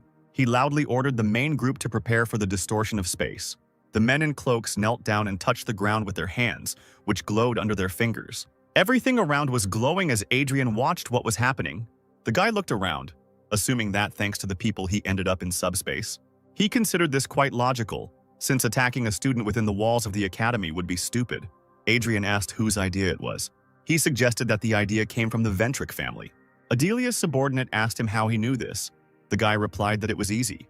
He is being hunted by 2 groups, one of which uses black magic and the other does not. Adrien knew it couldn't be anyone other than the Ventric family. The subordinate stated that since they had been exposed, there was no longer any point in disguising themselves, and ordered one of the men in cloaks to call a cleanup team. The people in cloaks took off their hoods and began to take out various weapons, axes, swords. Some of them were ready to fight with their fists. Adrien watched what was happening. He was amused that the leader of this group had called so many people to deal with an ordinary student. One of the men said that it didn't matter, because they were just following orders, and he pointed his sword blade forward. Adrien assumed that Adilia had decided to play dirty. The leader of the group ordered to kill the guy. People began to swing their swords and axes, preparing to attack. Adrien hit one of the attackers in the stomach with his shoulder. The guy grinned cheerfully. He got into a fighting stance, pushing away other opponents. People fell to the ground. Their leader swung his sword. Adrien was confused for a second, but he still managed to get his bearings and dodged. The guy pulled out his blade from its sheath and mockingly asked why the man was waving his saber. A man and a woman appeared behind the guy, preparing to attack him with a sword and a spear. Their weapons clanged as their blades hit the ground. They stared in confusion at the spot where the weapon had been slammed, and from which Adrien had managed to jump back. He kicked them hard, sending his opponents flying backwards. The guy noted with a grin that they didn't even let him rest. The group leader pointed the blade towards the student with a doubtful look. He aimed straight at Adrien's head. The guy noticed this and managed to tilt his head, causing the man to miss. Adilia's subordinate was puzzled. Were these really the skills of an ordinary student? Adrien noted out loud that this irritated him. He hit the man in the chest with his sword. There was a joyful and creepy smile on his face. Adrien pushed his opponent back some distance. The man's mouth dropped open in shock at the force of the blow. Since their client was a student, he was mistaken in thinking that their preparation was overdone. The group leader realized that this was a defeat. He fell to the ground as someone else appeared behind him.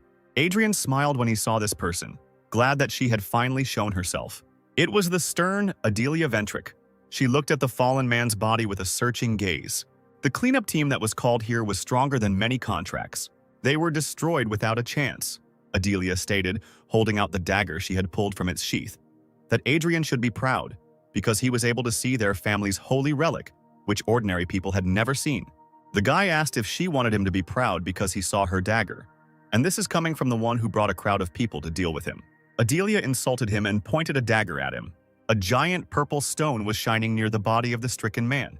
The stone glowed brightly with a golden light. The other stones that the cloaked individuals picked up also shone. Adilia was amazed, assuming that these were magical stones. Her body also glowed a little. Her dagger, a holy relic, also glowed. An idea occurred to the woman. Everything around was illuminated by a golden flash, and a question about some teacher appeared on the yellow screen. The stones in people's hands were shining. Many people were still armed. The dagger in Adilia's hands glowed. Adrien looked at this with incomprehension. There was an awkward and strange pause. Adilia realized that she couldn't move, which could be the power of the constellation.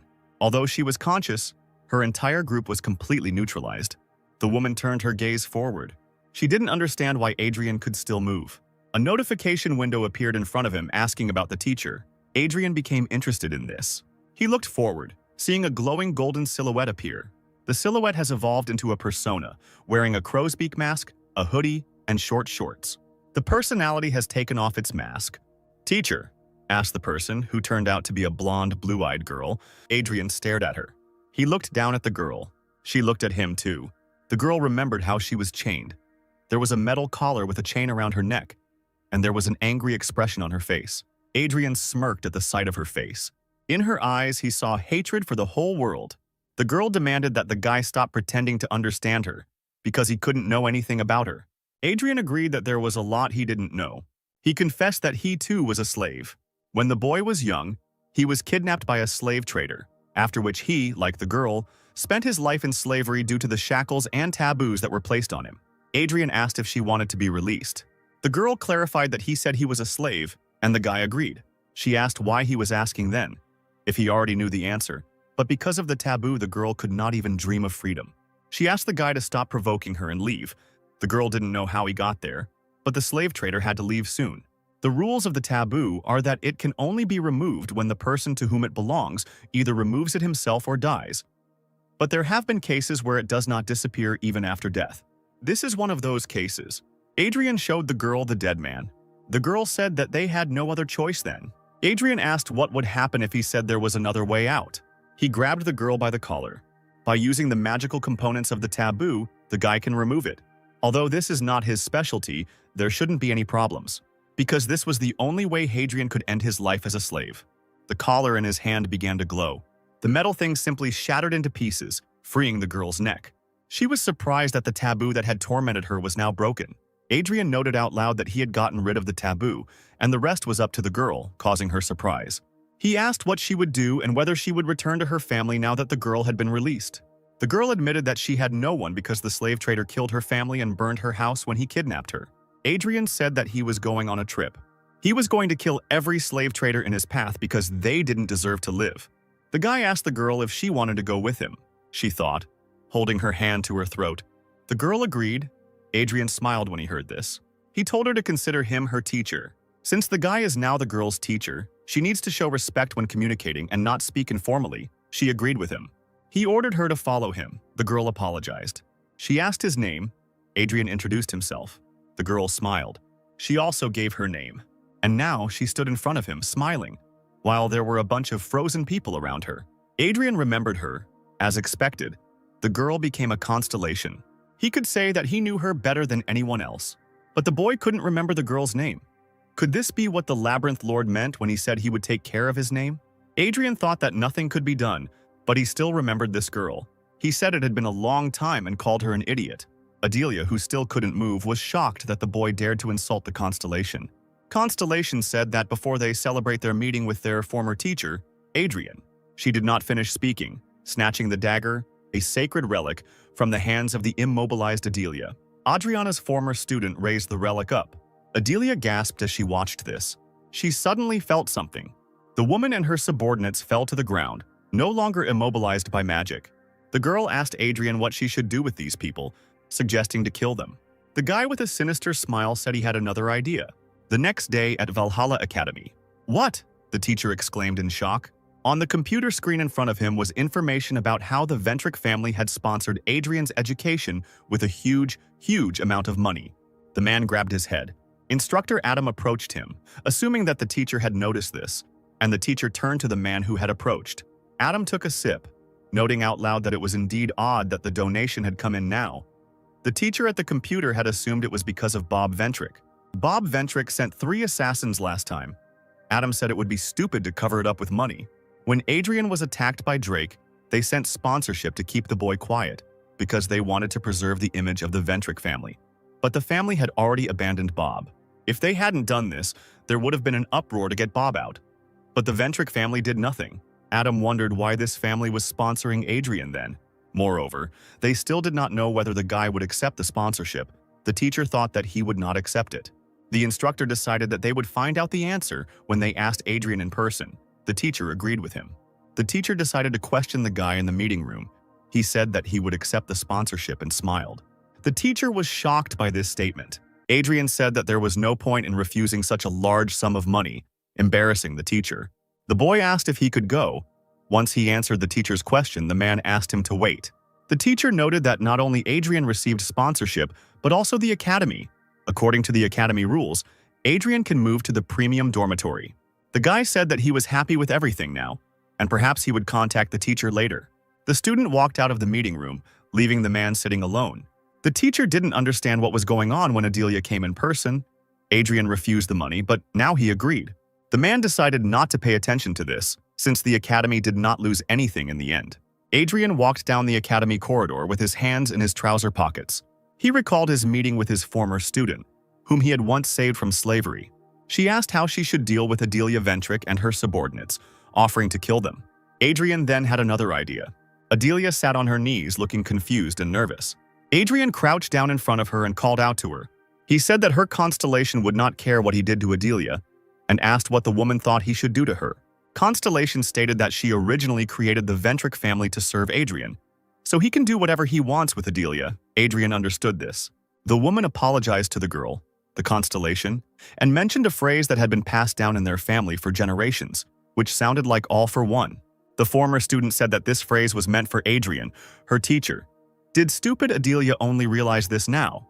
The woman asked if Adrien was really the constellation teacher, and the girl confirmed this, saying that although the guy's appearance had changed, she still recognized his strength. Adrien said that it was enough to talk about him because Adilia should worry about herself. The The boy thought to himself that he was so irritated by the Ventric family that perhaps they deserved death. And more than death, but the family had power and strength. For his comfortable life, Adrien must use the Ventrices, but it will be difficult to control them. He asked if Adilia was treating and managing the family well. The woman replied that although she was the vice patriarch, 4 years had passed since she assumed the position of head of the family. The Ventrics managed to restore the family's strength and become one of the strongest families within 4 years. Adrien ordered Adilia to continue running the family, causing the woman's surprise. He told her to support him without asking the guy any questions. Adrien said that she knew what would happen if something went wrong and pointed to his former student standing behind her.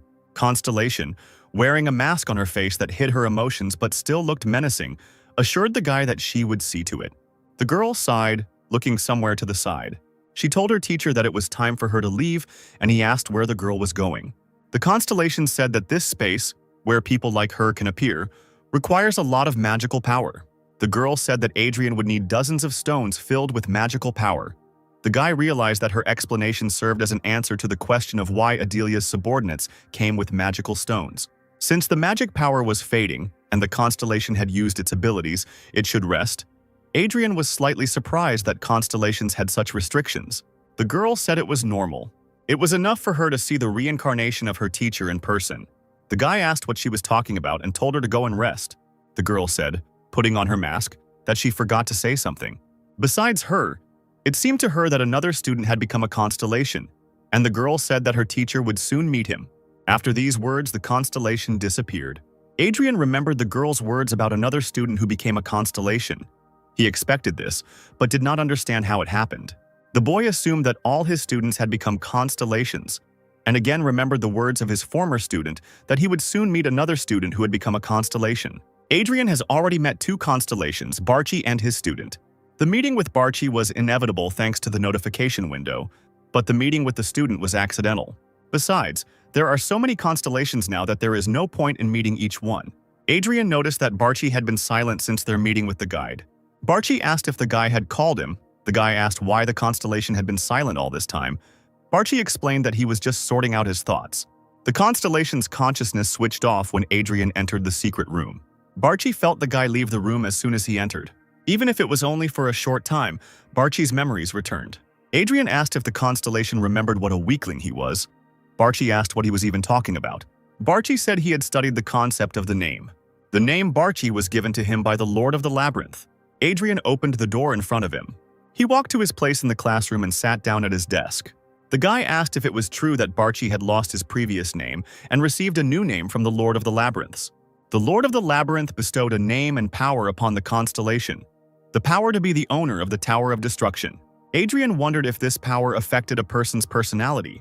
Barchi confirmed this, saying that when he was the owner of the tower in the past, the influence from the name he received made Barchi cruel. But now, he is closer to his original personality. The guy asked how the Lord takes and distributes names. The constellation did not know the answer to this question. Adrien thought that since their world is a labyrinth, the Lord of the Labyrinth can give and take away names whenever he wants. Barchi was puzzled by these thoughts of the guy. The constellation did not understand what Adrien meant by claiming that the Earth was a labyrinth, and he asked why Barchi did not know such important things. Behind the academy building, a beautiful orange sky was visible, made that way by the sunset. Adrien was walking down the street. Barchi asked if what he had told him was true. The guy confirmed it. The guide mentioned that there was an opportunity for a counterattack, and they just needed to wait. The next day, Gid sat at the table, her hands folded under her chin, smiling slightly. Adrien stared at her, puzzled. He stood in front of her table with a tray in his hands, and an awkward pause arose between him and the girl. The girl asked shyly what kind of silver thing the guy was holding in his hands, pointing to the tray. Adrien shouted indignantly that it was a food tray. He was outraged that the guide had prevented him from having lunch by teleporting him here. She apologized and said she didn't notice. The guy told her to forget about it and sat down at the table in front of her. The guide asked if the guy had the ring with him. Adrien pulled out a ring to confirm this. The girl smiled and said that it was time to use this thing. The guy had already noticed that the ring did not affect his characteristics and asked how it could help them. The guide said that everything is simple. The guy needs to put on the ring and enter the labyrinth. Adrien asked her about it again. He clarified that there are currently no natural labyrinths, and those that exist are controlled by someone. The girl confirmed this. However, the Lord of the Labyrinth will create it soon. And what people call a dungeon breakthrough or a catastrophe will happen. As soon as the labyrinth appears, monsters come out from there and wreak havoc in the surrounding area. In Adrien's past life, they appeared everywhere. There was not a single safe zone in the world. After the guy's reincarnation, everything calmed down, making life much more pleasant.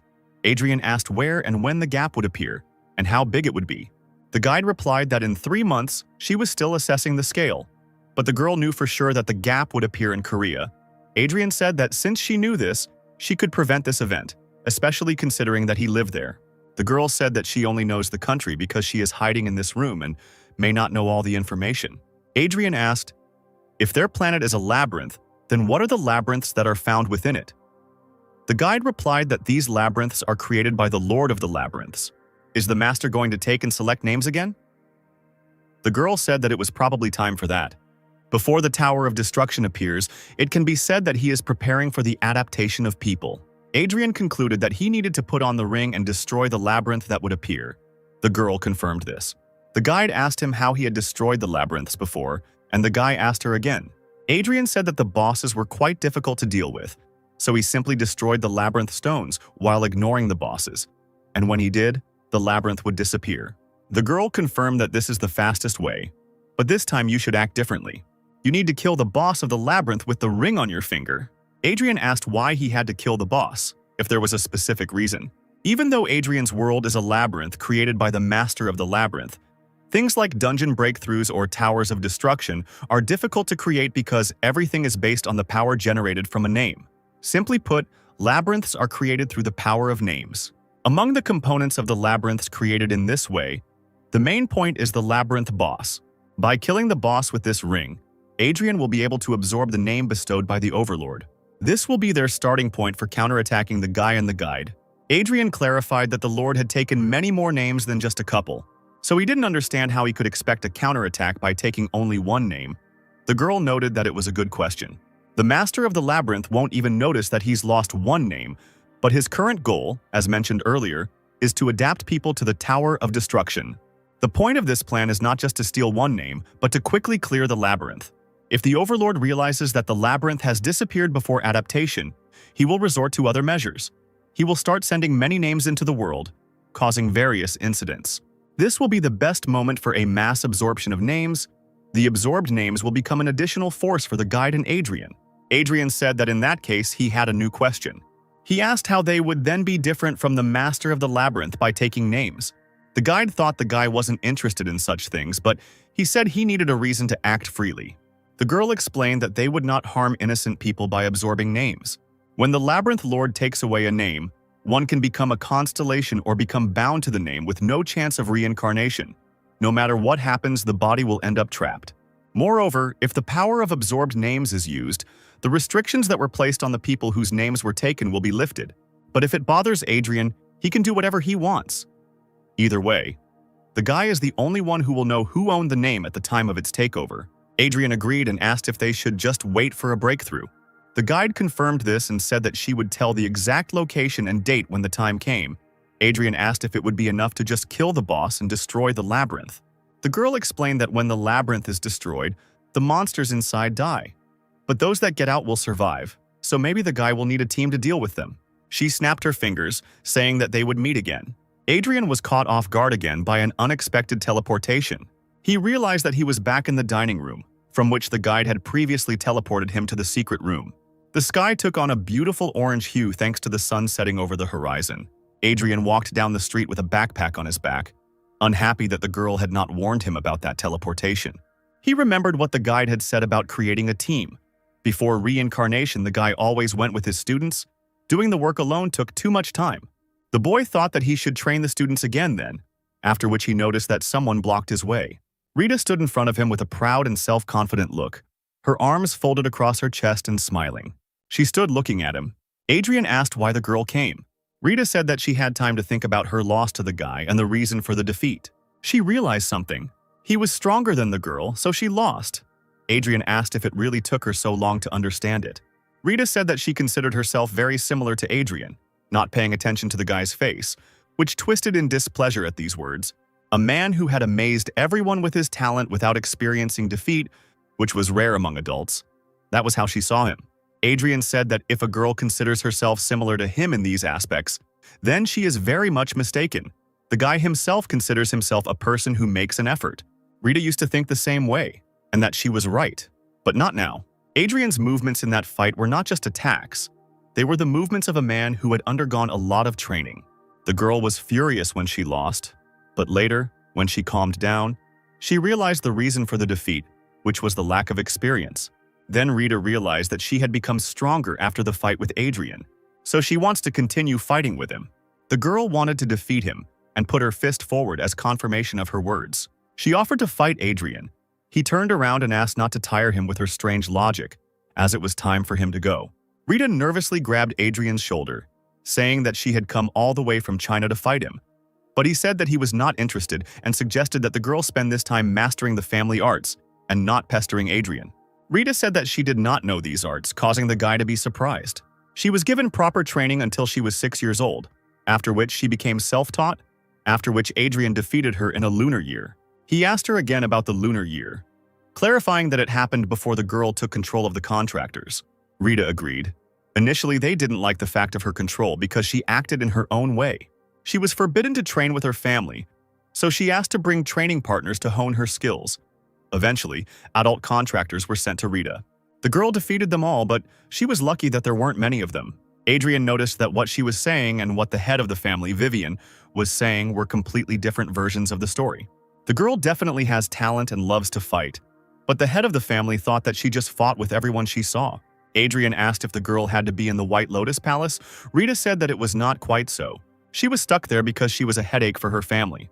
But it didn't matter because the girl was stronger than everyone who entered there. But now everything is different. She found someone stronger than her.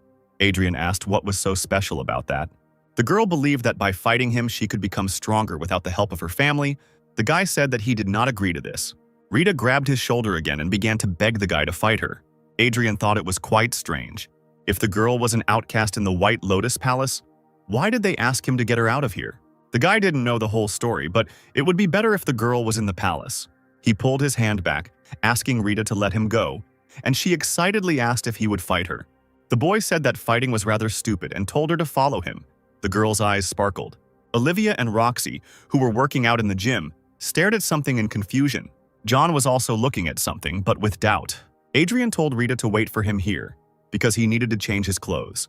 Roxy turned to him. He irritably reminded her that he told her to wait. The girl asked who Rita was that he had brought. The guy explained that he had met her in the White Lotus and she had come here to fight him. Roxy asked if this was true. Just to fight, she muttered thoughtfully. Roxy glared at Rita, thinking that she had come all this way just to fight. Rita asked why she was looking at her like that and if the girl wanted to fight, but she refused. Olivia wondered if Rita had really come from China to fight Adrien. The guy came and stood in front of the girl who wanted to fight on the battlefield, and at some distance Olivia, Roxy, and John were watching them. Adrien said that he had already mentioned that this battle was just for him and Rita. He indignantly asked what the other guys were doing there. Roxy replied that she was watching Rita so that she wouldn't do anything strange. Olivia came for Roxy, and John asked to just ignore him. Rita was warming up her arms, saying that she was looking forward to starting, as she had become much stronger since last time. Adrien asked with a smirk if he should fight at full strength in that case. He suddenly remembered the guide's words about how he would need a team. The guy asked again about Rita's powers, and she confirmed that she had become stronger. He said that in that case, if he wins, the girl will become his student. Rita was surprised, saying that she wanted to become stronger just to defeat the guy, and not for this. Adrien said that she would be able to achieve this after she learned from him, and challenged her to start the fight. Rita said she hates teachers, so she has to win. The girl put her elbow forward. She hit Adrien with her elbow. He noted out loud that the girl had indeed become stronger. She asked if it was true, and said that she thought the guy would block her attack. Rita declared that this time he would not stop her. Everything around her lit up with a bright red light, like a flame. Olivia and Roxy could clearly feel the power of this magic. Olivia wondered if Rita was really such a monster in terms of strength and power. John noticed that Adrien's opponent's concentration was higher than Adrien's own during the competition. Rita rushed towards the enemy. Even if she only hit once, she had to use her maximum force. Even if Adrien blocked the hit, he would still receive damage from the magical power. Rita's eyes widened, noticing something. Adrien stood in the same fighting stance. He said he enjoyed going head-to-head, The girl ran towards him with a smile. Their fists reached out towards each other. The opponents in the battle touched fists in a blow. They stood opposite each other, fist to fists. Rita was shocked. She made every effort. But the guy pushed her away. It seemed to her that he did not have much magical power. Adrien has become stronger since their last battle. Rita wasn't sure if it was the same guy in front of her as last time. He said that he was defending himself only once, and the girl asked him again, puzzled.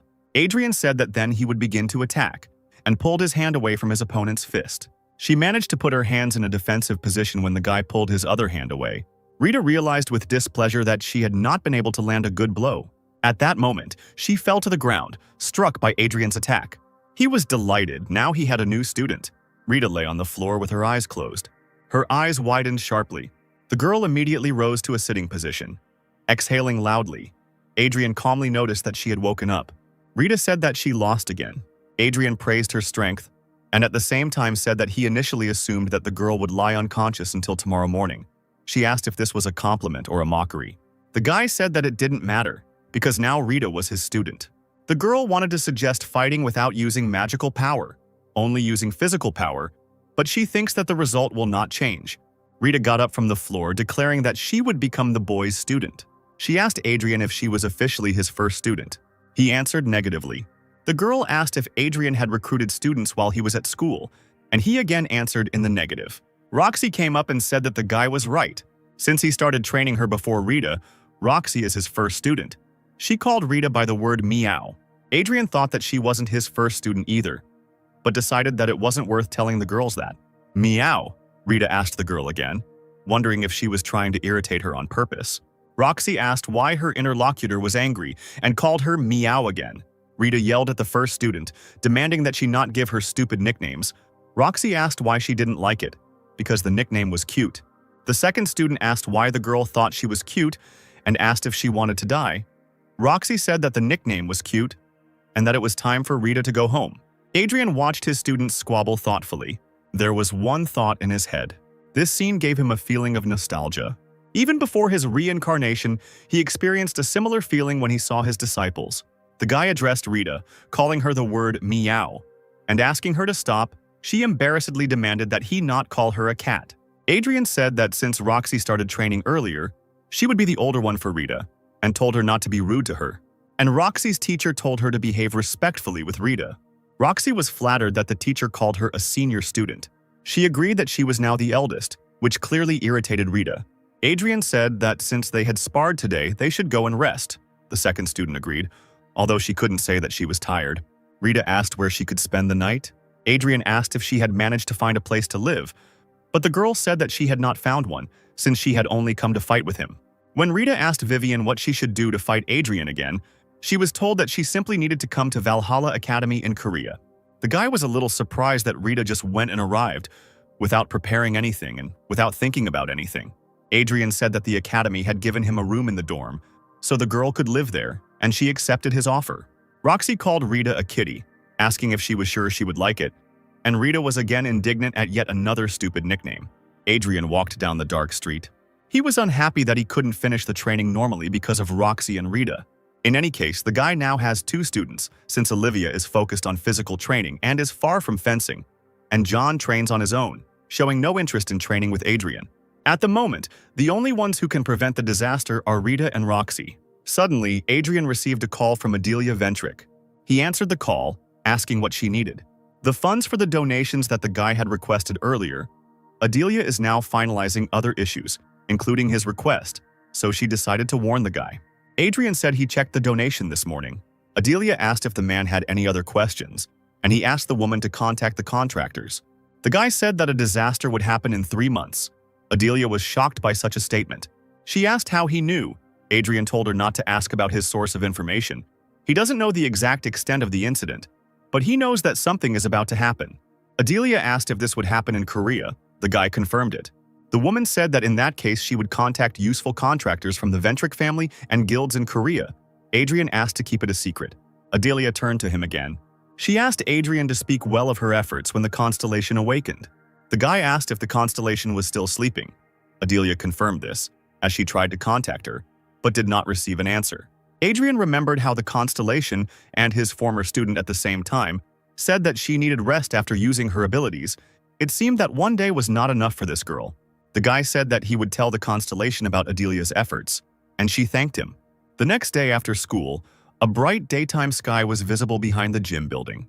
Adrien looked ahead and ran diligently. Roxy did the same. Rita was doing the same thing, but she looked clearly more tired than the other guys. Adrien exhaled, stopping running on the treadmill. He looked back at the girls. Rita fell to the floor, taking deep breaths in and out. The training was clearly harder for her than for the others. The girl asked to be allowed to rest. It seemed to her that just a little more and she would die.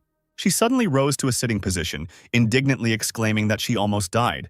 Adrien clarified that she was fine. He praised Rita, claiming that she was holding up better than he expected. Since the guy thought that she would give up at the very beginning of the training, the girl said that she was serious about training. Adrien mentally noted that his second student's stamina was fine, but perhaps they should slow down a bit. He suddenly heard someone's greeting. It was a woman who came up looking almost like a copy of Vivian. She asked if Rita had come here. She stared at Adrien. Adrien wondered who this woman was and why she looked like Rita and chairwoman Vivian. The person who entered the hall turned his gaze downwards. She turned to Rita, who was sitting on the floor, and said that she had left without telling her mother. The girl was irritated by the appearance of the chairwoman. Adrien asked if this woman was really Rita's mother, as he thought her mother was the head of the White Lotus, Vivian. The woman ignored the question, wondering if he was the one who brought Rita here. The chairwoman asked for the opportunity to represent. Her name is Viola, and she is now the head of the family and Rita's new mother. The head of the White Lotus is her younger sister Vivian. Viola said it was strange. Vivian promised to contact her sister when Rita left the White Lotus, but she didn't say a word to Viola, simply sending the girl here. The head of the family decided that they could discuss this later, since it was time for her and Rita to return to the palace. The girl indignantly asked that after what had happened to her, the woman was simply asking her to come back, and demanded that Viola get out of there. Rita also asked not to address her as her daughter. It irritates her. Viola said that everything that happened to the girl happened by order of the constellation. Didn't she know that? Rita agreed with this statement and said that she had learned this only recently from the maid and not from Viola. The woman said that it didn't matter anymore since the girl knew it. The constellation instructed Viola to return the girl. This could be a chance that the constellation recognized Rita, so the woman told her not to set up her mother. The girl was shocked that Viola wanted to return her only by order of the constellation. The woman confirmed this. Rita again demanded that she get out of there. The girl said that there were students studying here, so Viola should get out of here and not interfere. This is not the White Lotus, so the head of the family should not create problems here. Viola asked the girl if she knew why she came here without guards. To take Rita without unnecessary noise. Viola held out her hand, burning with blue flame. She pushed the girl in front of her with this hand. Rita flew back some distance, remaining on her feet. She asked what Viola was doing. The woman asked if it wasn't obvious that she wasn't going to hold back. Rita asked if she really thought it would work because Rita wasn't going to hold back either. The girl ran forward. She asked if Viola had forgotten that she could never defeat her. Rita jumped on her opponent from above, swinging her hand. She hit the woman with her fist. Viola stopped her fist with her hand, noticing that the girl had indeed become stronger. Rita confirmed that she had been training hard all this time. Viola said that then the girl should return to normal training. She knocked Rita over, holding her fist with her hand. Rita was amazed. Had her rival's skills always been so good? She managed to return to her normal position, standing on the floor in a fighting stance. Rita swung her leg forward to deliver a sharp blow to the woman's face. Viola flew back some distance, staying on her feet and wondering what kind of mindless attack this was. Rita told her to shut up and rushed towards her opponent again, shouting that the only thing she needed was victory. Roxy turned to Adrien, who was watching the scene, wondering if they should call the instructors to stop the fight. The head of the family is causing a stir by trying to take his daughter away, so the boy asks the student what she thinks will happen if they tell. Roxy points out that there will be even more of a stir. Anyway, Adrien doesn't like Viola. Roxy agreed because this woman had abandoned her daughter and now wanted to take her back out of some necessity. The older student thought about it. What happened to Rita must have been a great disappointment to her. Viola asked the girl not to resist and just go with her. Rita asked her again. She said the woman could forget about it and kicked again. Viola clutched her stomach as she moved away some distance. Rita put a lot of force into this blow. Even if the woman could block it, she would still receive uranium.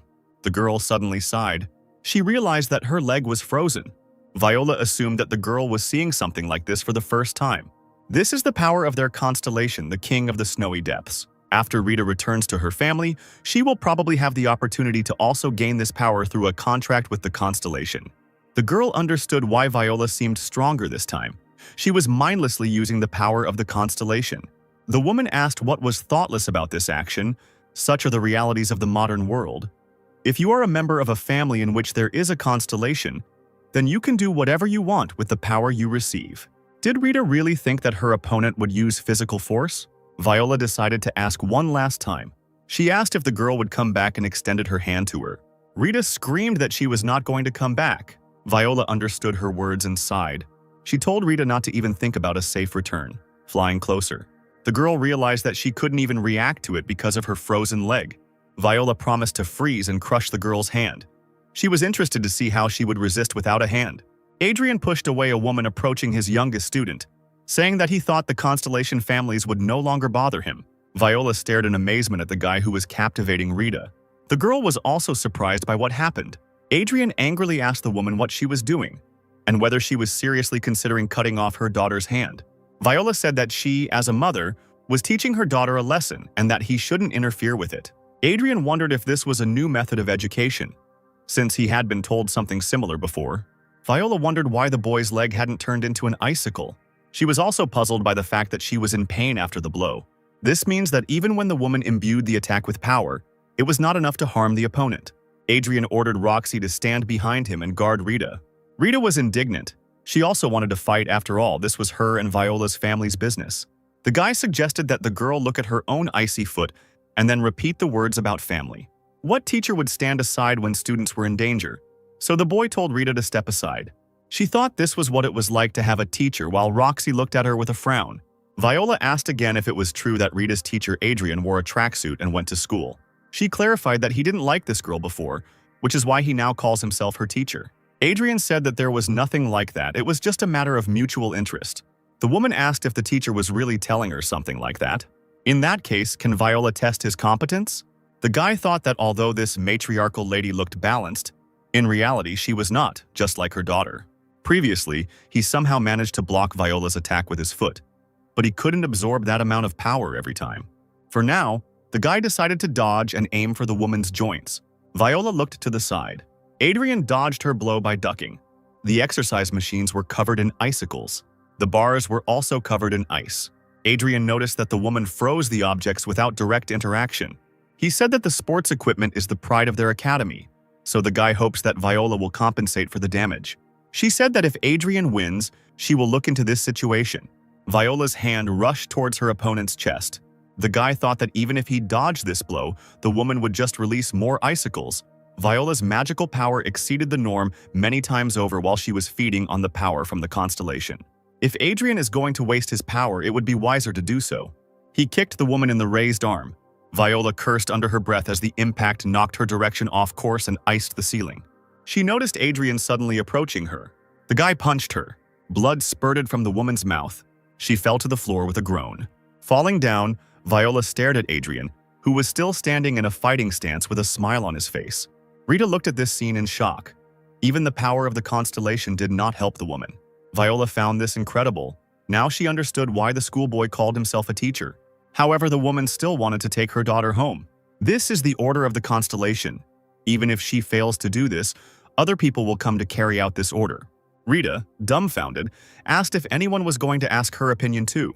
Viola answered negatively, explaining that the master's order was most important. This was the postulate of their family. The girl asked worriedly if she would have to fight with her family members again, and what would happen if she didn't want to. "I don't want to," Rita shouted loudly and annoyed, sitting on the floor. Adrien frowned. He asked Viola what he needed to meet their constellation. Adrien said that since others would take her place, he simply needed to defeat their constellation. The woman, shocked, asked if he was serious. Ordinary people can encounter the constellation as a consequence of sanctification. This will require a huge concentration of force. Viola's family isn't stupid enough to let someone do that, especially someone who poses a threat to them. Adrien said there was another way. Viola's family can communicate with the constellation through their neurons by touching the sacred relic. The woman wondered how the boy knew this, since they don't teach this in hunting school. The sacred relic serves as a bridge between worlds. By touching it, Adrien will immediately be able to appear before the king of the snowy depths. However, unlike their world, Where the master's power is limited, the pleroma of the mental image is a subspace completely subject to it. The human essence may not be able to withstand the divine aura and will split into atoms when it gets there. Viola asked the boy if he still wanted to fight the constellation, and he agreed. The woman said that he would have to wait anyway, since she could not so easily entrust Adrien with the relic. Viola said that they would send an invitation in a week and assured that Rita would be safe until then. The guy agreed to this. The woman asked him what he would do if he got lost in the pleroma of the mental image. She said that despite all the restrictions, they should make a deal.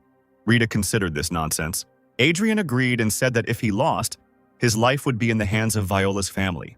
However, if he defeats the constellation, the woman will stop calling herself Rita's mother and leave her alone, since the guy himself is going to take care of her. Viola thought that this schoolboy was too self-confident, but she agreed. She left the room, leaving the boys alone. Adrien looked at her back. A week later, he stood in some frozen, icicle-covered space. In front of him, on an ice throne, sat a tall, white-haired, blue-eyed man with cat ears. Adrien stood in front of the stairs leading to the throne. The man looked down at him with a less-than-friendly expression. The guy studied him with his eyes. A few days in the Valhalla dorm. The door handle clicked. Adrien opened the door for his youngest student. He turned on the light in the room. The guy said that for now, Rita can continue to live in this room. The girl wondered what this luxurious hostel was that looked like a wealthy home. She asked if it was true that she could live here. Adrien confirmed this. He was originally going to move into premium housing, and they gave him these square meters. The girl tilted her head thoughtfully. She asked why he cared about her so much. Whether the girl will be attacked or not is only her family's business. Why should Adrien worry about it? Is he really willing to go that far for his students? The guy said that the fact that she was his student was only one of the reasons. The thing is that he hates people like Viola. Adriana is sickened by this kind of arbitrary action, so he decided to intervene. The guy asked if Rita was uncomfortable. She assured him that she was not at all. She thanked him shyly. Adrien smiled slightly. He said that the upcoming training would make Rita regret her words of gratitude. Now the guy was going to ask something. The girl's family constellation is the king of the gentle depths, she corrected Adrien. The king is not of the gentle, but of the snowy depths. The guy asked what this king was like. Rita thought about it. She knew that this constellation ruled over ice, but her knowledge was very limited. However, the girl heard that the king never interferes in the family's affairs, so some of its members do not even know who he is. Adrien was surprised by this. Didn't Viola say she received an order from the constellation? Rita agreed and stated that she had never interacted with the king of the deep. She never received the protection of the constellation that surrounds the entire family, so the girl is at a loss. Adrien sighed. He decided that he would defeat the king and then figure everything out. The guy told Rita to rest, since soon she would have to show him the way to her family.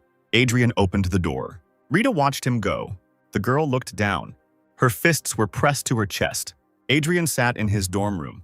He called Adilia Ventric because he had a favor to ask. The boy said that he fought with Viola, the matriarch of the family.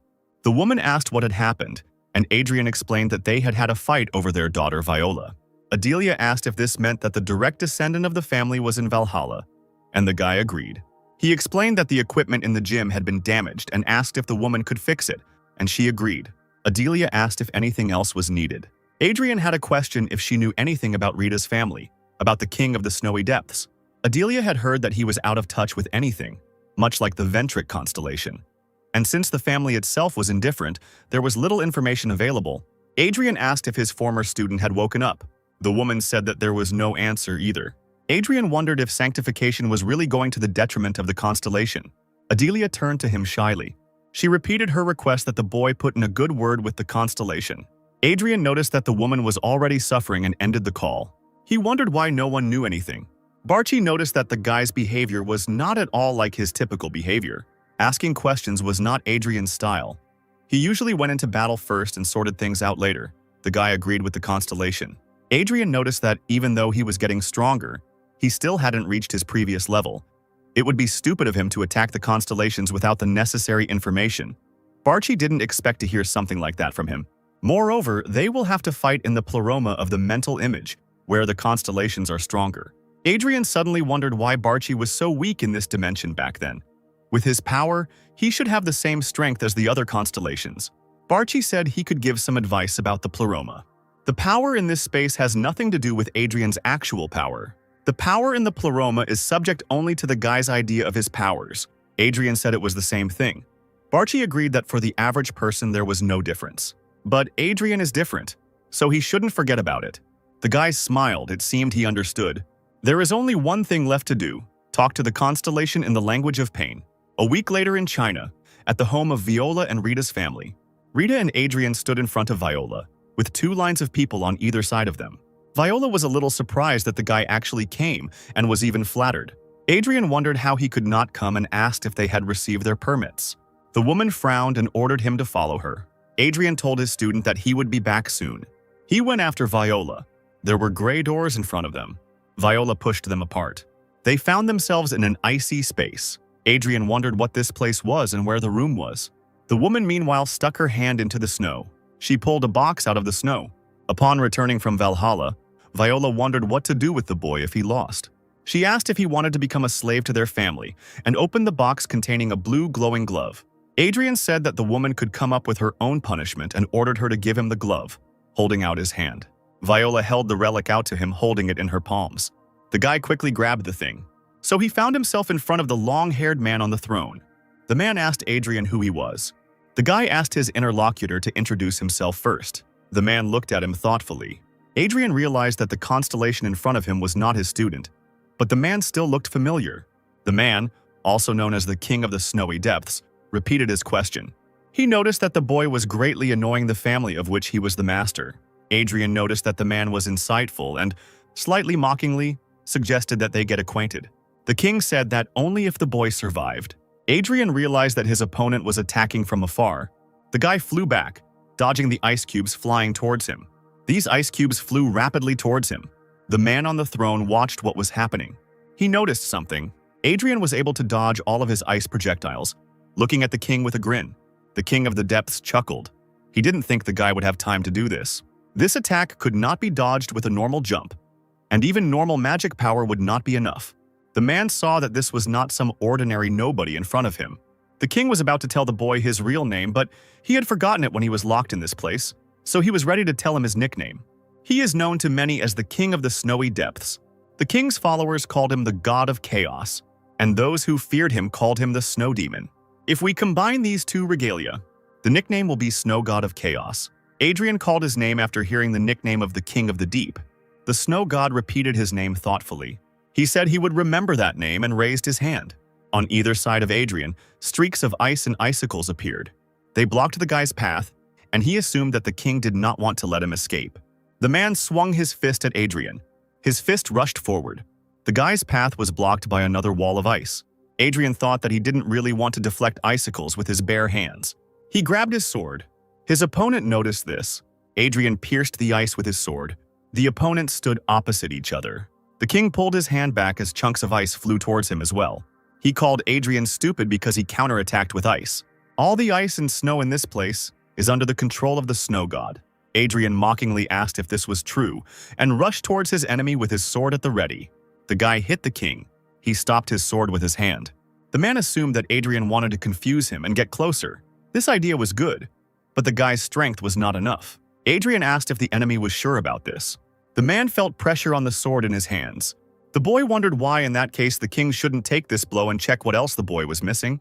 Adrien punched the man in the chest. A malicious smile froze on the guy's face. The king was thrown back some distance by the blow.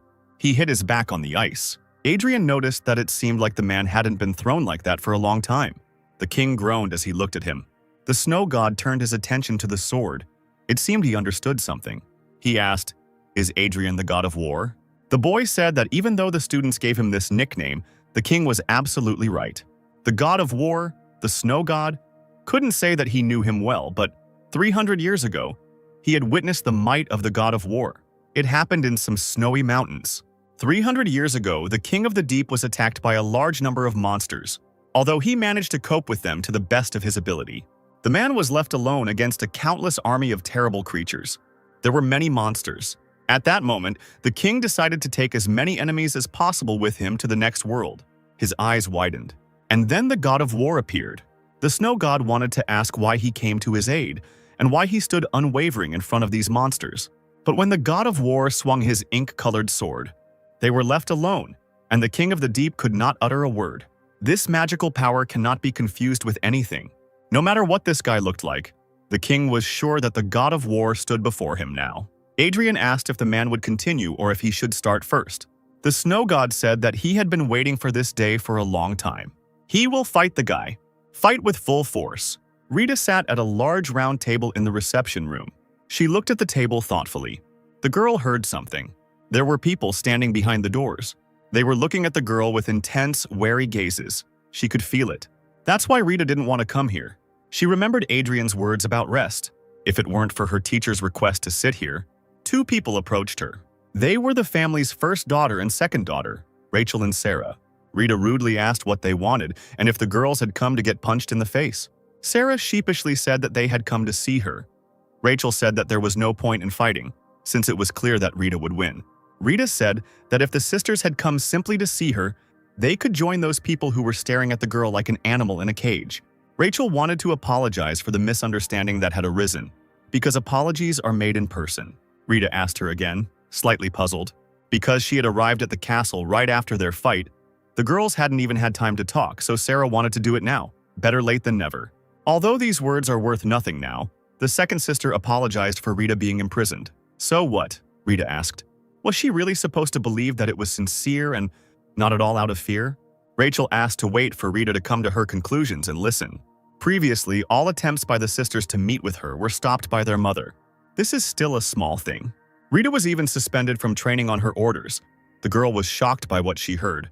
She was surprised that her sisters avoided her not out of envy, as she had always thought. Sarah confirmed that they were jealous of Rita, but it was a good jealousy, and they were proud of Rita. Thanks to her, their family is taken seriously. When the sisters wanted to talk to Rita, their mother called them for an important conversation.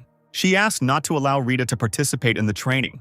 The mother claimed that the girl posed a threat to them in the fight for the place of the future head of the family, fearing that Rita would be chosen instead of Rachel or Sarah. And then the sisters were forced to agree with their mother and follow her instructions. But the woman was wrong about one thing. The two sisters were not interested in the position of head of the family. Not only were they not interested, they shouldn't have been. Rita asked what the girls meant. The door to the room opened. Vivian entered the room and offered to tell everything in more detail. The King of the Deep, meanwhile, continued his battle with Adrien. His hand shot forward. Adrien ran forward, dodging falling icicles. Step by step, he jumped towards his enemy, holding his sword in his hand. The king clenched his hand into a fist, using his powers again. He began to create something icy. More icicles appeared in front of Adrien. This was already starting to irritate him. He ran towards the man, sarcastically asking how long he was going to play with these icicles. The king said that since the guy wants to get a stronger attack, Adrien will receive this attack. An ice hexagon appeared in front of him. The hexagon shattered into pieces as the king thrust his hand forward. Adrien was impressed by his opponent's skills. The man was about to freeze him from head to toe, but Adrien was only sprinkled with a handful of snow, which was to be expected from the god of war.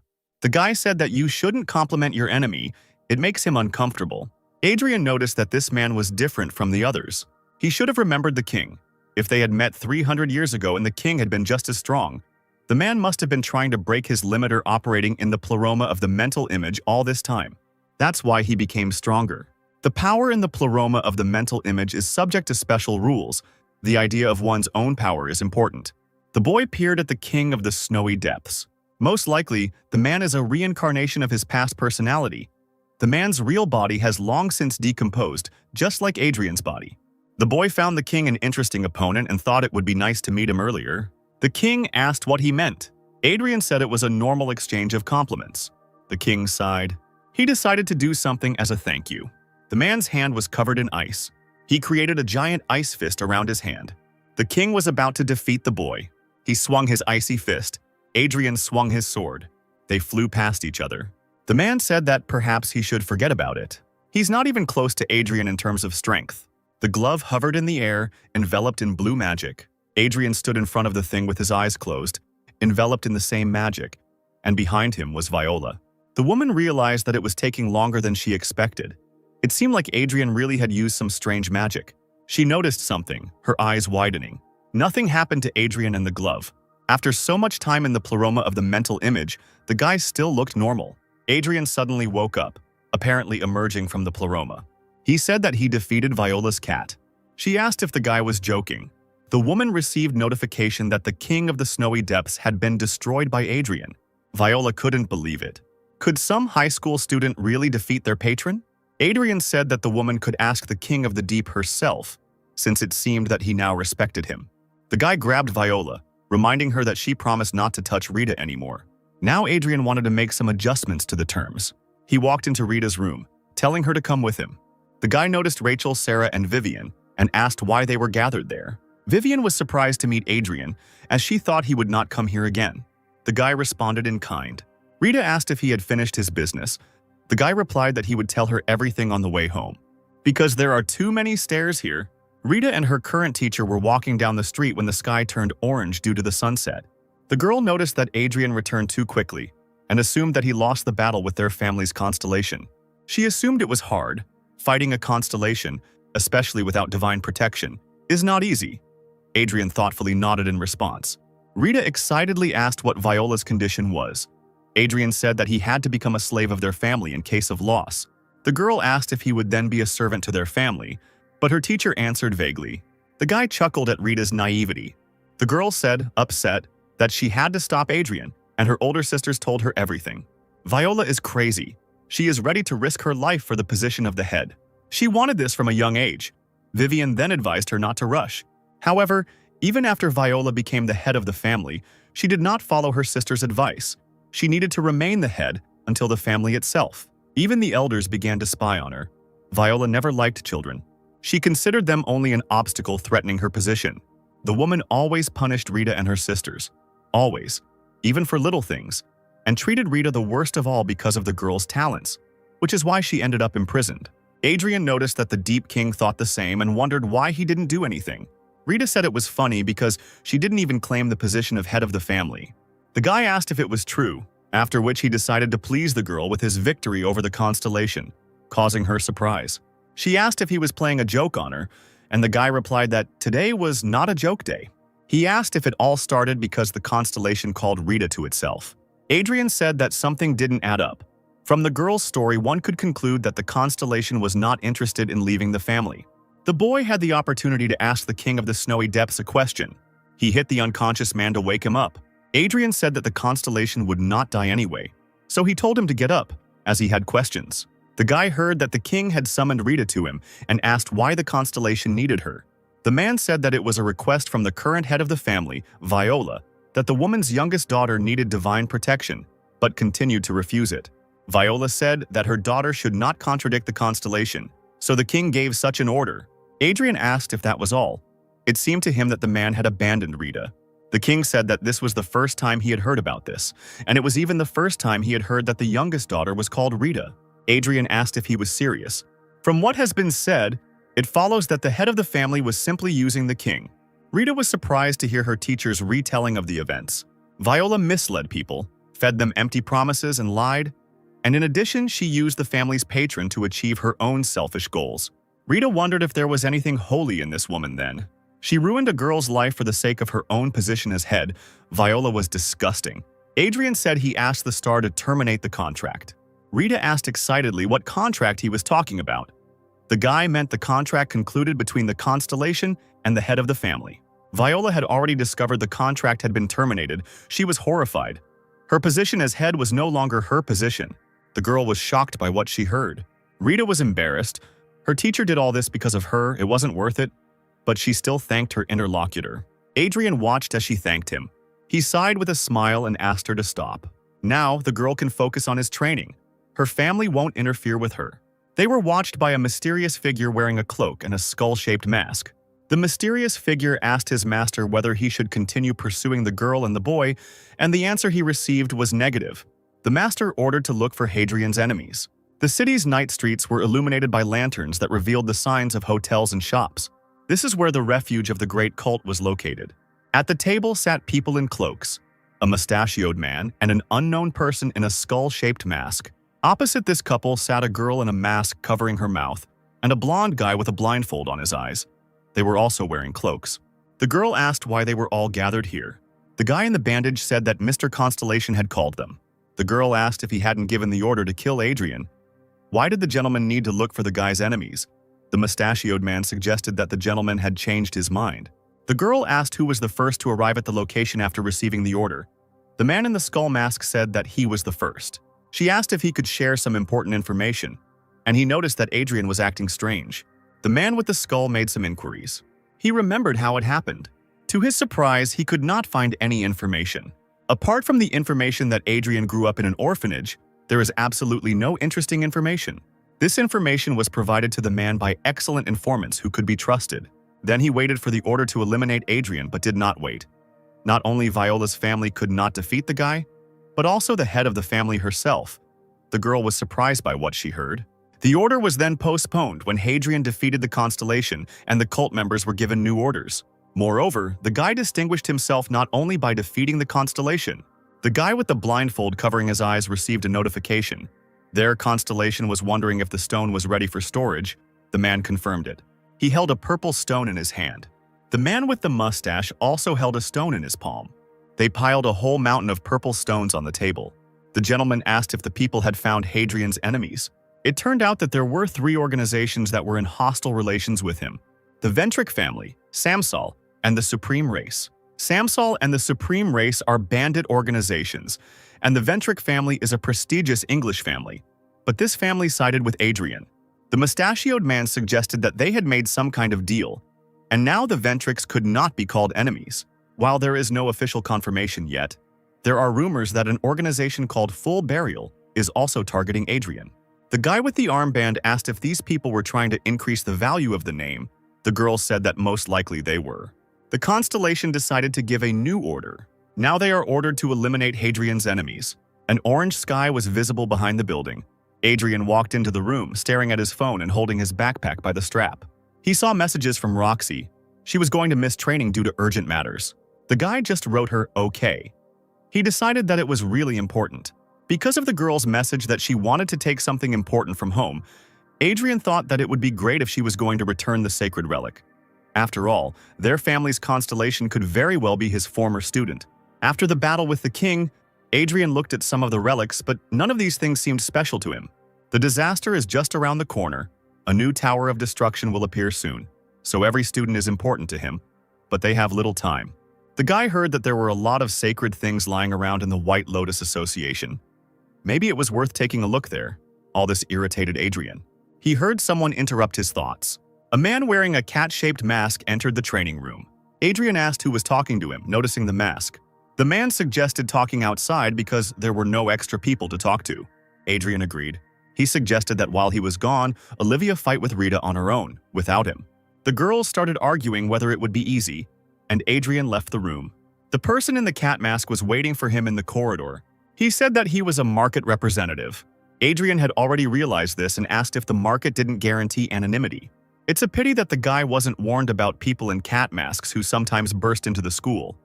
The guy asked if the representative wanted to undermine the reputation of the black cat asked not to escalate the situation. According to the instructions, he had to convey something to Adrien. The guy asked him about it again and received a positive answer.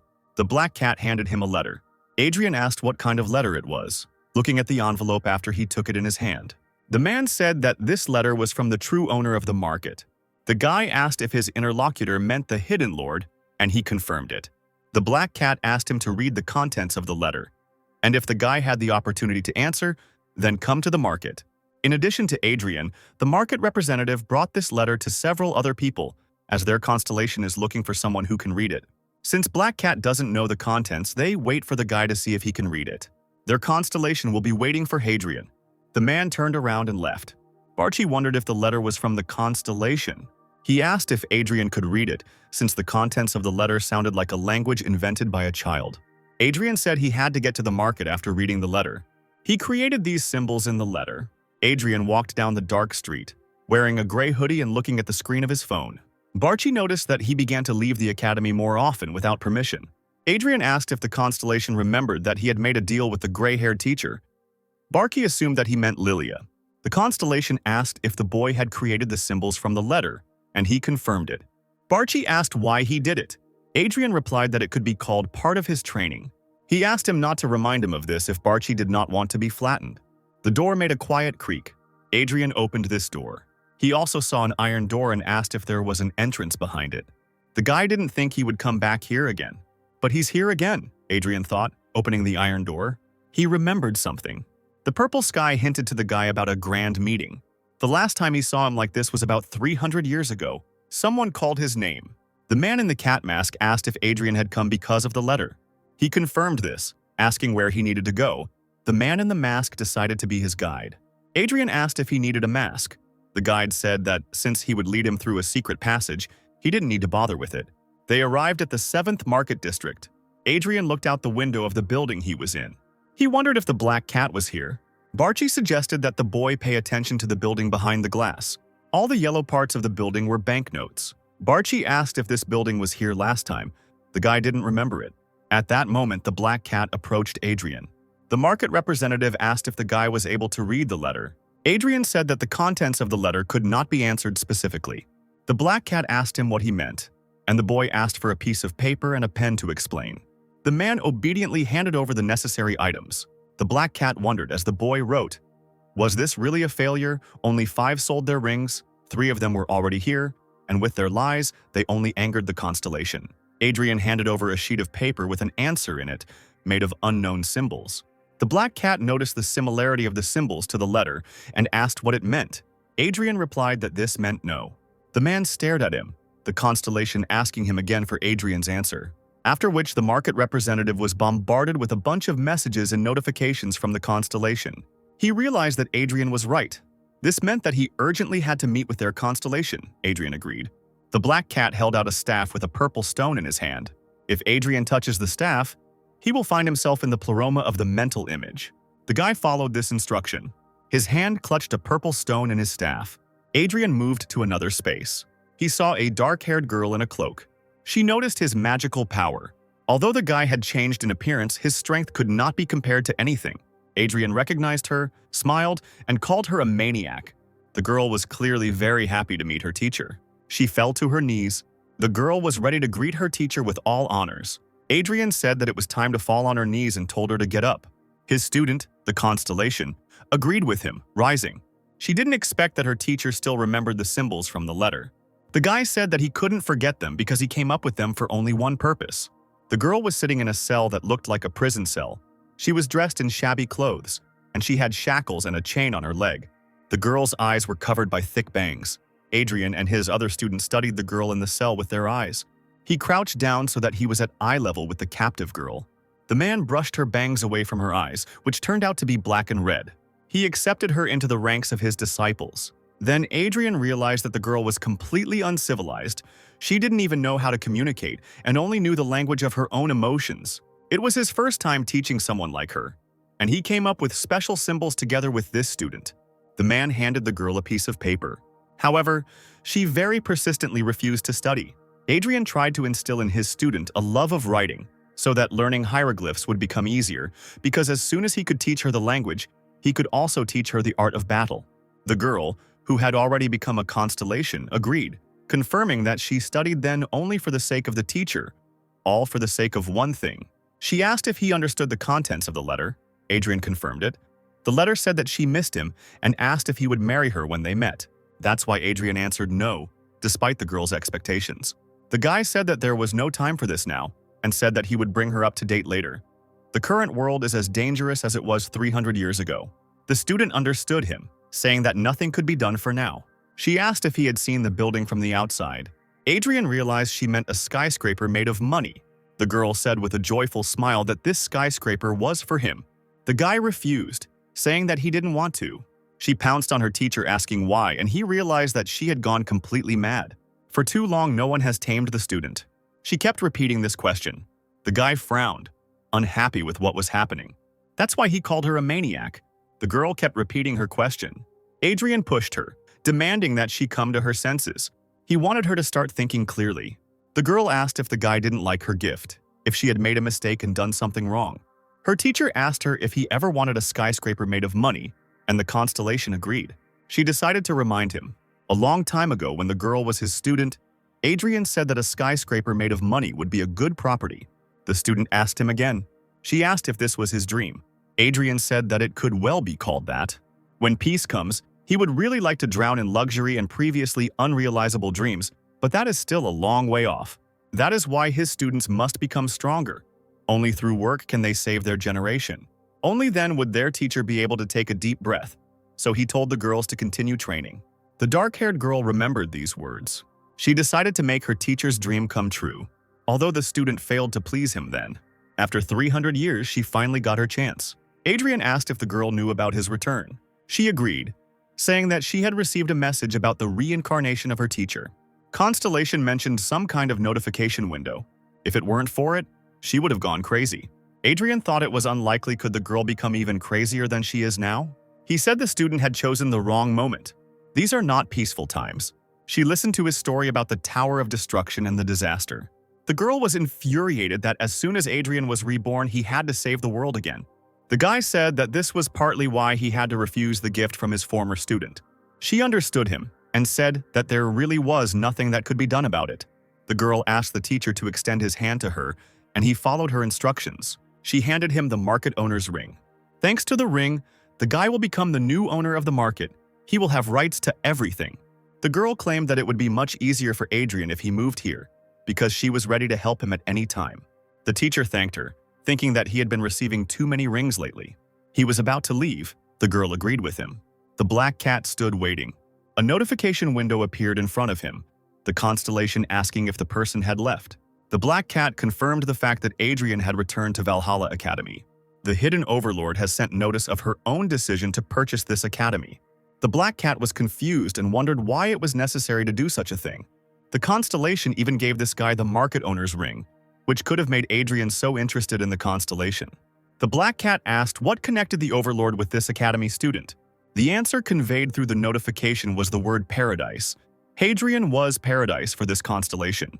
The blue sky betrayed the evening on the island in the middle of the sea. Someone pushed a person away with a hand. The second man was also hit in the face.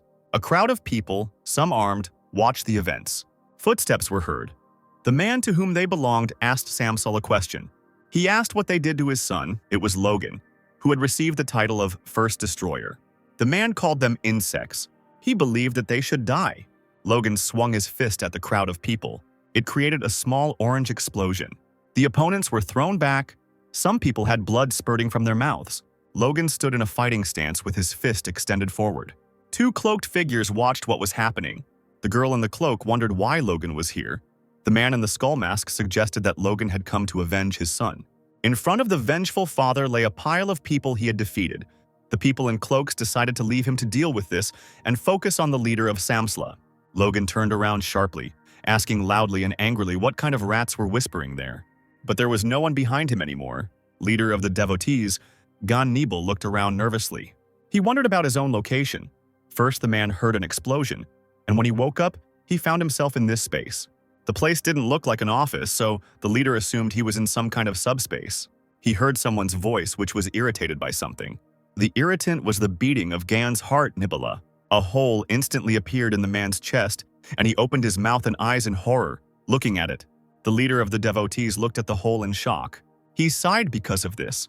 The man bent over and fell to his knees in pain, and in front of him was a throne on which sat a figure in armor and a goat skull mask.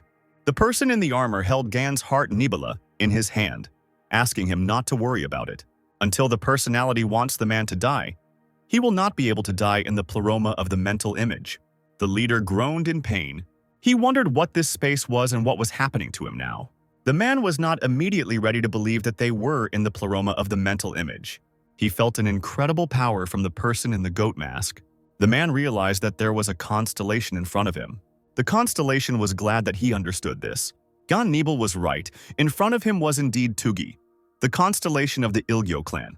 The man asked if the commotion outside meant that members of this clan were attacking them, and why the clan had chosen them as their target.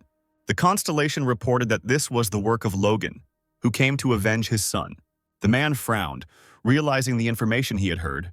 The man on the throne ordered Gan Nibelu prepare for the worst outcome. The leader of the betrayed shouted that their goals were the same, because they also needed Adrien. Tugi said that was the case from the start, and that the boy was indeed their target. But Gan Nebel doesn't know the real reason for this. Once Adrien was called one of the strongest, the constellation cleanses the world of those whose minds are clouded by the notorious pride, those who take the liberty of considering themselves better than others. The man asked why the previous first was killed then, and received the answer that the previous one was a non-entity. This first one only had enough strength to think of himself as strong. Gan did not understand anything, and asked if he had called himself omnipotent. The constellation answered negatively, but noted that Samsol had made a mistake. They have sinned against the one who deserved the title of the strongest. Gan didn't understand what all this meant. He decided that now was not the time to think about it. Now it was more important not to die at the hands of this constellation. A man needs to conserve as much strength as possible, since he has no advantage here. He must be able to strike with the help of a relic, a constellation, anything. And then the leader will be able to find a way out of here. He rushed towards Tugi.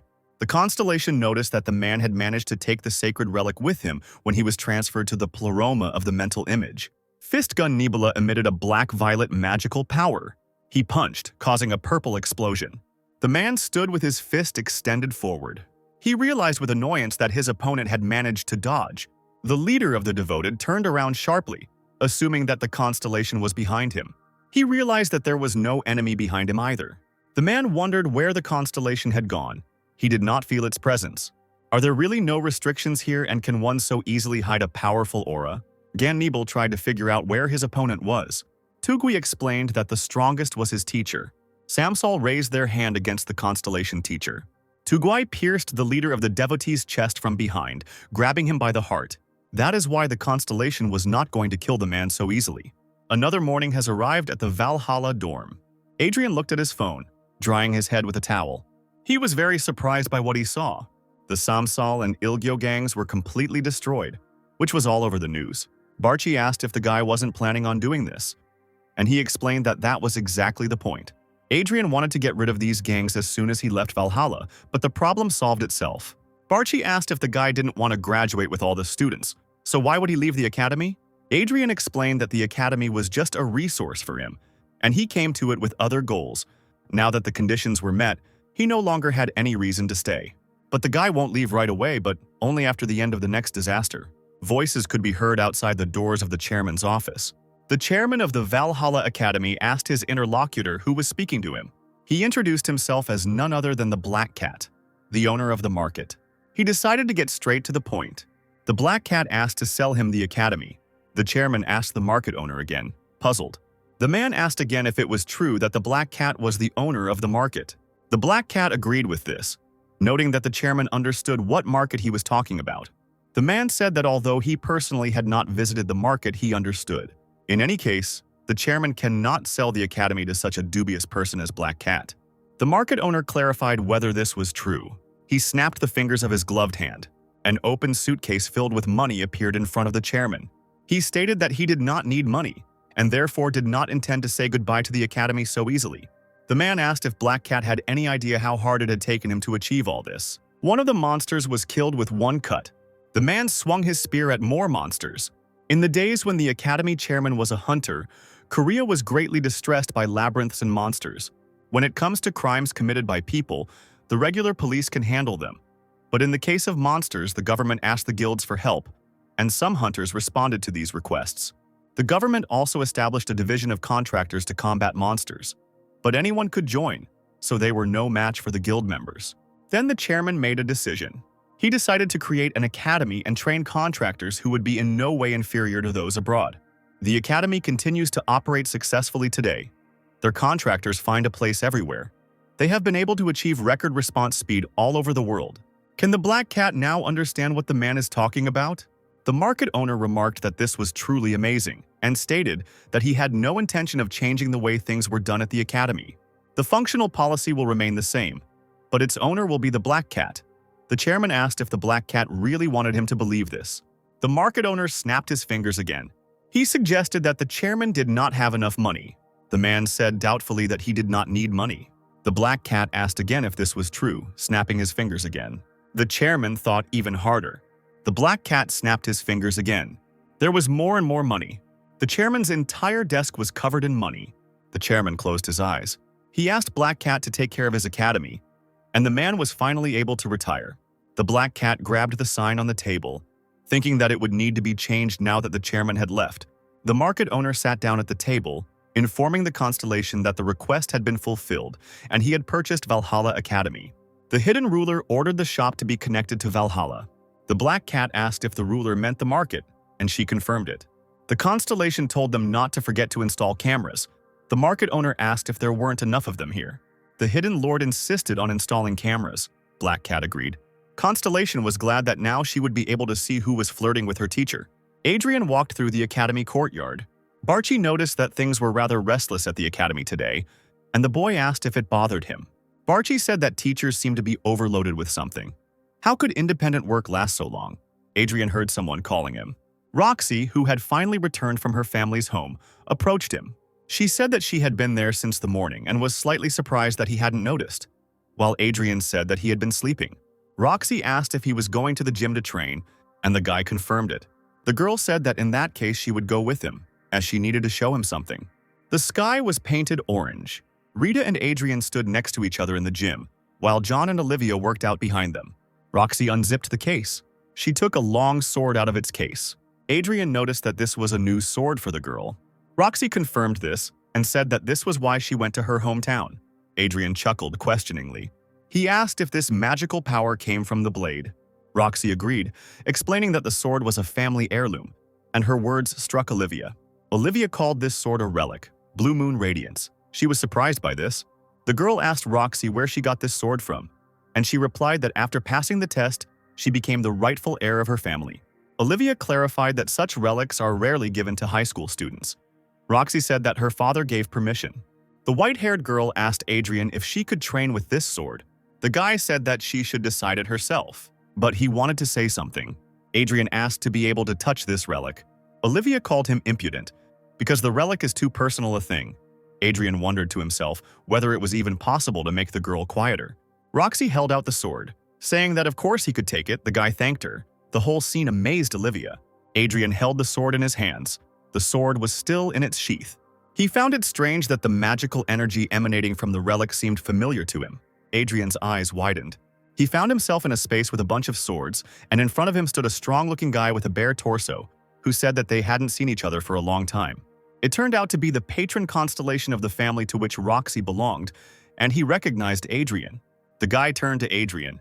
Adrien was slightly puzzled by this and frowned. Suddenly, he understood. He recognized the guy, calling him a kid, and he asked how long Adrien was going to call him that, since the guy had already grown up. Suddenly, the constellation wondered if he had told Adrien his name, and he said that the constellation had only run at him with a sword. The guy said that he forgot his name anyway after he became a constellation. Adrien said that he would still call his interlocutor a kid.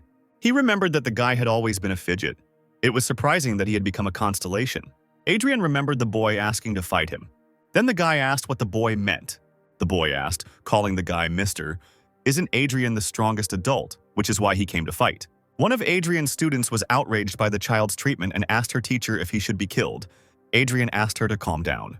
He asked why the boy wanted to fight him, whether he really liked fighting. The child stared at his sword and said that he wanted to become stronger than everyone, regardless of age or gender. The monsters killed his family only because none of them could defend themselves. The boy wants more so that no one else has to go through what he went through. Therefore, the child demanded that Adrien fight him, and then his sword skill would become the strongest in the world. Adrien called the boy a daredevil with a grin and suggested that he at least start using the sword correctly. He demanded that the child repeat the offer of battle. The boy agreed and demanded to fight again. Excellent, said Adrien. He raised his fist, warning that he was not going to give in. Recalling this, Adrien said that he did not have time to rest then, because the constellation forced him to take up the sword every week. Constellation asked if it had ever occurred to him to give in. Adrien asked if he heard that from an ambitious swordsman who wanted to impress the world with his swordsmanship. The constellation noticed that he had indeed improved his sword technique through endless defeats. Adrien asked if he meant the invincible blade, and his interlocutor confirmed it. The guy said that if the constellation had become his student then he would have been under his supervision, and asked if he had thought about it. He said that he had thought about it, but if he were Adrien's student, it would be wrong to call this technique his own. So the constellation had no choice. The guy said that he grew up to be a man. Adrien understood where this nostalgia came from when the kid became a constellation. Then he taught his followers his sword technique. The guy noticed that this technique was strikingly different from the one he knew. The constellation said that nowadays, training magic power is more important than training the body. They will not be able to withstand the original sword technique as it was originally intended. Therefore, the constellation made some changes to make it easier for them to learn, although they are still far from the level of the strongest technique. He asked Adrien about the high school student's body he found himself in. Adrien asked if the constellation had received a notification, but he didn't understand what the guy meant. The guy thought it was strange because one of his students received a notification, and he didn't ask the other one about it, but Barchi said that he also saw the notification. Could it be that the notifications were only sent to those who had a direct relationship with Adrien, in which case, everything falls into place? The constellation said that this could be considered fate. Should they cross swords in that case? Adrien agreed to see how much stronger the constellation had become. Excellent, said the constellation, drawing his sword. Adrien ran towards him with a smile. His opponent swung his sword. Adrien, already in the training hall, looked with a smile at the relic in his hands, radiating magical energy. He thanked Roxy as he returned the sword.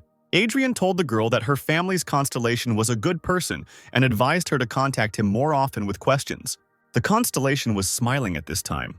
He lay smiling in a giant pit, defeated by Hadrian. It was daytime in China.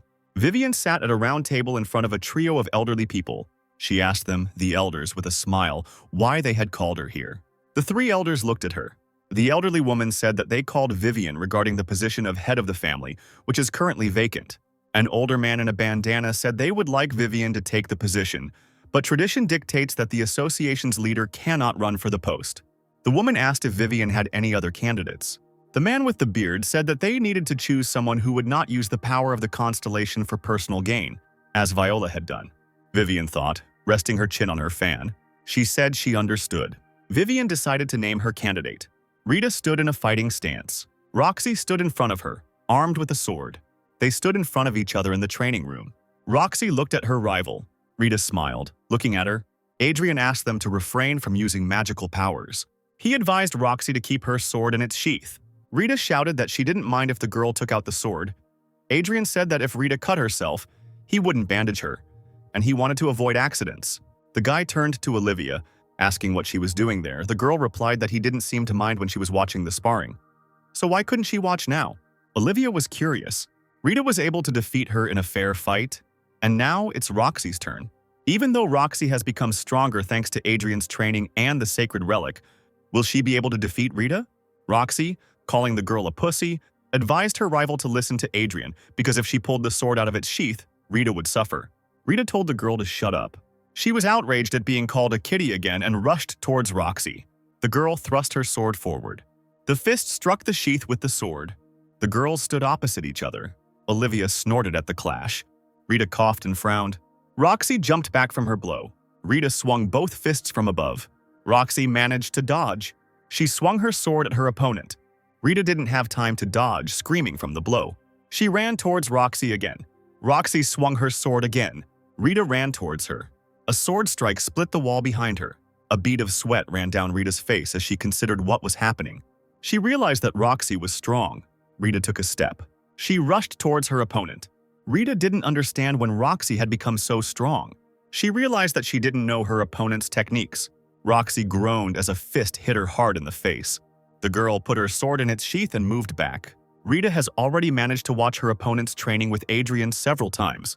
Roxy was weaker back then. Her movements changed dramatically. Roxy swung her sword. Rita screamed as the sword swung towards her. There was a mark from the sword on her stomach.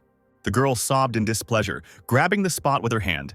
Roxy noticed that she almost dodged her attack, calling Rita a kitty again. She said that she didn't even feel her attack. Rita realized that the girl saw through all her attacks. Brute force has a limit, so she needs to use force more rationally in order not to lose. Rita must gain the opportunity to counterattack. Roxy stood in a fighting stance with her sword. She ran towards her opponent. Her sword, blade in its sheath, rushed towards the attacking Rita. Rita snorted and stopped the sword near her face with her hand. The girls found themselves very close to each other. Rita raised her fist. She threw the girl back with her blow, causing her to drop her sword. Roxy fell to the floor, leaving a mark on her chin. She hit the floor with a loud thud. Rita breathed heavily, looking at the fallen girl. Roxy, lying on the ground, groaned. She suddenly rose to a sitting position, grabbing the fallen sword with her hand. Hadrien demanded an end to the battle, declaring it over. He told the girls to go get the first aid kit, and after that he would give his comments. Not bad, the guy thought. He felt that Roxy was not neglecting her interactions with her family's constellation, as her skills had improved significantly in a short period of time. Adrien shifted his gaze, noticing something. Rita sat on the floor, breathing heavily. The guy asked if she was okay. She mumbled yes. The girl looked at her hand. She thought that this fight was dangerous, and the girl was not mistaken, running towards her opponent's sword. If Rita had grabbed the tip of the sword where the most force was coming from, she would not have been able to stay on her feet, but she grabbed the correct area of the guard, and that was the only reason she was able to block the blow. Most likely, Roxy became stronger because of the relic. Rita was sure of it. She remembered the glove, a family heirloom. Rita thought about the sacred relic. In any case, their training was over for today. A few days later, Adrien sat in front of the guide. She finally realized where the disaster would be. Adrien looked at her as the girl relayed this information. He asked, sitting down at the table, where in that case the disaster would be. The guide said it would happen in Sejong. Adrien asked about the exact date. She said that the disaster would happen in 3 weeks. The guy remembered that last time the guide had talked about a disaster in 3 months, so what she said sounded plausible. Adrien asked if the main idea was to get through the maze as quickly as possible, and the girl agreed. He asked what to do with the monsters that break out. The guide asked if the guy had already assembled a team. He must have people who could help. Adrien thought, holding his chin. He decided that he had a couple of people. The guy asked why it was not possible to recruit several contractors in advance. The guide said that it would be a good idea. However, since Adrien is the only one who has to kill the master of the labyrinth, it is worth focusing on this. The guy wanted to say it again. He will put on the ring and deal with the labyrinth. Instead of destroying the labyrinth, the guy must capture the master of the labyrinth. The guide confirmed what was said, and Adrien asked what he should do next. She snapped her fingers, which emitted a purple glow. The girl handed Adrien a purple stone, asking him to use it. She explained that this was a one-time teleportation crystal. If the guy filled it with his mana, he would be transported to this space. Adrien took the stone, asking if the girl could not move it into this space on her own. The guide said it was possible, but the process was too labor-intensive. She doesn't want to be distracted from watching the Labyrinth Lord, and the ring can do the job for her. The girl asked Adrien to be ready. They should meet again in 3 weeks. She snapped her fingers. Adrien, dressed in a black sweatshirt, walked down the daytime street, looking at the ground. To begin with, he decided to contact Adilia and recruit her contractors. The children he was looking after were not yet skilled enough. The boy thought that their time had not yet come, since the weekend was in 3 weeks. So Adrien decided to make a request to go outside the academy. The guy decided to dial Lilia's number. He called her and said that in 3 weeks he needed to leave the academy. Lily reported that something terrible was happening to her. Adrien asked her what happened. She burst into tears and announced that she had been fired from Valhalla. Okay, said the guy. Lily was outraged by such a reaction. Adrien said that the teacher simply drove the principal crazy. She said that this couldn't be, because even though Lilia looked stupid, she was a good instructor, even though she was bothering the guy. Lilia had an excellent instructor score and always brought in reports. Adrien thought she was right. He doubted it was wise to cut a teacher in the middle of a semester. The girl, still upset and crying, announced that the chairman had changed, surprising Adrien with this statement. The guy asked Lilia again. She remembered that the students didn't know yet, but she kept silent so as not to interest the journalists in all this. Adrien was finally convinced that something had really happened at the academy. The chairman would not have left just like that. Since Lilia was kicked out, the guy will no longer be able to use her help and freely walk outside the academy, a good time to drop out of school. Adrien said that he decided to visit the chairman and sort this out. Lily said he didn't have to, but the guy ended the call. Adrien noticed something. He received an indignant message from Rita. She was kicked out of Valhalla, which surprised the guy. Adrien decided that there must be a reason, especially since strange incidents had been happening around him lately. He must meet with the chairman as soon as possible. The black cat sat in the office. There was a sign on his desk, making it obvious that he was the new chairman of Valhalla Academy. Adrien had no doubt about it. He said that he now understood why people started flying out of Valhalla. Black Cat said that he had misunderstood everything. The market owner said that he was just a manager, and that his constellation was the real chairman of the academy. Adrien asked if the constellation had kicked out all his acquaintances, and the man confirmed this. When the boy asked why, the black cat decided to simply quote the constellation. She believed that the people who were expelled wanted to attract the attention of her beloved teacher, and that they should be grateful that the constellation saved their pathetic lives. The black cat received a notification. The constellation asked if she should kick Roxy out. Adrien told her to calm down and bring everyone back. He said that he only trained them and never used them for personal gain, except for Lilia, but she was not his student. All these people did not deserve to be kicked out. Constellation, the Hidden Lord, agreed with this with displeasure. Adrien asked why the man bought the academy. He replied that it was a sudden order from the Constellation. The Black Cat heard that the guy didn't like the skyscraper made of money. He said that he already had a room. The new chairman, or rather the leader, wanted to say something else. The Constellation told him that if she bought Valhalla, her teacher Hadrian could live with her. The Black Cat reported that these were the words of the Hidden Lord, the boy clarified, although this was the only reason. The man said that he had combined one of the academy's rooms with the market building. Not everyone could visit this room, but if Adrien wanted to visit the market, he could use this room. The Black Cat asked the boy if he needed anything else. Adrien asked if this meant that the academy was now entirely at the disposal of the market owner, and said that he did not want to infringe on Black Cat's rights as chairman, but he would have to. The guy asked if the market owner wanted to do a good deed. 3 weeks later, John was in Sejong, standing there, staring in amazement at what was happening. There were heaps of all sorts of monsters around. People were running in panic. One monster roared and destroyed the ground with a club.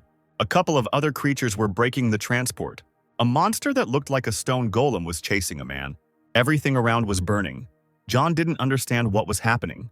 He came here for his family, and he didn't think that there would be crowds of monsters here. The guy heard someone scream. Some monster grabbed the woman by the bag hanging on her shoulder. He waved his cleaver with a smile. John covered the woman with himself and stopped the monster's blow with his elbow. The boy swung his fist, radiating golden energy. He hit the monster with all his might. John warned the woman that there would soon be more goblins, so she needed to run. The guy thought about it. These goblins were not like the ones John had defeated before. These monsters were stronger. The momentum from the impact makes the guy feel tremors. There were a large number of monsters in front of him. John was wondering what to do with them. He had to deal with at least some of the monsters. Rita and Roxy passed by on either side of him. Rita punched one of the monsters. Roxy attacked several other goblins with her sword. Thanks to the girls, the monsters were defeated. Olivia expressed slight dissatisfaction at not being able to participate. John asked why they were all here. Rita said that this question should be asked to someone else and pointed her finger. John turned to see Adrien smiling with his sword. 2 weeks ago, Black Cat, Adrien, Olivia, Rita, and Roxy gathered in the training room. Rita asked why she was called. Shouldn't they be focusing on training? Adrien said it was important. He asked if they saw the Black Cat. The guy said that this was their new chairman. Olivia asked about the previous chairman of the academy. Black Cat said that the previous chairman resigned, so he took this position. Olivia asked again, wondering why they only found out about this now thanks to Adrien. The new chairman hoped for understanding that the students were kept in the dark for a reason. The students would find out about it sooner or later anyway, but Adrien was the first to deliver the news. The Black Cat introduced himself, hoping that he would get along with those present. Adrien reported that the chairman had given permission to introduce a new training direction for students. This will be a special class that will be given autonomy to participate in activities outside of the academy. And the girls were asked if they would like to be part of this class. Rita asked again about autonomy and stated that she did not understand anything. Adrien explained that she would train the same way she always did, but she would also get the opportunity to go outside the academy and hunt monsters, which Rita liked. Roxy said that if that's what her teacher wanted, then she agreed too. Olivia said that she was confused and asked to wait. Olivia asked if the Black Cat ran the market, and he confirmed this by asking if she knew about the market. The girl said that she had just been convinced of this, as she had not thought that he existed. She wondered if it was so easy for the market owner to show himself to people. Black Cat said that he didn't want it to happen, but it happened.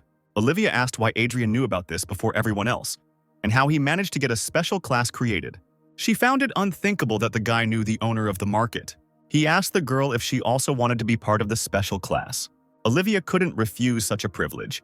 The Black Cat decided to point out that special rules would apply during compulsory classes and written exams. Students will be required to participate in a debate or a practical demonstration performance. The Black Cat recently had thoughts about this. Students in a special class will receive privileges, so you should add clauses that will seem fair to those outside of that special class. Those who entered this class are already strong enough, and all the teachers already know about it. But from the Academy's point of view, the creation of an elite class is a direct path to bureaucracy within 4 walls. The chairman would be grateful if the students represented the interests of Valhalla outside the Academy's walls. through some activities aimed at raising the status of the educational institution. The Black Cat said that all these students would be of great help to the academy. He said that this was not a request from the market owner, but from the chairman of Valhalla. Adrien wondered to himself why the Black Cat was fussing about this. He turned to the girls, asking if they had changed their minds. Rita still agreed. Olivia and Rita supported this opinion. Okay, Adrien said with a smile. Their first quest as a special class was to fight monsters in Sejong. At this point, Adrien turned his attention to John. He asked John why he was here. The guy had the same question. The blonde boy came here to visit his parents, but this incident with monsters happened. Adrien did not answer the question of why he was there, but told the students to prepare themselves and took out his sword. Rita and Roxy followed his instructions. They took up fighting stances. The crowd of monsters in front of them growled menacingly. Adrien swung his sword confidently. They came here to do this. The guy swung his weapon. He smiled as he looked at his opponents. The swing of his sword affected several monsters. The monsters fell to the ground, defeated. Adrien said that wasn't bad, stretching his shoulder. Rita and John stared at him, their mouths open in confusion. John was amazed by the fact that Adrien was so strong. One blow was enough for these monsters. The Ventric family approached Adrien. He informed the boy that he had found the labyrinth that was causing the disaster. The labyrinth was 5 kilometers away and surrounded by monsters. Adrien asked about other agents of the Ventric family. The man said that they are engaged in damage control and rescuing citizens. The guy asked if the constellation had woken up. The subordinate replied that there was still no answer. Adrien calculated that there had been no answer for about 3 months. In any case, catching monsters is not difficult. The guy asked to pass on to the Ventric family members, and they tried to treat the victims. Adrien ordered them to act. The subordinate agreed and removed the hood of his cloak. He asked if they should move towards the center of the disaster. The guy told them, along with Rita and Roxy, to evacuate people, protecting them from the monsters. Olivia was instructed to clear the road to the family home of monsters along with John. Adrien was about to head towards the center of the disaster. The crowd of armed monsters stood but were clearly ready to fight. The subordinate assumed that they were guarding the entrance to the labyrinth. There are still too many high-level monsters here. They need to think of a plan. Adrien said that, although it sounded simple, it would take too long. The man noted that it was the best way possible. The guy had one option of his own. He took a step forward, confusing his subordinate. Adrien jumped from the building from the roof, of which they were watching the monsters.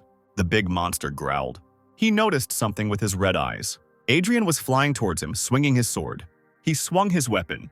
The guy rushed towards another large number of monsters. He made another swing with his weapon. Adrien created a flash with this action. The subordinate was shocked that the guy managed to cope with one blow. Adrien was the strongest contractor he had ever seen. Perhaps the guy is stronger than the constellation itself. Adrien looked at the magic radiating from his hands. Just in case, he made a contract with the Hidden Overlord and used some of her abilities. Now you need to hurry and get inside the labyrinth as quickly as possible. Adrien remembered something. He felt the ring. The guide asked him to put this thing on to defeat the boss of the labyrinth. The guy put the ring on. Now all the preparations were complete. He gave himself 2 minutes to do this. In Britain, the lights were on at the Ventric family estate. Adilia sat at the table with a laptop. The disaster had only just hit the news, and the Korean government was beginning to realize the seriousness of what was happening. At the moment, about 50% of the population has been evacuated, and Adilia also knows that Adrien is moving towards the center. The woman assumed that he was acting alone. She received a notification from the constellation asking how much time had passed. Adilia reported that about 3 months had passed. The constellation thought and asked where Adrien was. Adilia was confused by this question. Another goblin didn't have time to react to the sword swing. Adrien overpowered him. There was a pile of other defeated monsters lying in front of him. Barchi noticed that from the outside it looked like a game with a sword, but the opponents were torn apart and asked about this weapon technique, calling it the Wu Xin technique. But Adrien did not understand him. Barchi explained that the technique he named was used by the boys' students when Barchi was the master of the tower and they climbed it. Adrien thought the name of the technique was stupid, as was the students' desire to come up with names for everything. The labyrinth turned out to be much larger than the guy thought. If he wasted time on monsters, he wouldn't have time to do anything. He waved his hand. The guy closed his eyes. The ground beneath him was glowing with blue light. Adrien tried to find the core of the labyrinth. The core is an arena with a boss. A large flow of mana will not be difficult to track. Suddenly he felt it and thus found what he was looking for. The core was inside. Barchi knew that the space in the labyrinth was not easy to destroy. Adrien said that the hidden lord shared something with him. The guy swung his sword. A glowing crack appeared. Adrien jumped down as the floor collapsed around him. He turned to someone in front of him, wondering if it was the boss of the labyrinth. In front of him stood a man dressed in armor and armed with a spear. Red energy emanated from him. Adrien held his sword in his hand. He realized that the boss of the labyrinth was swinging a spear. Although Adrien is not that good at ranged combat, he makes up for it with some of the abilities and powers of the hidden lord. The guy's mission is to destroy the stone behind the enemy. Adrien should focus on counterattacking or landing one pinpoint blow. The boss of the labyrinth pointed his spear towards the guy. He swung his weapon. The sharp end of the spear was pointed towards Adrien. The guy asked the man if he believed that closing the distance would help in dodging the blow. The boss's eyes glowed red. He swung his spear again. The labyrinth boss's spear was like a sword, and the tip was infused with mana. The man snorted, stepping back to dodge. But then he immediately ran towards Adrien. The maze boss created a red flash. Several spears flew towards Adrien. He stopped them with his sword. He was irritated that the enemy still did not move away from the stone. The labyrinth boss pointed the spear tip forward again. The blow landed on the ground in front of the guy's feet. Adrien jumped back, pieces of stones flying from the place where he had been hit. The enemy picked up these stones. Stones flew towards Adrien. The boss of the labyrinth took a step. He swung his spear. There was a slight smile on the man's face. Adrien stopped the sword strike, the tip hitting his weapon. The man frowned as he looked at this. He pushed Adrien some distance away. The guy stared at the boss of the labyrinth. Barchi asked what his problems were. Adrien asked if Barchi was crazy and explained that he was playing with his opponent for only one reason. A giant blue crystal was visible behind the man. Adrien wanted to divert his attention from the stone. He chuckled. The guy decided it was time to play by his own rules. The enemy grumbled with displeasure. He rushed towards Adrien. A few swings of the weapon.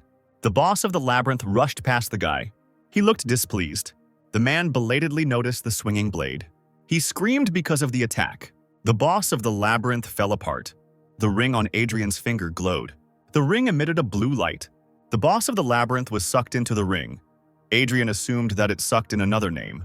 The guy remembered what Barchi had told him a minute ago and reminded him how he had beaten him 300 years ago. The constellation apologized for what he had said. Adrien decided that he needed to get out of here before the labyrinth broke. The boss's spear lay on the ground. Adrien called it a trophy and wondered why the spear had not been healed along with its owner. The guy decided that this weapon now belonged to him. There was a door in the wide tree. A man in a cloak stood in front of a curtain, behind which a silhouette was visible. The man addressed the silhouette, calling it the master of the labyrinth, and said that the catastrophe had come to an end. The owner of the labyrinth asked how many days the disaster lasted this time. The man reported that the incident lasted about 2 hours. Silhouette asked how long the last disaster lasted. His interlocutor answered that it lasted 5 days. The time difference was significant. Her level had increased noticeably. The master assumed that it was because of the names whose owners had not been reincarnated after death, but had become constellations. The man agreed with this. The silhouette asked about the anomalies. The man said that they didn't understand yet. The labyrinth disappeared too quickly, and he didn't have time to figure it out. The master of the labyrinth told them not to rush because sooner or later they would find out. He ordered to start implementing the process. The owner of the labyrinth decided to distribute the names differently. This will be a disaster of another level. He asked the man to prepare for this. They don't have long left. Even the strongest can be killed. The news was about Adrien because he got rid of the monsters and the disaster. A white-haired man with a shaved temple and an unusual pattern on his eye stared gloomily at the screen with an article about it. He chuckled thoughtfully, resting his chin on his hands. Adrien single-handedly dealt with the assassination squad and prevented a catastrophe. It was amazing. This guy would be the perfect sacrifice to increase the value of their name, according to the alchemist John Burry, who is the leader. He thought that they could gain glory through Hadrian's death, and asked if his interlocutor agreed. The person in the cloak agreed with him, but noted that the guy should not be underestimated. John thought it was obvious because as soon as they noticed Adrien, a lot changed. Adrien became noticeably stronger, a rank higher. John thought he should take on the matter himself. He ordered the rest of the men to be gathered, and they were to go after this guy from the news. The lights were on in the windows of the Valhalla dormitory. Adrien exhaled as he entered the room in the evening. He fell on the bed, saying that he wouldn't mind sleeping for 30 years. The boy collected all the magic power from the remaining stones, and his overall mana level increased, but it was not enough. Although his magic power has increased, he can still use a limited amount of mana, even though he's only. As soon as he dealt with the disaster, Adrien felt as if he had been plowing his grandmother's garden all day in the summer heat. It turned out that it wasn't so easy to deal with the boss of the labyrinth. Is all the power in the given name? But thanks to the powers of the Hidden Lord, everything worked out. Now Adrien understood human desires. The contract with the constellation was the only way to withstand the competition. They become constellations after death. Barchi asked the guy what he was thinking about, but he didn't give a normal answer. Constellation wondered if Adrien wasn't supposed to go to the guide after dealing with the labyrinth boss. He appeared before the guide. She acknowledged his presence with a smile. The girl asked if he had sorted out the disaster. Adrien confirmed it. The teleportation stone in his hand fell apart into pieces. The guide said that since the crystal was disposable, it was normal. She asked what kind of spear the guy was holding in his hand. Adrien said that it was a trophy from the boss of the labyrinth. Since the spear did not get caught in the ring, the guide said that this was strange. The girl asked to look at the ring and held out her palm. Adrien took out the ring. The guide took it, the thing glowing purple in her hand. She said the name was fine and returned it to Adrien. The girl said that big changes were coming from now on. Soon, the guy will start to come across high-level names. The guide will try to cheat and find out what kind of people will be the owners of these names. However, it must be taken into account that these could be Adrien's acquaintances from 300 years ago. The boy remembered these people, regretting that their names had not rotted along with them. Just the thought of it makes him nervous. The guide said that they would meet again soon, before the names were revealed. Adrien, already lying on the bed, said that they still had a lot to do. Barchi asked about his acquaintances from the Towers of Destruction, whether the fact that he was once the master of the tower meant that the guy hated him. Adrien clarified that he meant the monsters from the first floor of the tower. The constellation doubted that they had names that could be taken away. This is only possible if they have gone up to a higher floor, Adrien agreed, saying that there were more and more scoundrels every day. The guy asked to wait. He asked if what was said meant that Barchi was working for the master of the labyrinth. The constellation was indignant and sent Adrien away, since he said that he was forced to become the master of the tower. The guy said that Barchi's uncertainty causes him even more doubts. Adrien suggested that the constellation insult the master of the labyrinth, and he did so, adding that he wanted to spit in the master's non-existent face. The guy chuckled, saying that he would have been offended if he had been the master of the labyrinth. Barchi's name was valuable, and Adrien wondered why he had lost his powers after his death. The guy looked at his students and saw that they had so much power that they could share it with ordinary people. It was strange that Barchi was so useless. Adrien's name was stolen, and he was reborn without ever becoming a constellation, but people who knew him before call him by his old name. He decided not to think about it now. Now the guy should think about endless training until he gets closer to his maximum. Then he will find the answers. The next day, the Valhalla training hall was illuminated by the setting sun.